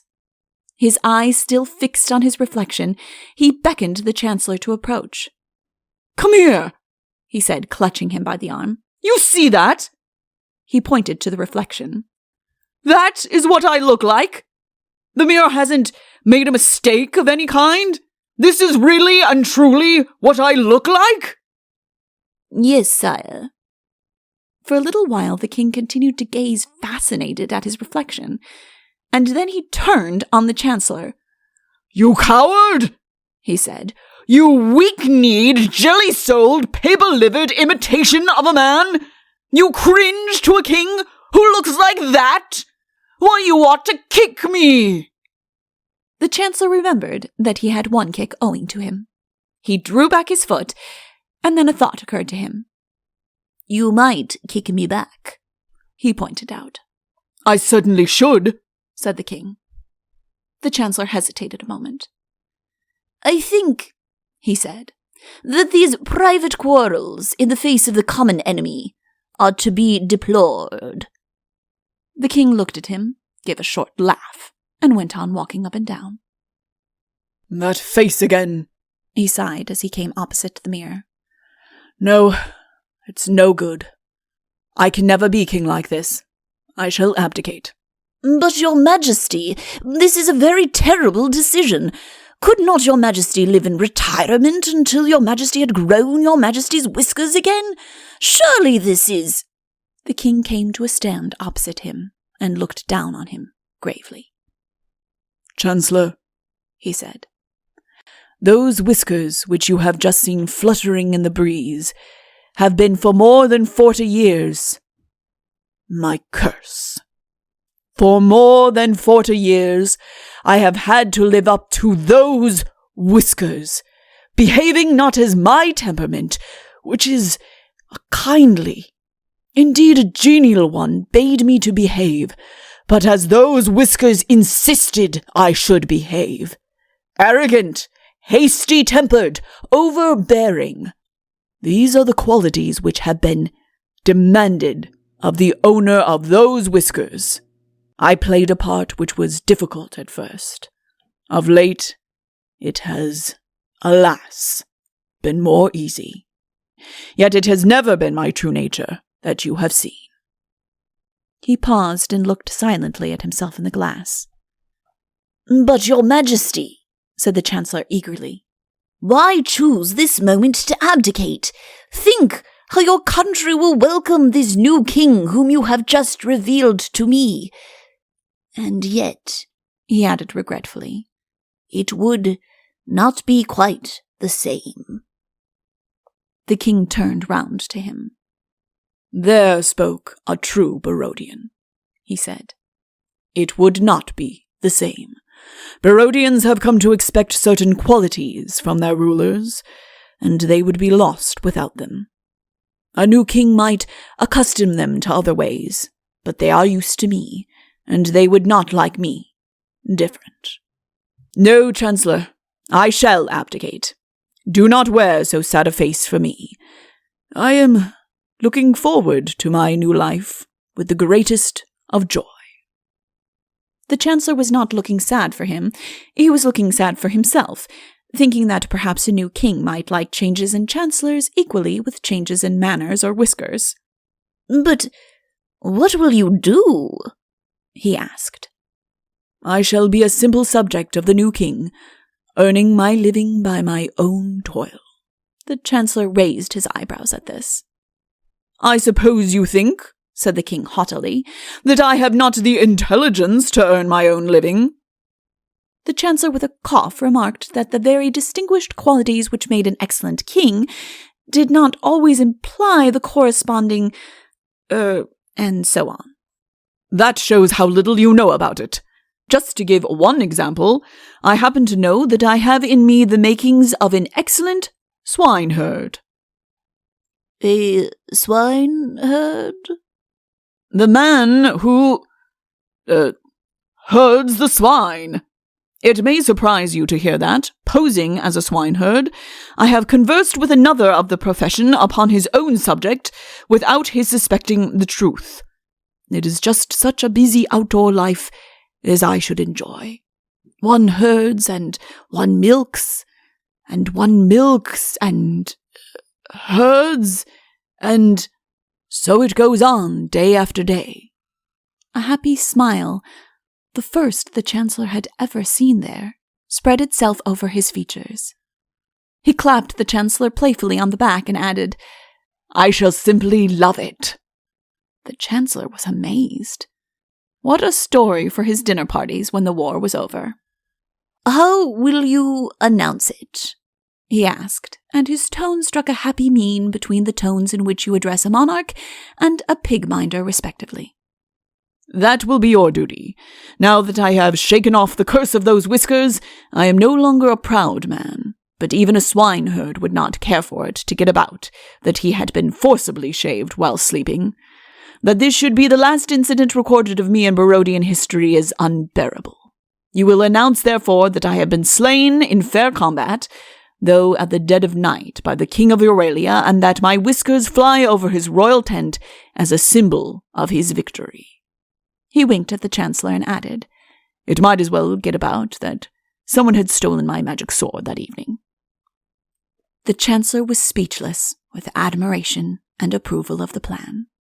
Like his brother of Euralia, he too was longing to get home again. The war had arisen over a personal insult to the king. If the king was no longer king, why should the war go on? "I think," said the future swineherd, "that I shall send a note over to the king of Euralia, telling him my decision. Tonight, when it is dark, I shall steal away and begin my new life. There seems to be no reason why the people should not go back to their homes tomorrow. By the way, that guard outside there knows that I wasn't killed last night. That's rather awkward." "I think," said the Chancellor, who was already picturing his return home and was not going to be done out of it by a common sentry, "I think I could persuade him that you were killed last night." "Oh, well then, that's all right." He drew a ring from his finger. "Perhaps this will help him to be persuaded. Now leave me while I write to the King of Euralia." It was a letter which Merriwig was decidedly glad to get. It announced bluntly that the war was over, and added that the King of Barodia proposed to abdicate. His son would rule in his stead, but he was a harmless fool and the King of Euralia need not bother about him. The king would be much obliged if he would let it get about that the Whiskers had been won in a fair fight. This would really be more to the credit of both of them. Personally, he was glad to be rid of the things, but one has one's dignity. He was now retiring into private life, and if it were rumored abroad that he had been killed by the King of Euralia, matters would be much more easy to arrange. Merriwig slept late after his long night abroad, and he found this note waiting for him when he awoke. He summoned the Chancellor at once. "What have you done about those, trophies?" he asked. "They are fluttering from your flagstaff, sire, at this moment." "Ah, and what do my people say?"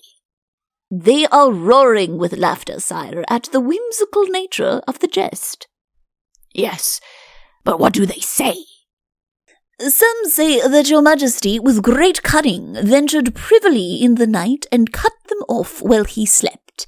Others, that with great bravery you defeated him in mortal combat and carried them away as the spoils of the victor." "Oh, and what did you say?" The Chancellor looked reproachful. "Naturally, your majesty, I have not spoken with them." "Ah, well, I have been thinking it over in the night, and I remember now that I did kill him. You understand?" "Your majesty's skill in swordplay will be much appreciated by the people." "Quite so," said the king hastily. "Well, that's all. I'm getting up now, and we're all going home tomorrow." The Chancellor went out, rubbing his hands with delight.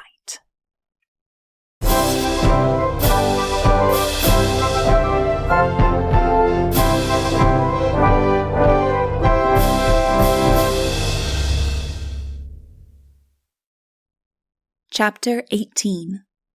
The Veteran of the Forest entertains two very young people. Do you remember the day when the Princess Hyacinth and Wiggs sat upon the castle walls and talked of Udo's coming? The princess thought he would be dark, and Wiggs thought he would be fair, and he was to have the purple room, or was it the blue? And anyhow, he was to put the Countess in her place and bring happiness to Euralia. That seemed a long time ago to Hyacinth now, as once more she sat on the castle walls with Wiggs. She was very lovely. She longed to get rid of that outside help in our affairs, which she had summoned so recklessly. They were 2 against 1 now. Belvane actively against her was bad enough, but Belvane in the background with Udo as her mouthpiece. Udo specially asked in to give the benefit of his counsel. This was 10 times worse. "What do you do, Wiggs?" she asked. "When you are very lonely and nobody loves you?" "Dance," said Wiggs promptly. "But if you don't want to dance?" Wiggs tried to remember those dark ages, about a week ago, when she couldn't dance. "I used to go into the forest," she said, "and sit under my own tree. And by, everybody loved you."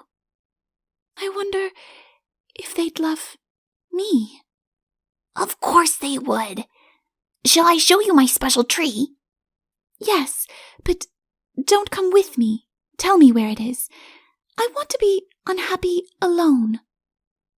So Wiggs told her how you followed her special path, which went in at the corner of the forest, until by and by the trees thinned on either side, and it widened into a glade.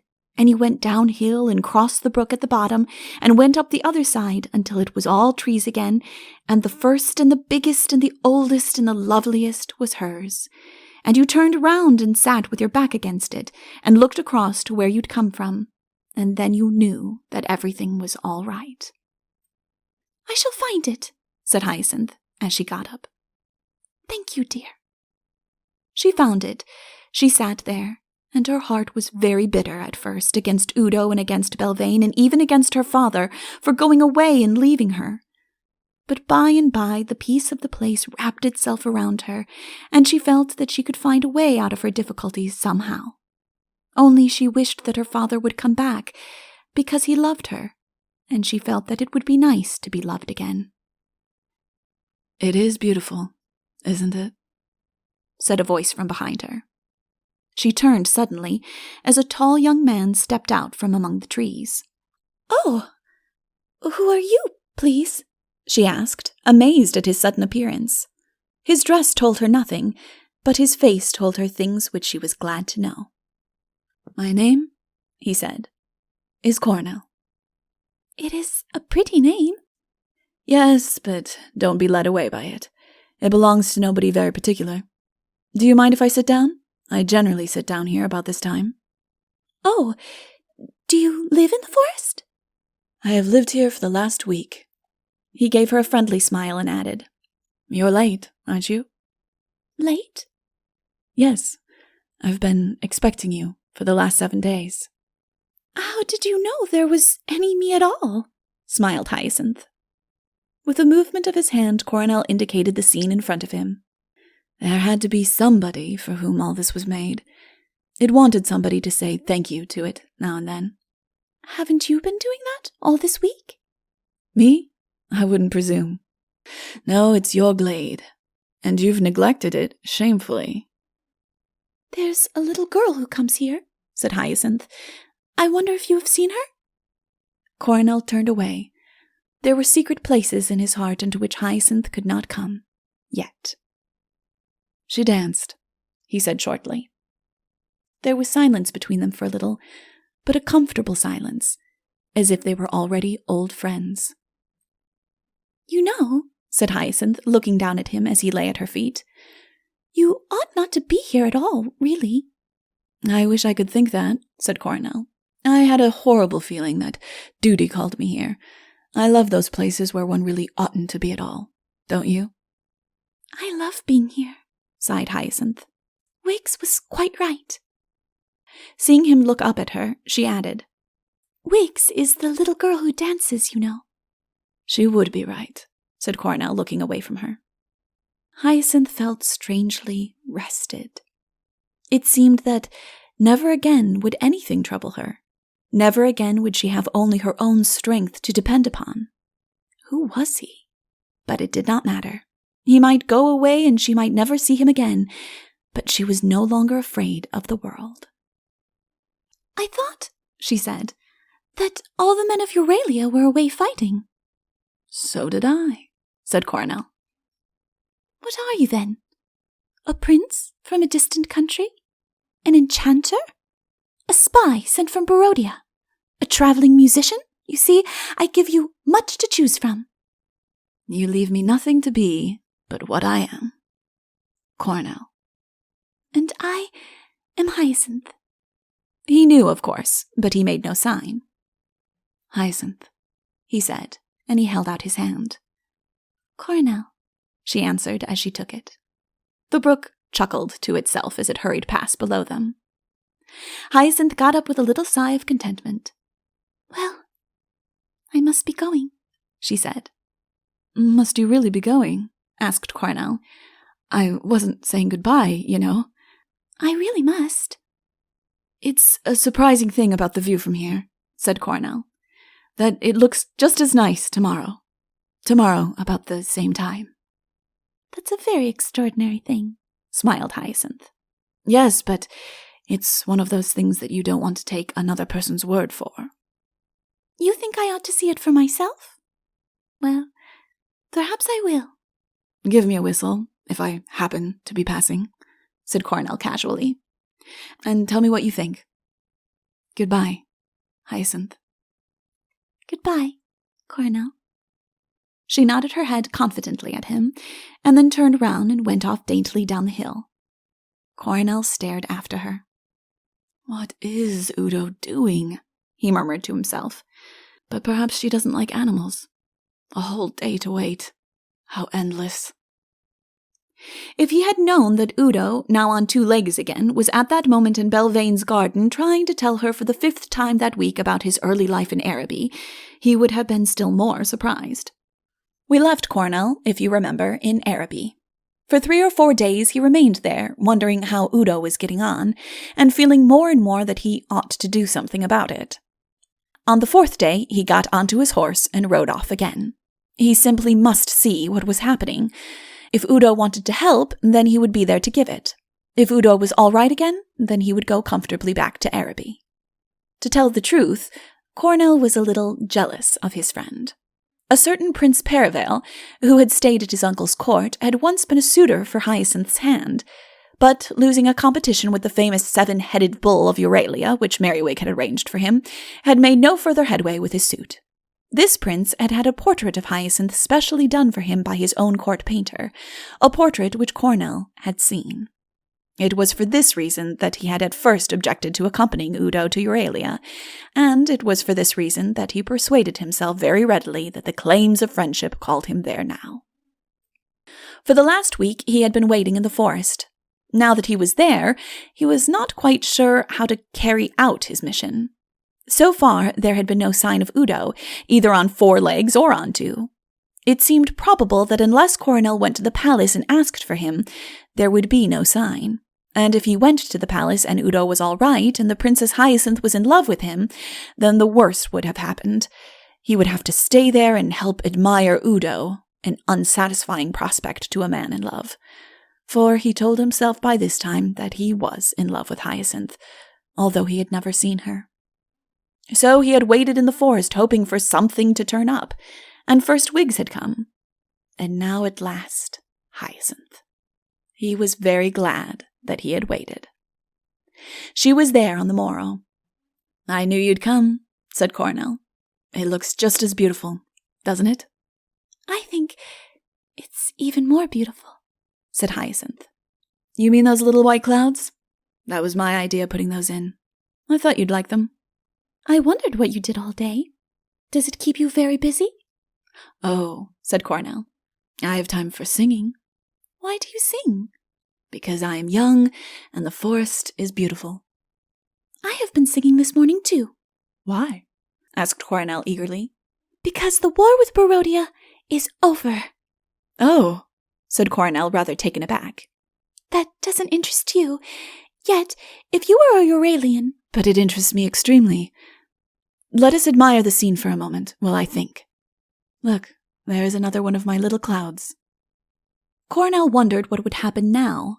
If the king were coming back, then Udo would be wanted no longer, save as a suitor for Hyacinth's hand. If then he returned, it would show that... But suppose he was still an animal. It was doubtful if he would go back to Araby as an animal. And then there was another possibility. Perhaps he had never come to Euralia at all. Here were a lot of questions to be answered, and here next to him was one who could answer them. But he must go carefully.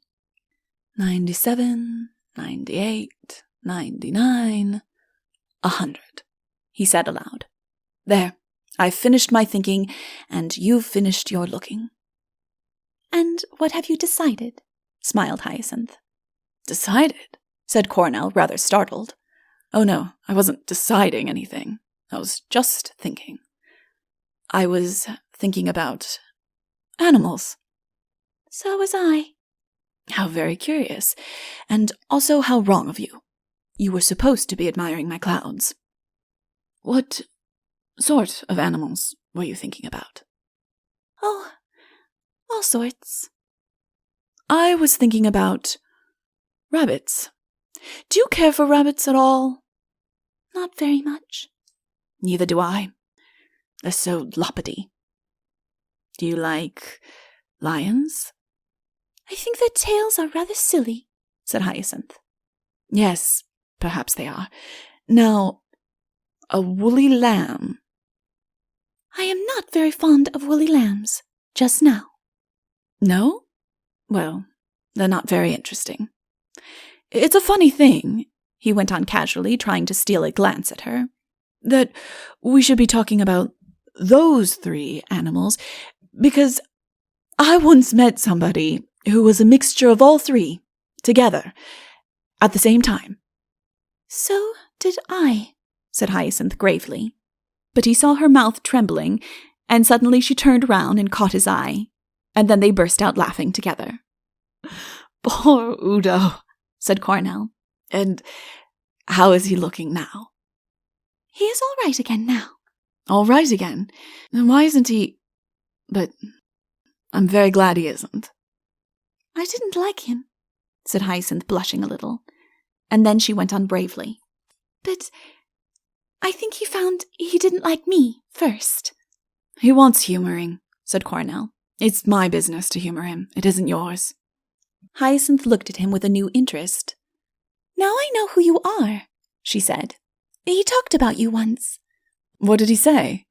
Asked Coronel, obviously dying to know. He said you were good at poetry. Coronel was a little disappointed. He would have preferred Hyacinth to have been told that he was good at dragons. However, they had met now, and it did not matter. Princess, he said suddenly, I expect you wonder what I'm doing here. I came to see if Prince Udo was in need of help, and also to see if you were in need of help. Prince Udo was my friend, but if he has not been a friend of yours, then he is no longer a friend of mine. Tell me what has been happening here, and then tell me if in any way I can help you. You called me Hyacinth yesterday, she said, and it is still my name. Hyacinth, said Coronel, taking her hand, tell me if you want me at all. Thank you, Coronel. You see, Coronel, it's like this. And sitting beneath Wiggs' Veteran of the Forest, with Coronel lying at her feet, she told him everything. It seems easy enough, he said when she had finished. You want Udo pushed out, and the Countess put in her place. I can do the one while you do the other. Yes, but how do I push Prince Udo out? That's what I'm going to do. Yes, but, Coronel, dear, if I could put the Countess in her place, shouldn't I have done it a long time ago? I don't think you quite know the sort of person she is, and I don't quite know what her place is either, which makes it rather hard to put her into it. You see, I don't think I told you that Father is rather fond of her. I thought you said Udo was. They both are. Then how simple. We simply kill Udo and, well, anyhow, there's one part of it done. Yes, but what about the other part? Coronel thought for a moment. Would it be simpler if we did it the other way round? He said. Killed the Countess and put Udo in his place. Father wouldn't like that at all, and he's coming back tomorrow.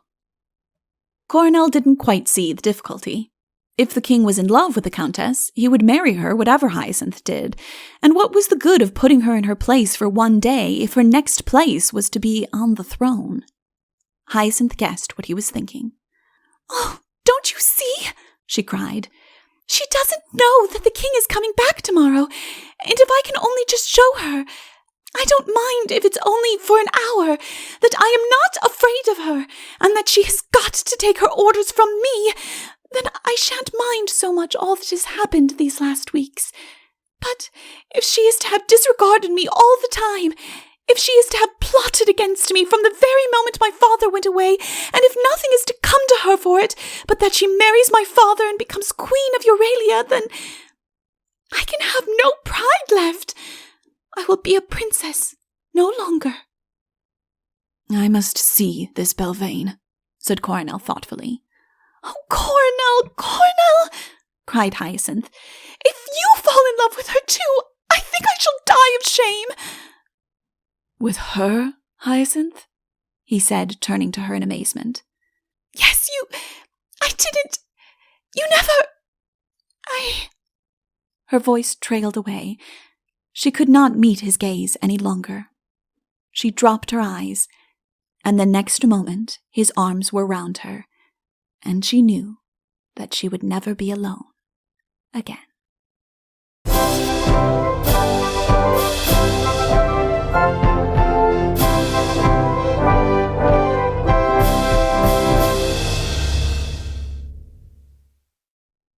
Chapter 19. Udo behaves like a gentleman. "And now," said Coronel, "we'd better decide what to do." "But I don't mind what we do now," said Hyacinth happily.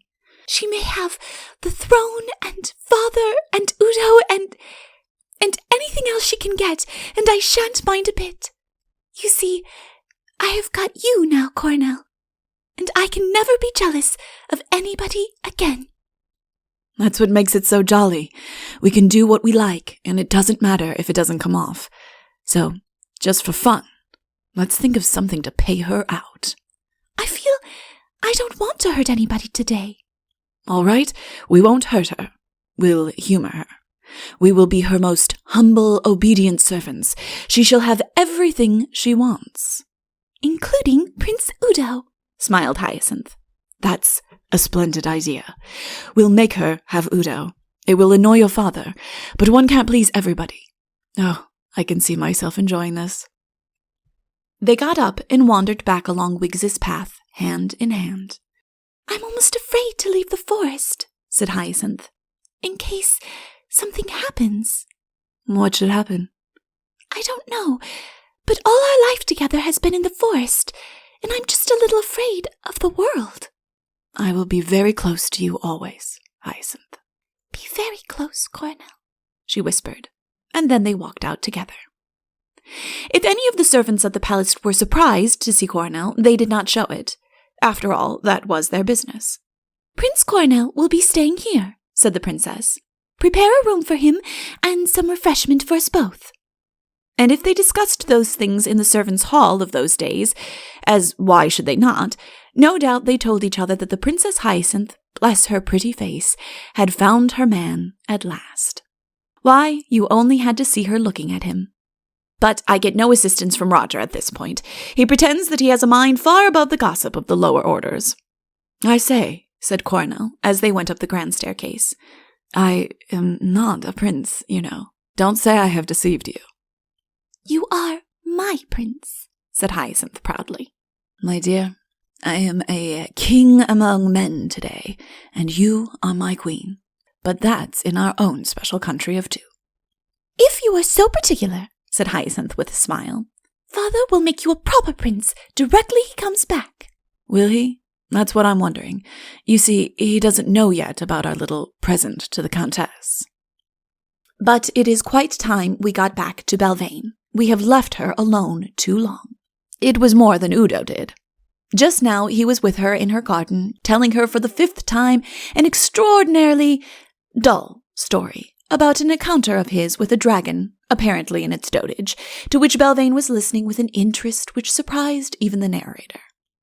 "And then," said Udo, "I jumped quickly to the right, and whirling my— No, wait a bit, that was later. I jumped quickly to my left. Yes, I remember it now. It was my left. I jumped quickly to my left, and whirling my—" He stopped suddenly at the expression on Belvane's face. She was looking over her shoulder at something behind him. "Why, whoever is this?" she said, getting to her feet. Before Udo had completely cleared his mind of his dragon, the princess and Coronel were upon them. "Ah, Countess, I thought we should find you together," said Hyacinth archly. "Let me present to you my friend, the Duke Coronel. Coronel, this is Countess Belvane, a very dear and faithful friend of mine.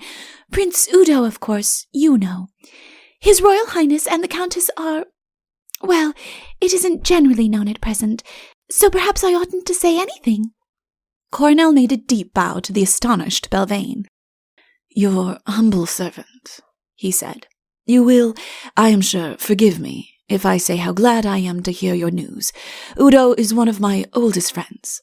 He turned and clapped that bewildered highness on the back. "Aren't you, Udo?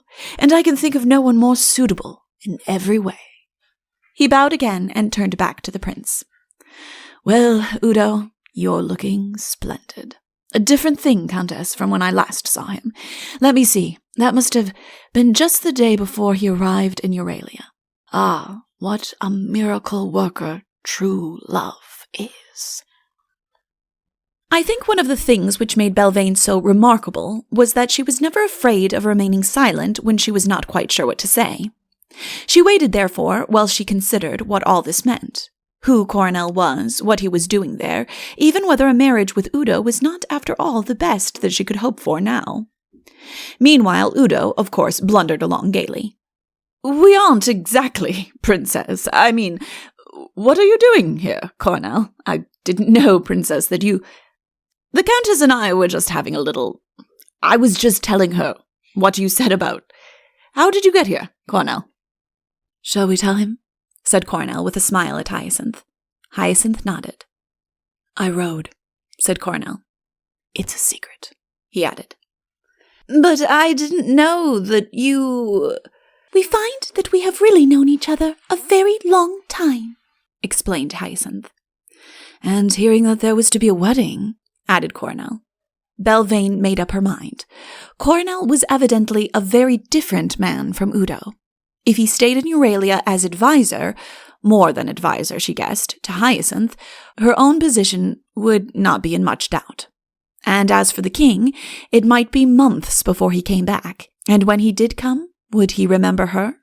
But to be Queen of Araby was no mean thing. "We didn't want to be known yet," she said shyly. "But you have guessed our secret, your royal highness."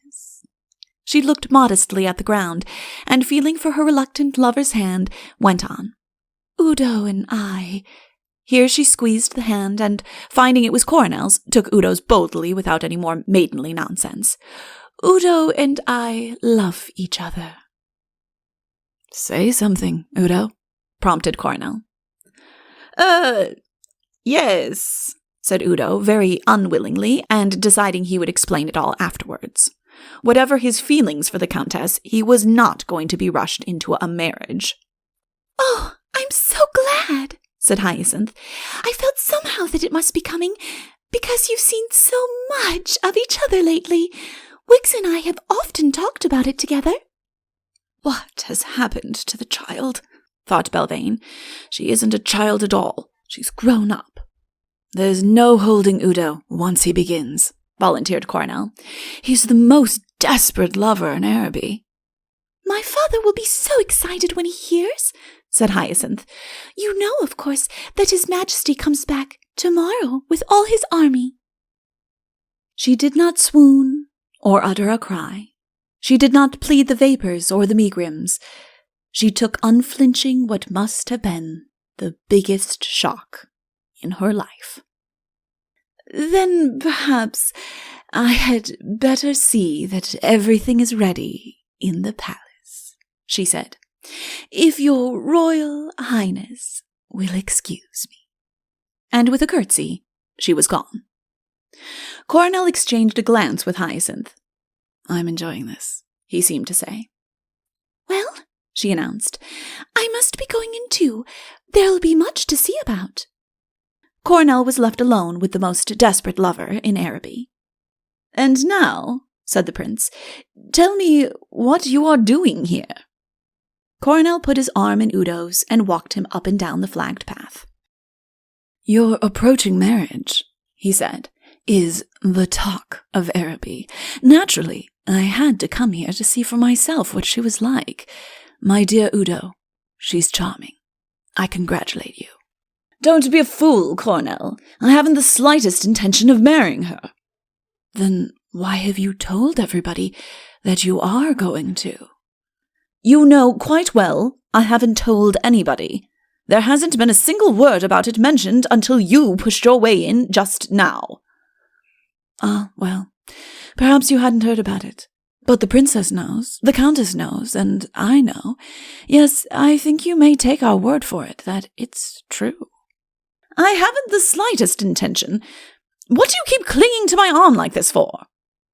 My dear Udo, I'm so delighted to see you again. Don't turn your back on old friendships just because you have found a nobler and a truer... Oh, very well. If you're going to drop all your former friends, go on then. But when I'm married, there will always be a place for...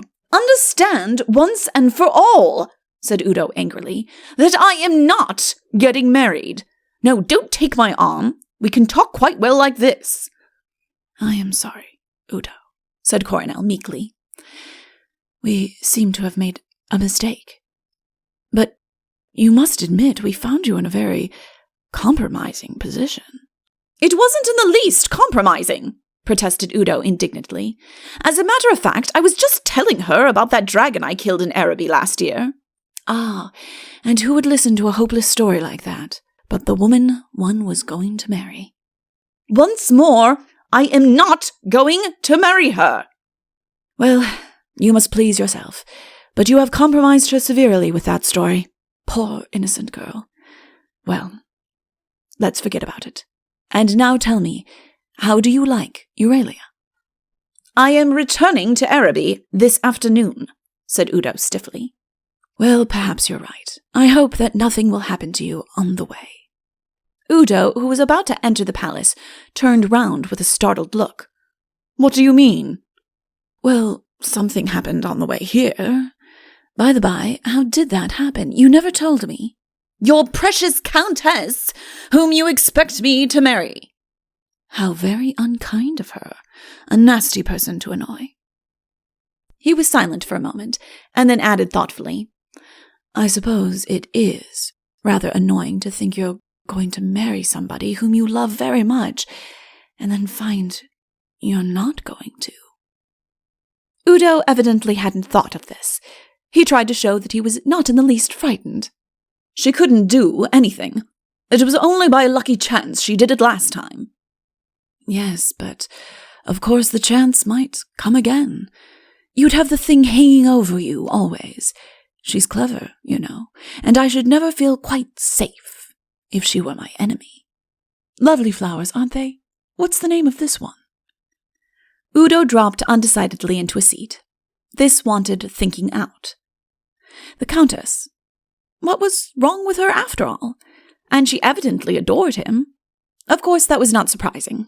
The question was it fair to disappoint one who had perhaps some little grounds for... After all, he had been no more gallant than was customary from a prince and a gentleman to a beautiful woman. It was her own fault if she had mistaken his intentions.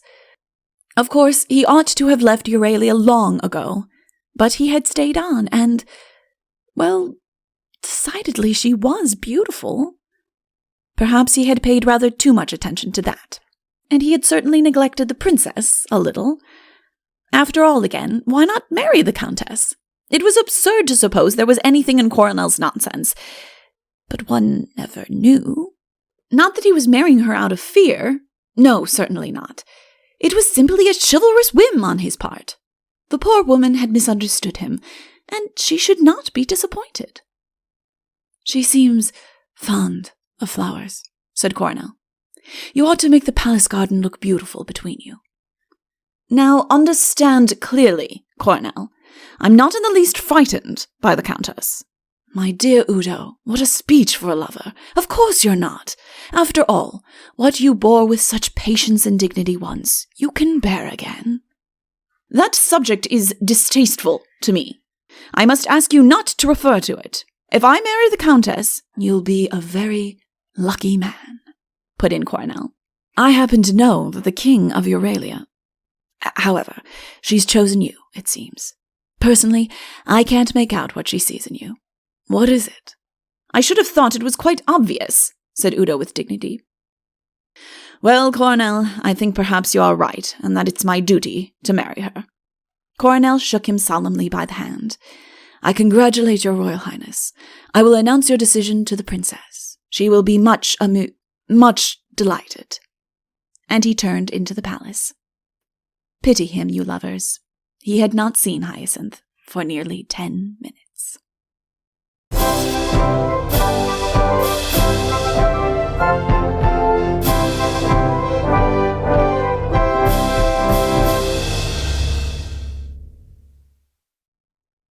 Chapter 20. Coronel knows a good story when he hears it. I quote, with slight alterations, from an epic by Charlotte Patacake, a contemporary poet of the country.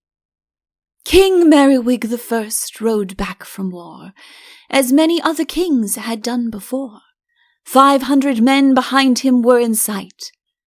Left, right, left, right, left, right, left, right, left, right. So far as is known, this was her only work, but she built up some reputation on it, and Belvane, who was a good judge, had a high opinion of her genius. To be exact, there were only 499 men. Henry Smallnose, a bowman of considerable promise, had been left behind in the enemy's country, the one casualty of war. While spying out the land in the early days of the invasion, he had been discovered by the chief armorer of Barodia at full length on the wet grass searching for tracks. The chief armorer, a kindly man, had invited him to his cottage, dried him, and given him a warming drink, and had told him that, if ever his spying took him that way again, he was not to stand on ceremony, but come in and pay him a visit. Henry, having caught a glimpse of the chief armorer's daughter, had accepted without any false pride, and had frequently dropped in to supper thereafter. Now that the war was over, he found that he could not tear himself away. With King Merriwig's permission, he was settling in Barodia, and with the chief armorer's permission, he was starting on his new life as a married man. As the towers of the castle came in sight, Merriwig drew a deep breath of happiness. Home again. The hardships of the war were over. The spoils of victory, wrapped up in tissue paper, were in his pocket. Days of honored leisure were waiting for him. He gazed at each remembered landmark of his own beloved country, his heart overflowing with thankfulness. Never again would he leave Euralia.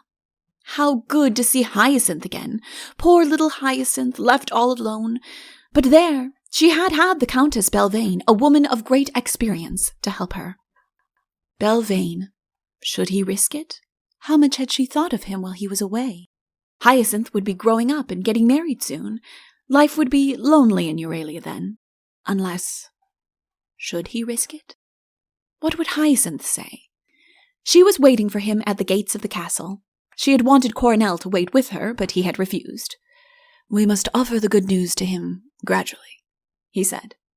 When a man has just come back from a successful campaign, he doesn't want to find a surprise like this waiting for him. Just think, we don't even know why the war is over. He must be longing to tell you that. Oh, he'll have 100 things to tell you first. But then when he says, "And what's been happening here while I've been away? Nothing much, I suppose." Then you can say. Then I shall say, nothing much, only Coronel, and such a clever. Oh, I have my ideas, said Coronel. Well, I'll be out of the way somewhere.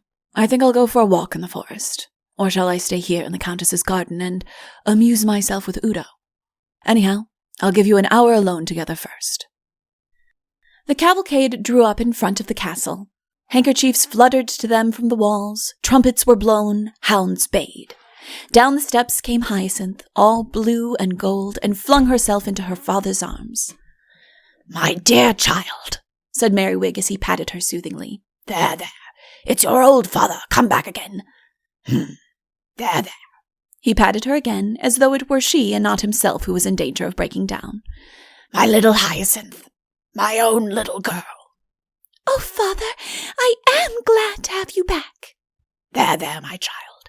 Now I must just say a few words to my men, and then we can tell each other all that has been happening. He took a step forward and addressed his troops. Men of Euralia. Cheers. We have returned from a long and arduous conflict. Cheers. To the embraces, loud cheers, of our mothers and wives and daughters. Prolonged cheering. As the case may be, hear, hear. In honor of our great victory, I decree that, from now onwards, tomorrow shall be observed as a holiday throughout Euralia. Terrific cheering. I bid you all now return to your homes, and I hope that you will find as warm a welcome there as I have found in mine. Here he turned and embraced his daughter again, and if his eye travelled over her shoulder in the direction of Belvane's garden, it is a small matter, and one for which the architect of the castle no doubt was principally to blame.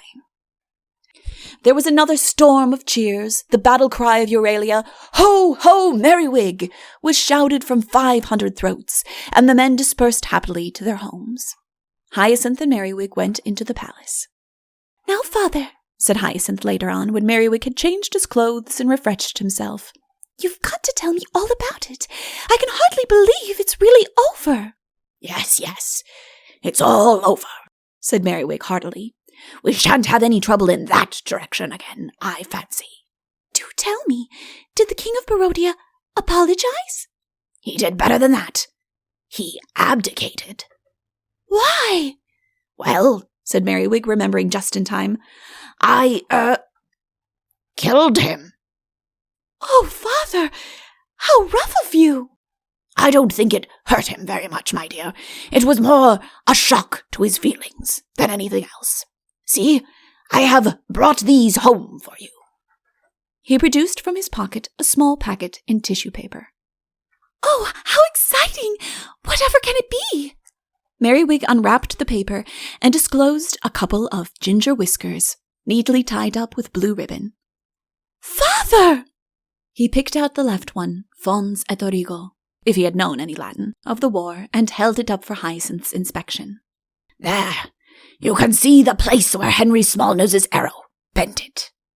By the way," he added, "Henry is marrying and settling down in Barodia. It is curious," he went on, "how after a war one's thoughts turn to matrimony." He glanced at his daughter to see how she would take this, but she was still engrossed with the whiskers. "What am I going to do with them, father? I can't plant them in the garden." "I thought we might run them up the flagstaff, as we did in Barodia." "Isn't that a little unkind now that the poor man's dead?" Merriwig looked round him to see that there were no eavesdroppers. "Can you keep a secret?" he asked mysteriously. "Of course," said Hyacinth, deciding at once that it would not matter if she only told Coronel. "Well then, listen." He told her of his secret journey to the King of Barodia's tent. He told her of the King of Barodia's letter. He told her more fully of his early duel with the king. He told her everything that he had said and done, and everything that everybody else had said and done to him, and his boyish pleasure in it all was so evident and so innocent that even a stranger would have had nothing more reproachful for him than a smile. To Hyacinth, he seemed the dearest of fathers and the most wonderful of kings. And by the moment came of which Coronel had spoken. "And now," said Merriwig, "tell me what you have all been doing with yourselves here. Nothing much, I suppose." He waited nervously, wondering if Hyacinth would realize that all was meant to include more particularly Belvane. Hyacinth drew a stool up to her father's chair and sat down very close to him. "Father," she said, stroking his hand where it rested on his knee, "I have got some news for you." "Nothing about the Count? Nothing serious, I hope," said Merriwig in alarm. "It's rather serious, but it's rather nice. Father dear, would you mind very much if I got married soon?" "My dear, you shall get married as soon as you like. Let me see, there were 6 or 7 princes who came about it only the other day. I sent them off on adventures of some kind, but dear me, yes, they ought to have been back by now. I suppose you haven't heard anything of them?" "No, father," said Hyacinth with a little smile. "Ah, well, no doubt they were unsuccessful. No matter, dear, we can easily find you plenty more suitors. Indeed, the subject has been very near my thoughts lately. We'll arrange a little competition and let them know in the neighboring countries. There'll be no lack of candidates. Let me see, there's that 7-headed bull. He's getting a little old now, but he was good enough for the last one. We might—" "I don't want a suitor," said Hyacinth softly. I have one. Merriwig leant forward with eagerness.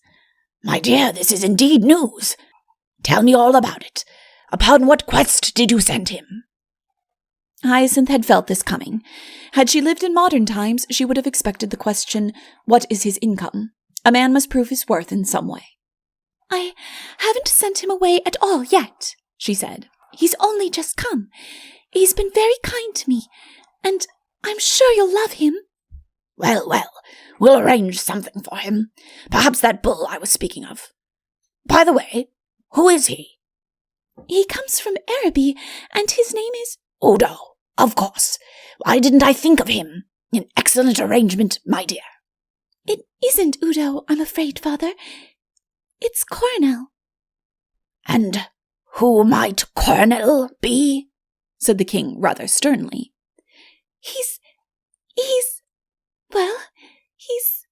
Here he is, Father. She ran up to him impulsively as he came in at the door. Oh, Coronel, you're just in time. Do tell Father who you are. Coronel bowed profoundly to the king. Before I explain myself, Your Majesty, he said, may I congratulate Your Majesty on your wonderful victory over the Barodians. From the little I have gathered outside, it is the most remarkable victory that has ever occurred. But of course I am longing to hear the full story from Your Majesty's own lips. Is it a fact that Your Majesty made his way at dead of night to the King of Barodia's own tent and challenged him to mortal combat, and slew him? There was an eagerness, very winning in his eyes as he asked it. He seemed to be envying the king such an adventure after his own heart. Merriwig was in an awkward position. He wondered for a moment whether to order his daughter out of the room. Leave us, my child, he would say. These are matters for men to discuss. But Hyacinth would know quite well why she had been sent out, and would certainly tell Coronel the truth of the matter afterwards. It really looked as if Coronel would have to be let into the secret too. He cleared his throat noisily by way of preparation. There are certain state reasons, he said with dignity, why that story has been allowed to get about. Pardon, Your Majesty, I have no wish to— But, as you know so much, you may as well know all. It happened like this. Once more he told the story of his midnight visit and of the king's letter to him. But, Your Majesty, cried Coronel, it is more wonderful than the other. Never was such genius of invention, such brilliance and daring of execution. So you like it, said Merriwig, trying to look modest. I love it. I knew he'd love it, put in Hyacinth. It's just the sort of story that Coronel would love. Tell him how you fought the king at the beginning of the war, and how you pretended to be a swineherd, and how— Could any father have resisted? In a little while, Hyacinth and Coronel were seated eagerly at his feet, and he was telling once more the great story of his adventures. Well, said the king at the end of it, when he had received their tribute of admiration. Those are just a few of the little adventures that happen in wartime. He turned to Coronel. And so you, I understand, wish to marry my daughter. Does that surprise, Your Majesty? Well, no, it doesn't. And she, I understand, wishes to marry you. Yes, please, Father. That, said Coronel simply, is much more surprising. Merriwig, however, was not so sure of that. He liked the look of Coronel. He liked his manner, and he saw at once that he knew a good story when he heard one. Of course, he said, you'll have to win her. Anything Your Majesty sets me to do. It's as well, he added with a disarming smile, that you cannot ask for the whiskers of the King of Barodia. There is only one man who could have got those. Truly an excellent young man. Well, we'll arrange something, said Merriwig, looking pleased. Perhaps your Prince Udo would care to be a competitor too. Hyacinth and Coronel interchanged a smile. Alas, Father, she said, His Royal Highness is not attracted by my poor charms. Wait till he has seen them, my dear, said Merriwig with a chuckle. He has seen them, Father. What? You invited him here? Tell me about this, Hyacinth. He came to stay with you and he never— His Royal Highness, put in Coronel, has given his affections to another. Aha! So that's the secret. Now I wonder if I can guess who she is. What do you say to the Princess Elvira of Dragon? I know his father has hopes in that direction. Hyacinth looked round at Coronel as if appealing for his support. He took a step towards her. No, it's not the Princess Elvira, said Hyacinth a little nervously. The king laughed good-humouredly. Ah, well, you must tell me, he said. Hyacinth put out her hand, and Coronel pressed it encouragingly. His Royal Highness Prince Udo, she said, is marrying the Countess Belvane.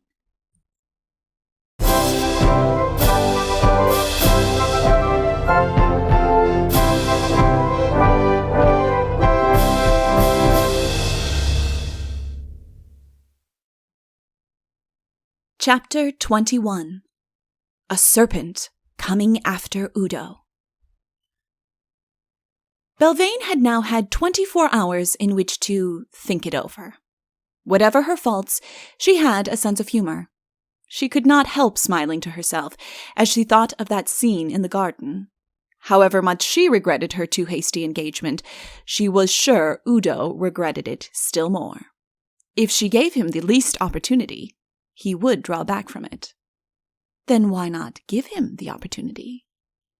My dear Prince Udo, I'm afraid I mistook the nature of my feelings, said, of course, with downcast head and a maidenly blush. Exit Udo with haste, enter King Merriwig. It would be so easy. Ah, but then Hyacinth would have won. Hyacinth had forced the engagement upon her. Even if it only lasted for 24 hours, so long as it was a forced engagement, Hyacinth would have had the better of her for that time. But if she welcomed the engagement, if she managed in some way to turn it to account, to make it appear as if she had wanted it all the time, then Hyacinth's victory would be no victory at all, but a defeat. Marry Udo, then, as if willingly? Yes, but that was too high a price to pay. She was by this time thoroughly weary of him, and besides, she had every intention of marrying the King of Euralia. To pretend to marry him until she brought the king in open conflict with him, and then having led the king to her feet to dismiss the rival who had served her turn, that was her only wise course. She did not come to this conclusion without much thought. She composed an ode to despair, an elegy to an unhappy woman, and a triolet to interfering dukes, before her mind was made up. She also considered very seriously what she would look like in a little cottage in the middle of the forest, dressed in a melancholy grey, and holding communion only with the birds and trees, a life of retirement, away from the vain world, a life into which no man came. It had its attractions, but she decided that grey did not suit her. She went down to her garden and sent for Prince Udo. At about the moment when the king was having the terrible news broken to him, Udo was protesting over the sundial that he loved Belvane and Belvane only, and that he was looking forward eagerly to the day when she would make him the happiest of men. So afraid was he of what might happen to him on the way back to Araby. "The Countess Belvane?" cried Merriwig. "Prince Udo? Marry the Countess Belvane? I never heard such a thing in my life."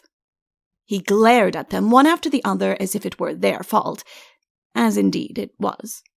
"Why didn't you tell me this before, Hyacinth?" It was only just announced, Father. "Who announced it?" Well, Udo did, said Coronel. "I never heard of anything so ridiculous in my life. I won't have it." "But, Father, don't you think she'd make a very good queen?" "She'd make it wonderful. That has nothing to do with it. What I feel so strongly about is this. For month after month I am fighting in a strange country, after extraordinary scenes of violence and peril. I come back to my own home to enjoy the, fruits of victory. No sooner do I get inside my door than I have all this thrust upon me." "All what, Father?" said Hyacinth innocently. "All this," said the king with a circular movement of his hand. It's too bad. Upon my word it is. I won't have it. Now mind, Hyacinth, I won't have it. But, Father, how can I help it? Merriwig paid no attention to her. I come home, he went on indignantly, fresh from the, spoils of victory to what I thought was my own peaceful, home. And what do I find? Somebody here wants to marry somebody there, and somebody else over there wants to marry somebody else over here. It's impossible to mention any person's name in even the most casual way without being told they are going to get married, or some nonsense of that sort. I'm very much upset about it. Oh, Father, said Hyacinth penitently, won't you see the Countess yourself and talk to her?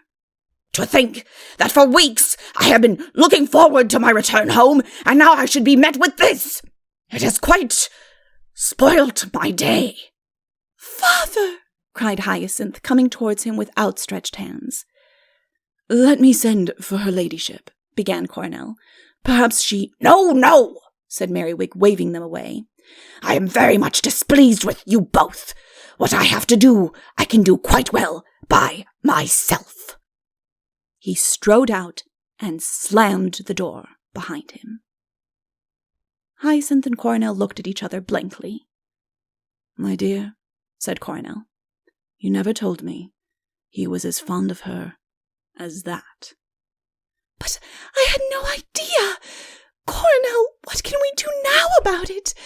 Oh, I want him to marry her now. He's quite right. She'll make a wonderful queen.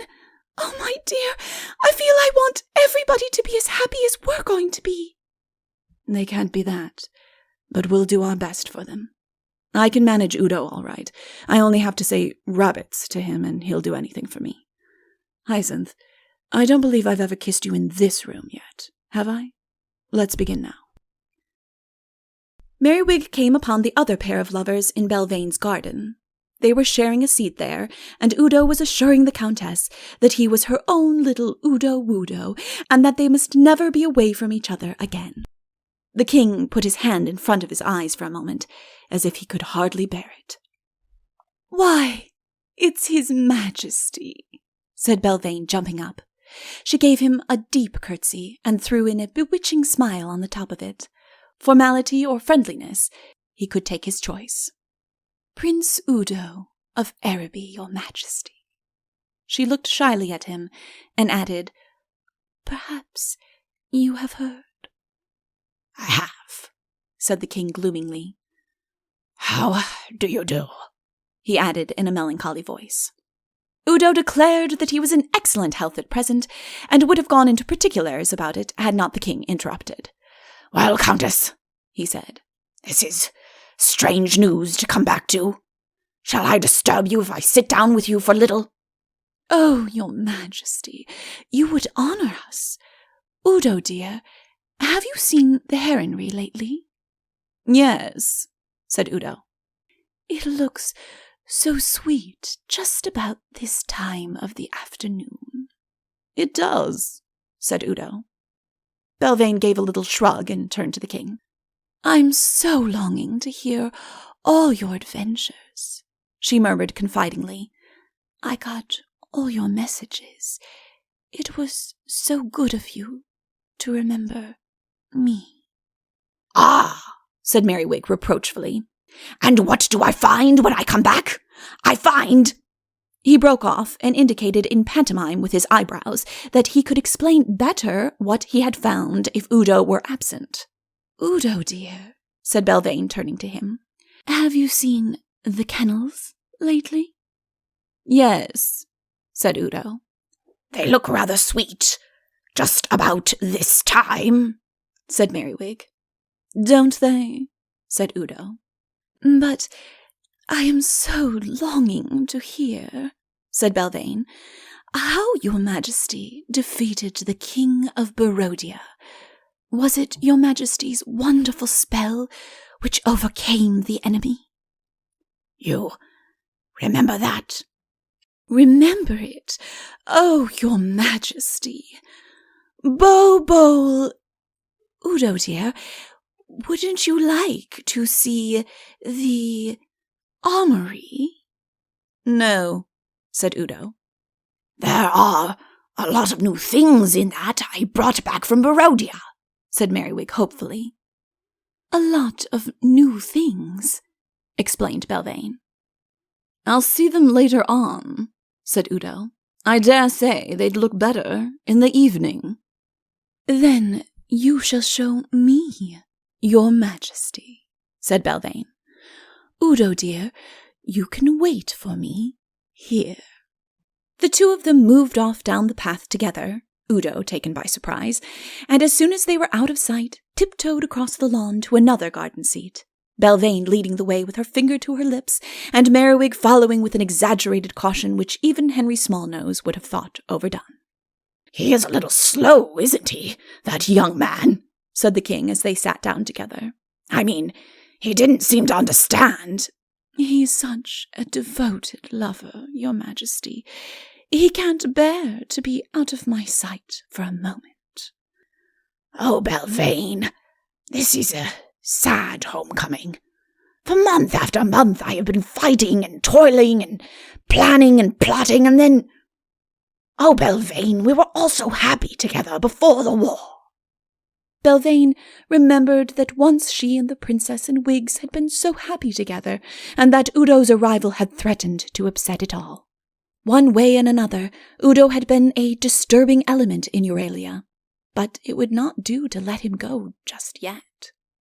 "Are we still happy together?" she asked innocently. "There's Her Royal Highness with her young duke, and I have my dear Udo, and your majesty has the Lord Chancellor, and all your majesty's faithful subjects." His majesty gave a deep sigh. "I am a very lonely man, Belvane. When Hyacinth leaves me, I shall have nobody left." Belvane decided to risk it. "Your majesty should marry again," she said gently. He looked unutterable things at her. He opened his mouth with the intention of doing his best to utter some of them, when— "Not before Udo," said Belvane softly. Merriwig got up indignantly and scowled at the prince, as the latter hurried over the lawn towards them. "Well, really," said Merriwig, "I never knew such a place. One simply can't... Ah, your Royal Highness, have you seen our armory? I should say," he corrected himself as he caught Belvane's reproachful look. "Have we seen our armory? We have. Her ladyship was much interested." "I have no doubt, your majesty," he turned to Belvane, "you will be interested in our armory at home, dear." She gave a quick glance at the king to see that he was looking, and then patted Udo's hand tenderly. "Home," she said lovingly. "How sweet it sounds." The king shivered as if in pain, and strode quickly from them. "Your majesty sent for me?" said Coronel. The king stopped his pacings and looked round as Coronel came into the library. "Ah, yes, he said quickly. "Now sit down there and make yourself comfortable. I want to talk to you about this marriage." "Which one, your majesty?" "Which one? Why, of course yours. That is to say, Belvane's.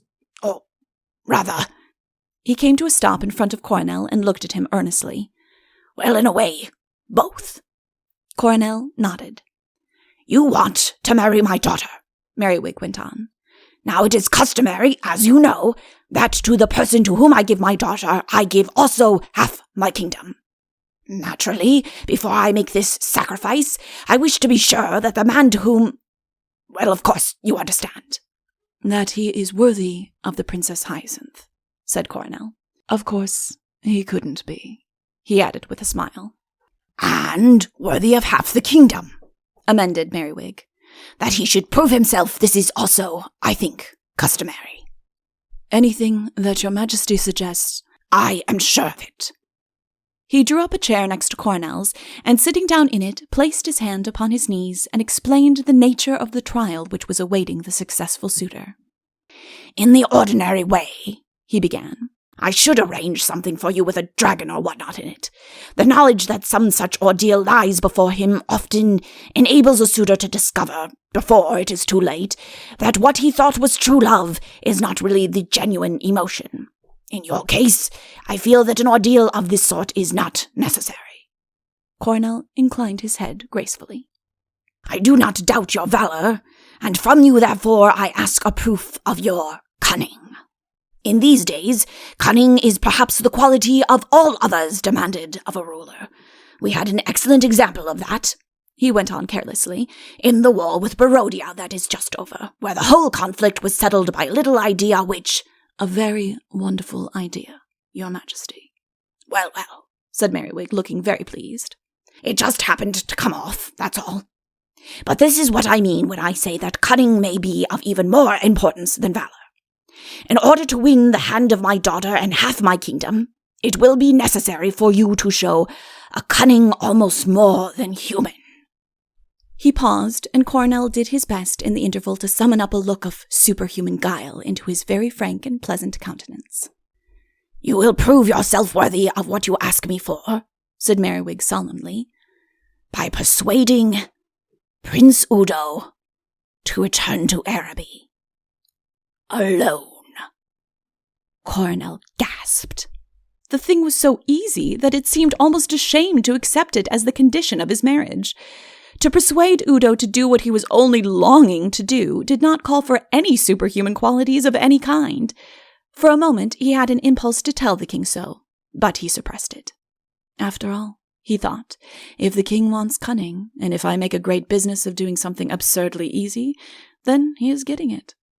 Merriwig, simple man, mistook his emotions. "I see," he said, "that you are appalled by the difficulty of the ordeal in front of you. You may well be so. You have known His Royal Highness longer than I have, but even in our short acquaintance I have discovered that he takes a hint with extraordinary slowness. To bring it home to him with the right mixture of tact and insistence that Araby needs his immediate presence alone may well tax the most serpentine of minds." "I can but try it," said the serpentine one simply. The king jumped up and shook him warmly by the hand. "You think you can do it?" he said excitedly. "If Prince Udo does not start back to Araby tomorrow—" "Alone," said Merriwig. "Alone. Then I shall have failed in my task." "My dear," said the king to his daughter as she kissed him good night that evening, "I believe you are going to marry a very wise young man." "Of course I am, father." "I only hope you'll be as happy with him as I was with your mother. Though how he's going to bring it off," he added to himself, "is more than I can think."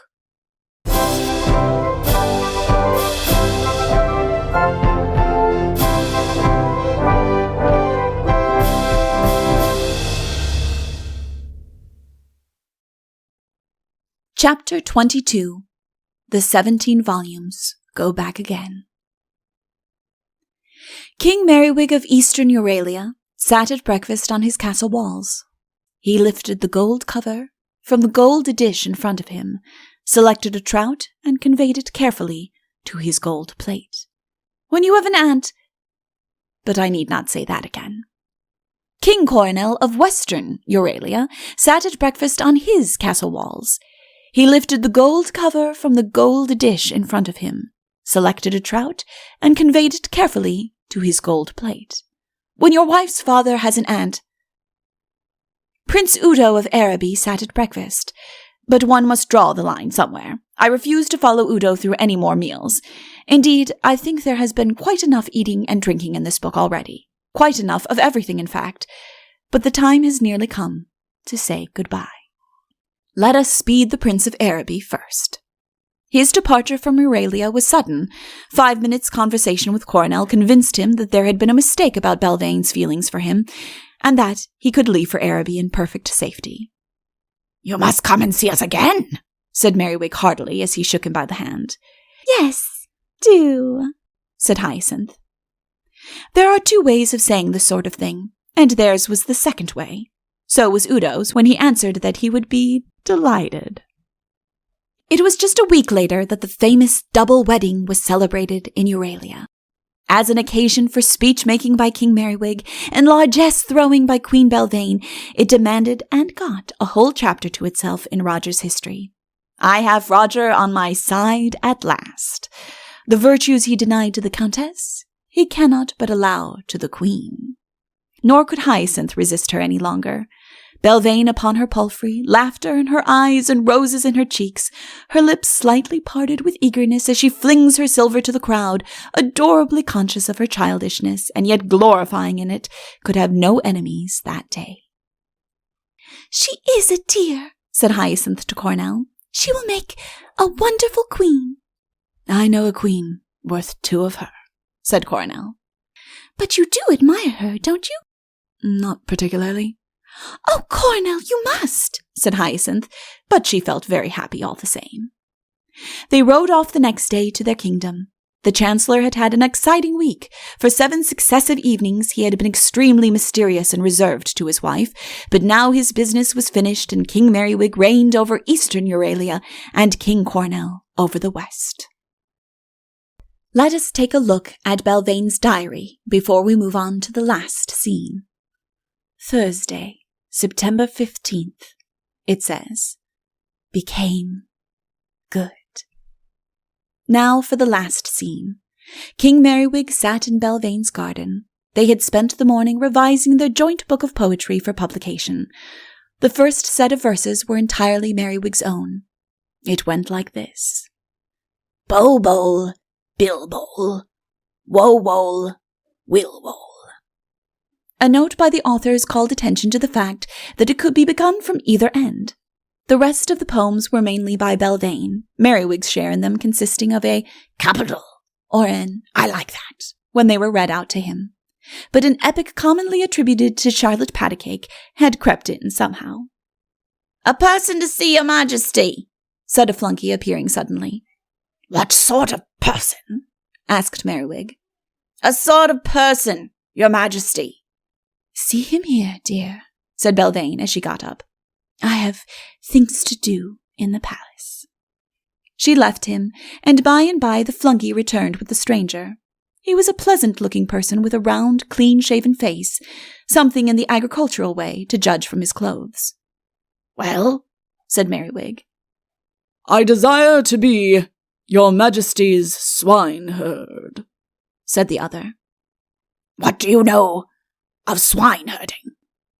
"I have a sort of natural aptitude for it, your majesty, although I have never actually been one." "My own case, exactly. Now then, let me see. How would you—" The stranger took out a large red handkerchief and wiped his forehead. "You propose to ask me a few questions, your majesty?" "Well, naturally, Let me beg of you not to. By all you hold sacred, let me implore you not to confuse me with questions." He drew himself up and thumped his chest with his fist. "I have a feeling for swineherding. It is enough." Merriwig began to like the man. It was just how he felt about the thing himself. "I once carried on a long technical conversation with a swineherd," he said reminiscently, "and we found we had much in common. It is an inspiring life." "It was in just that way," said the stranger, "that I discovered my own natural bent towards it."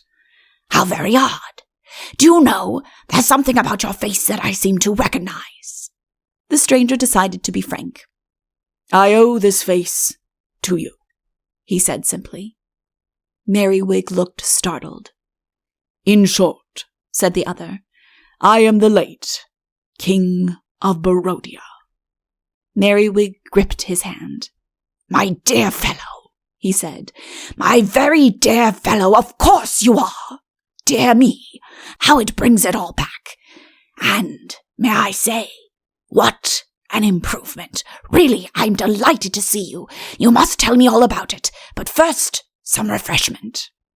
At the word refreshment, the late King of Barodia broke down altogether, and it was only Merriwig's hummings and hawings and thumpings on the back and later on the refreshment itself which kept him from bursting into tears. My dear friend, he said as he wiped his mouth for the last time, you have saved me. But what does it all mean? asked Merriwig in bewilderment. Listen, and I will tell you. He told himself of the great resolution to which he had come on that famous morning when he awoke to find himself whiskerless. Barodia had no more use for him now as a king, and he on his side was eager to carve out for himself a new life as a swineherd. I had a natural gift, he said plaintively, an instinctive feeling for it. I know I had. Whatever they said about it afterwards, and they said many hard things, I was certain that I had that feeling. I had proved it, you know. There couldn't be any mistake. Well? But they laughed at me. They asked me confusing questions, niggling little questions about the things swine ate, and things like that. The great principles of swineherding, what I may call the art of herding swine, the whole theory of shepherding pigs in a broad-minded way, all this they ignored. They laughed at me, and turned me out with jeers and blows to starve. Merriwig patted him sympathetically, and pressed some more food on him. I ranged over the whole of Barodia. Nobody would take me in. It is a terrible thing, my dear Merriwig, to begin to lose faith in yourself. I had to tell myself at last that perhaps there was something about Barodian swine which made them different from those of any other country. As a last hope, I came to Euralia. If here too I was spurned, then I should know that— Just a moment, said Merriwig, breaking in eagerly. Who was this swineherd that you talked to? I talked to so many, said the other sadly. They all scoffed at me.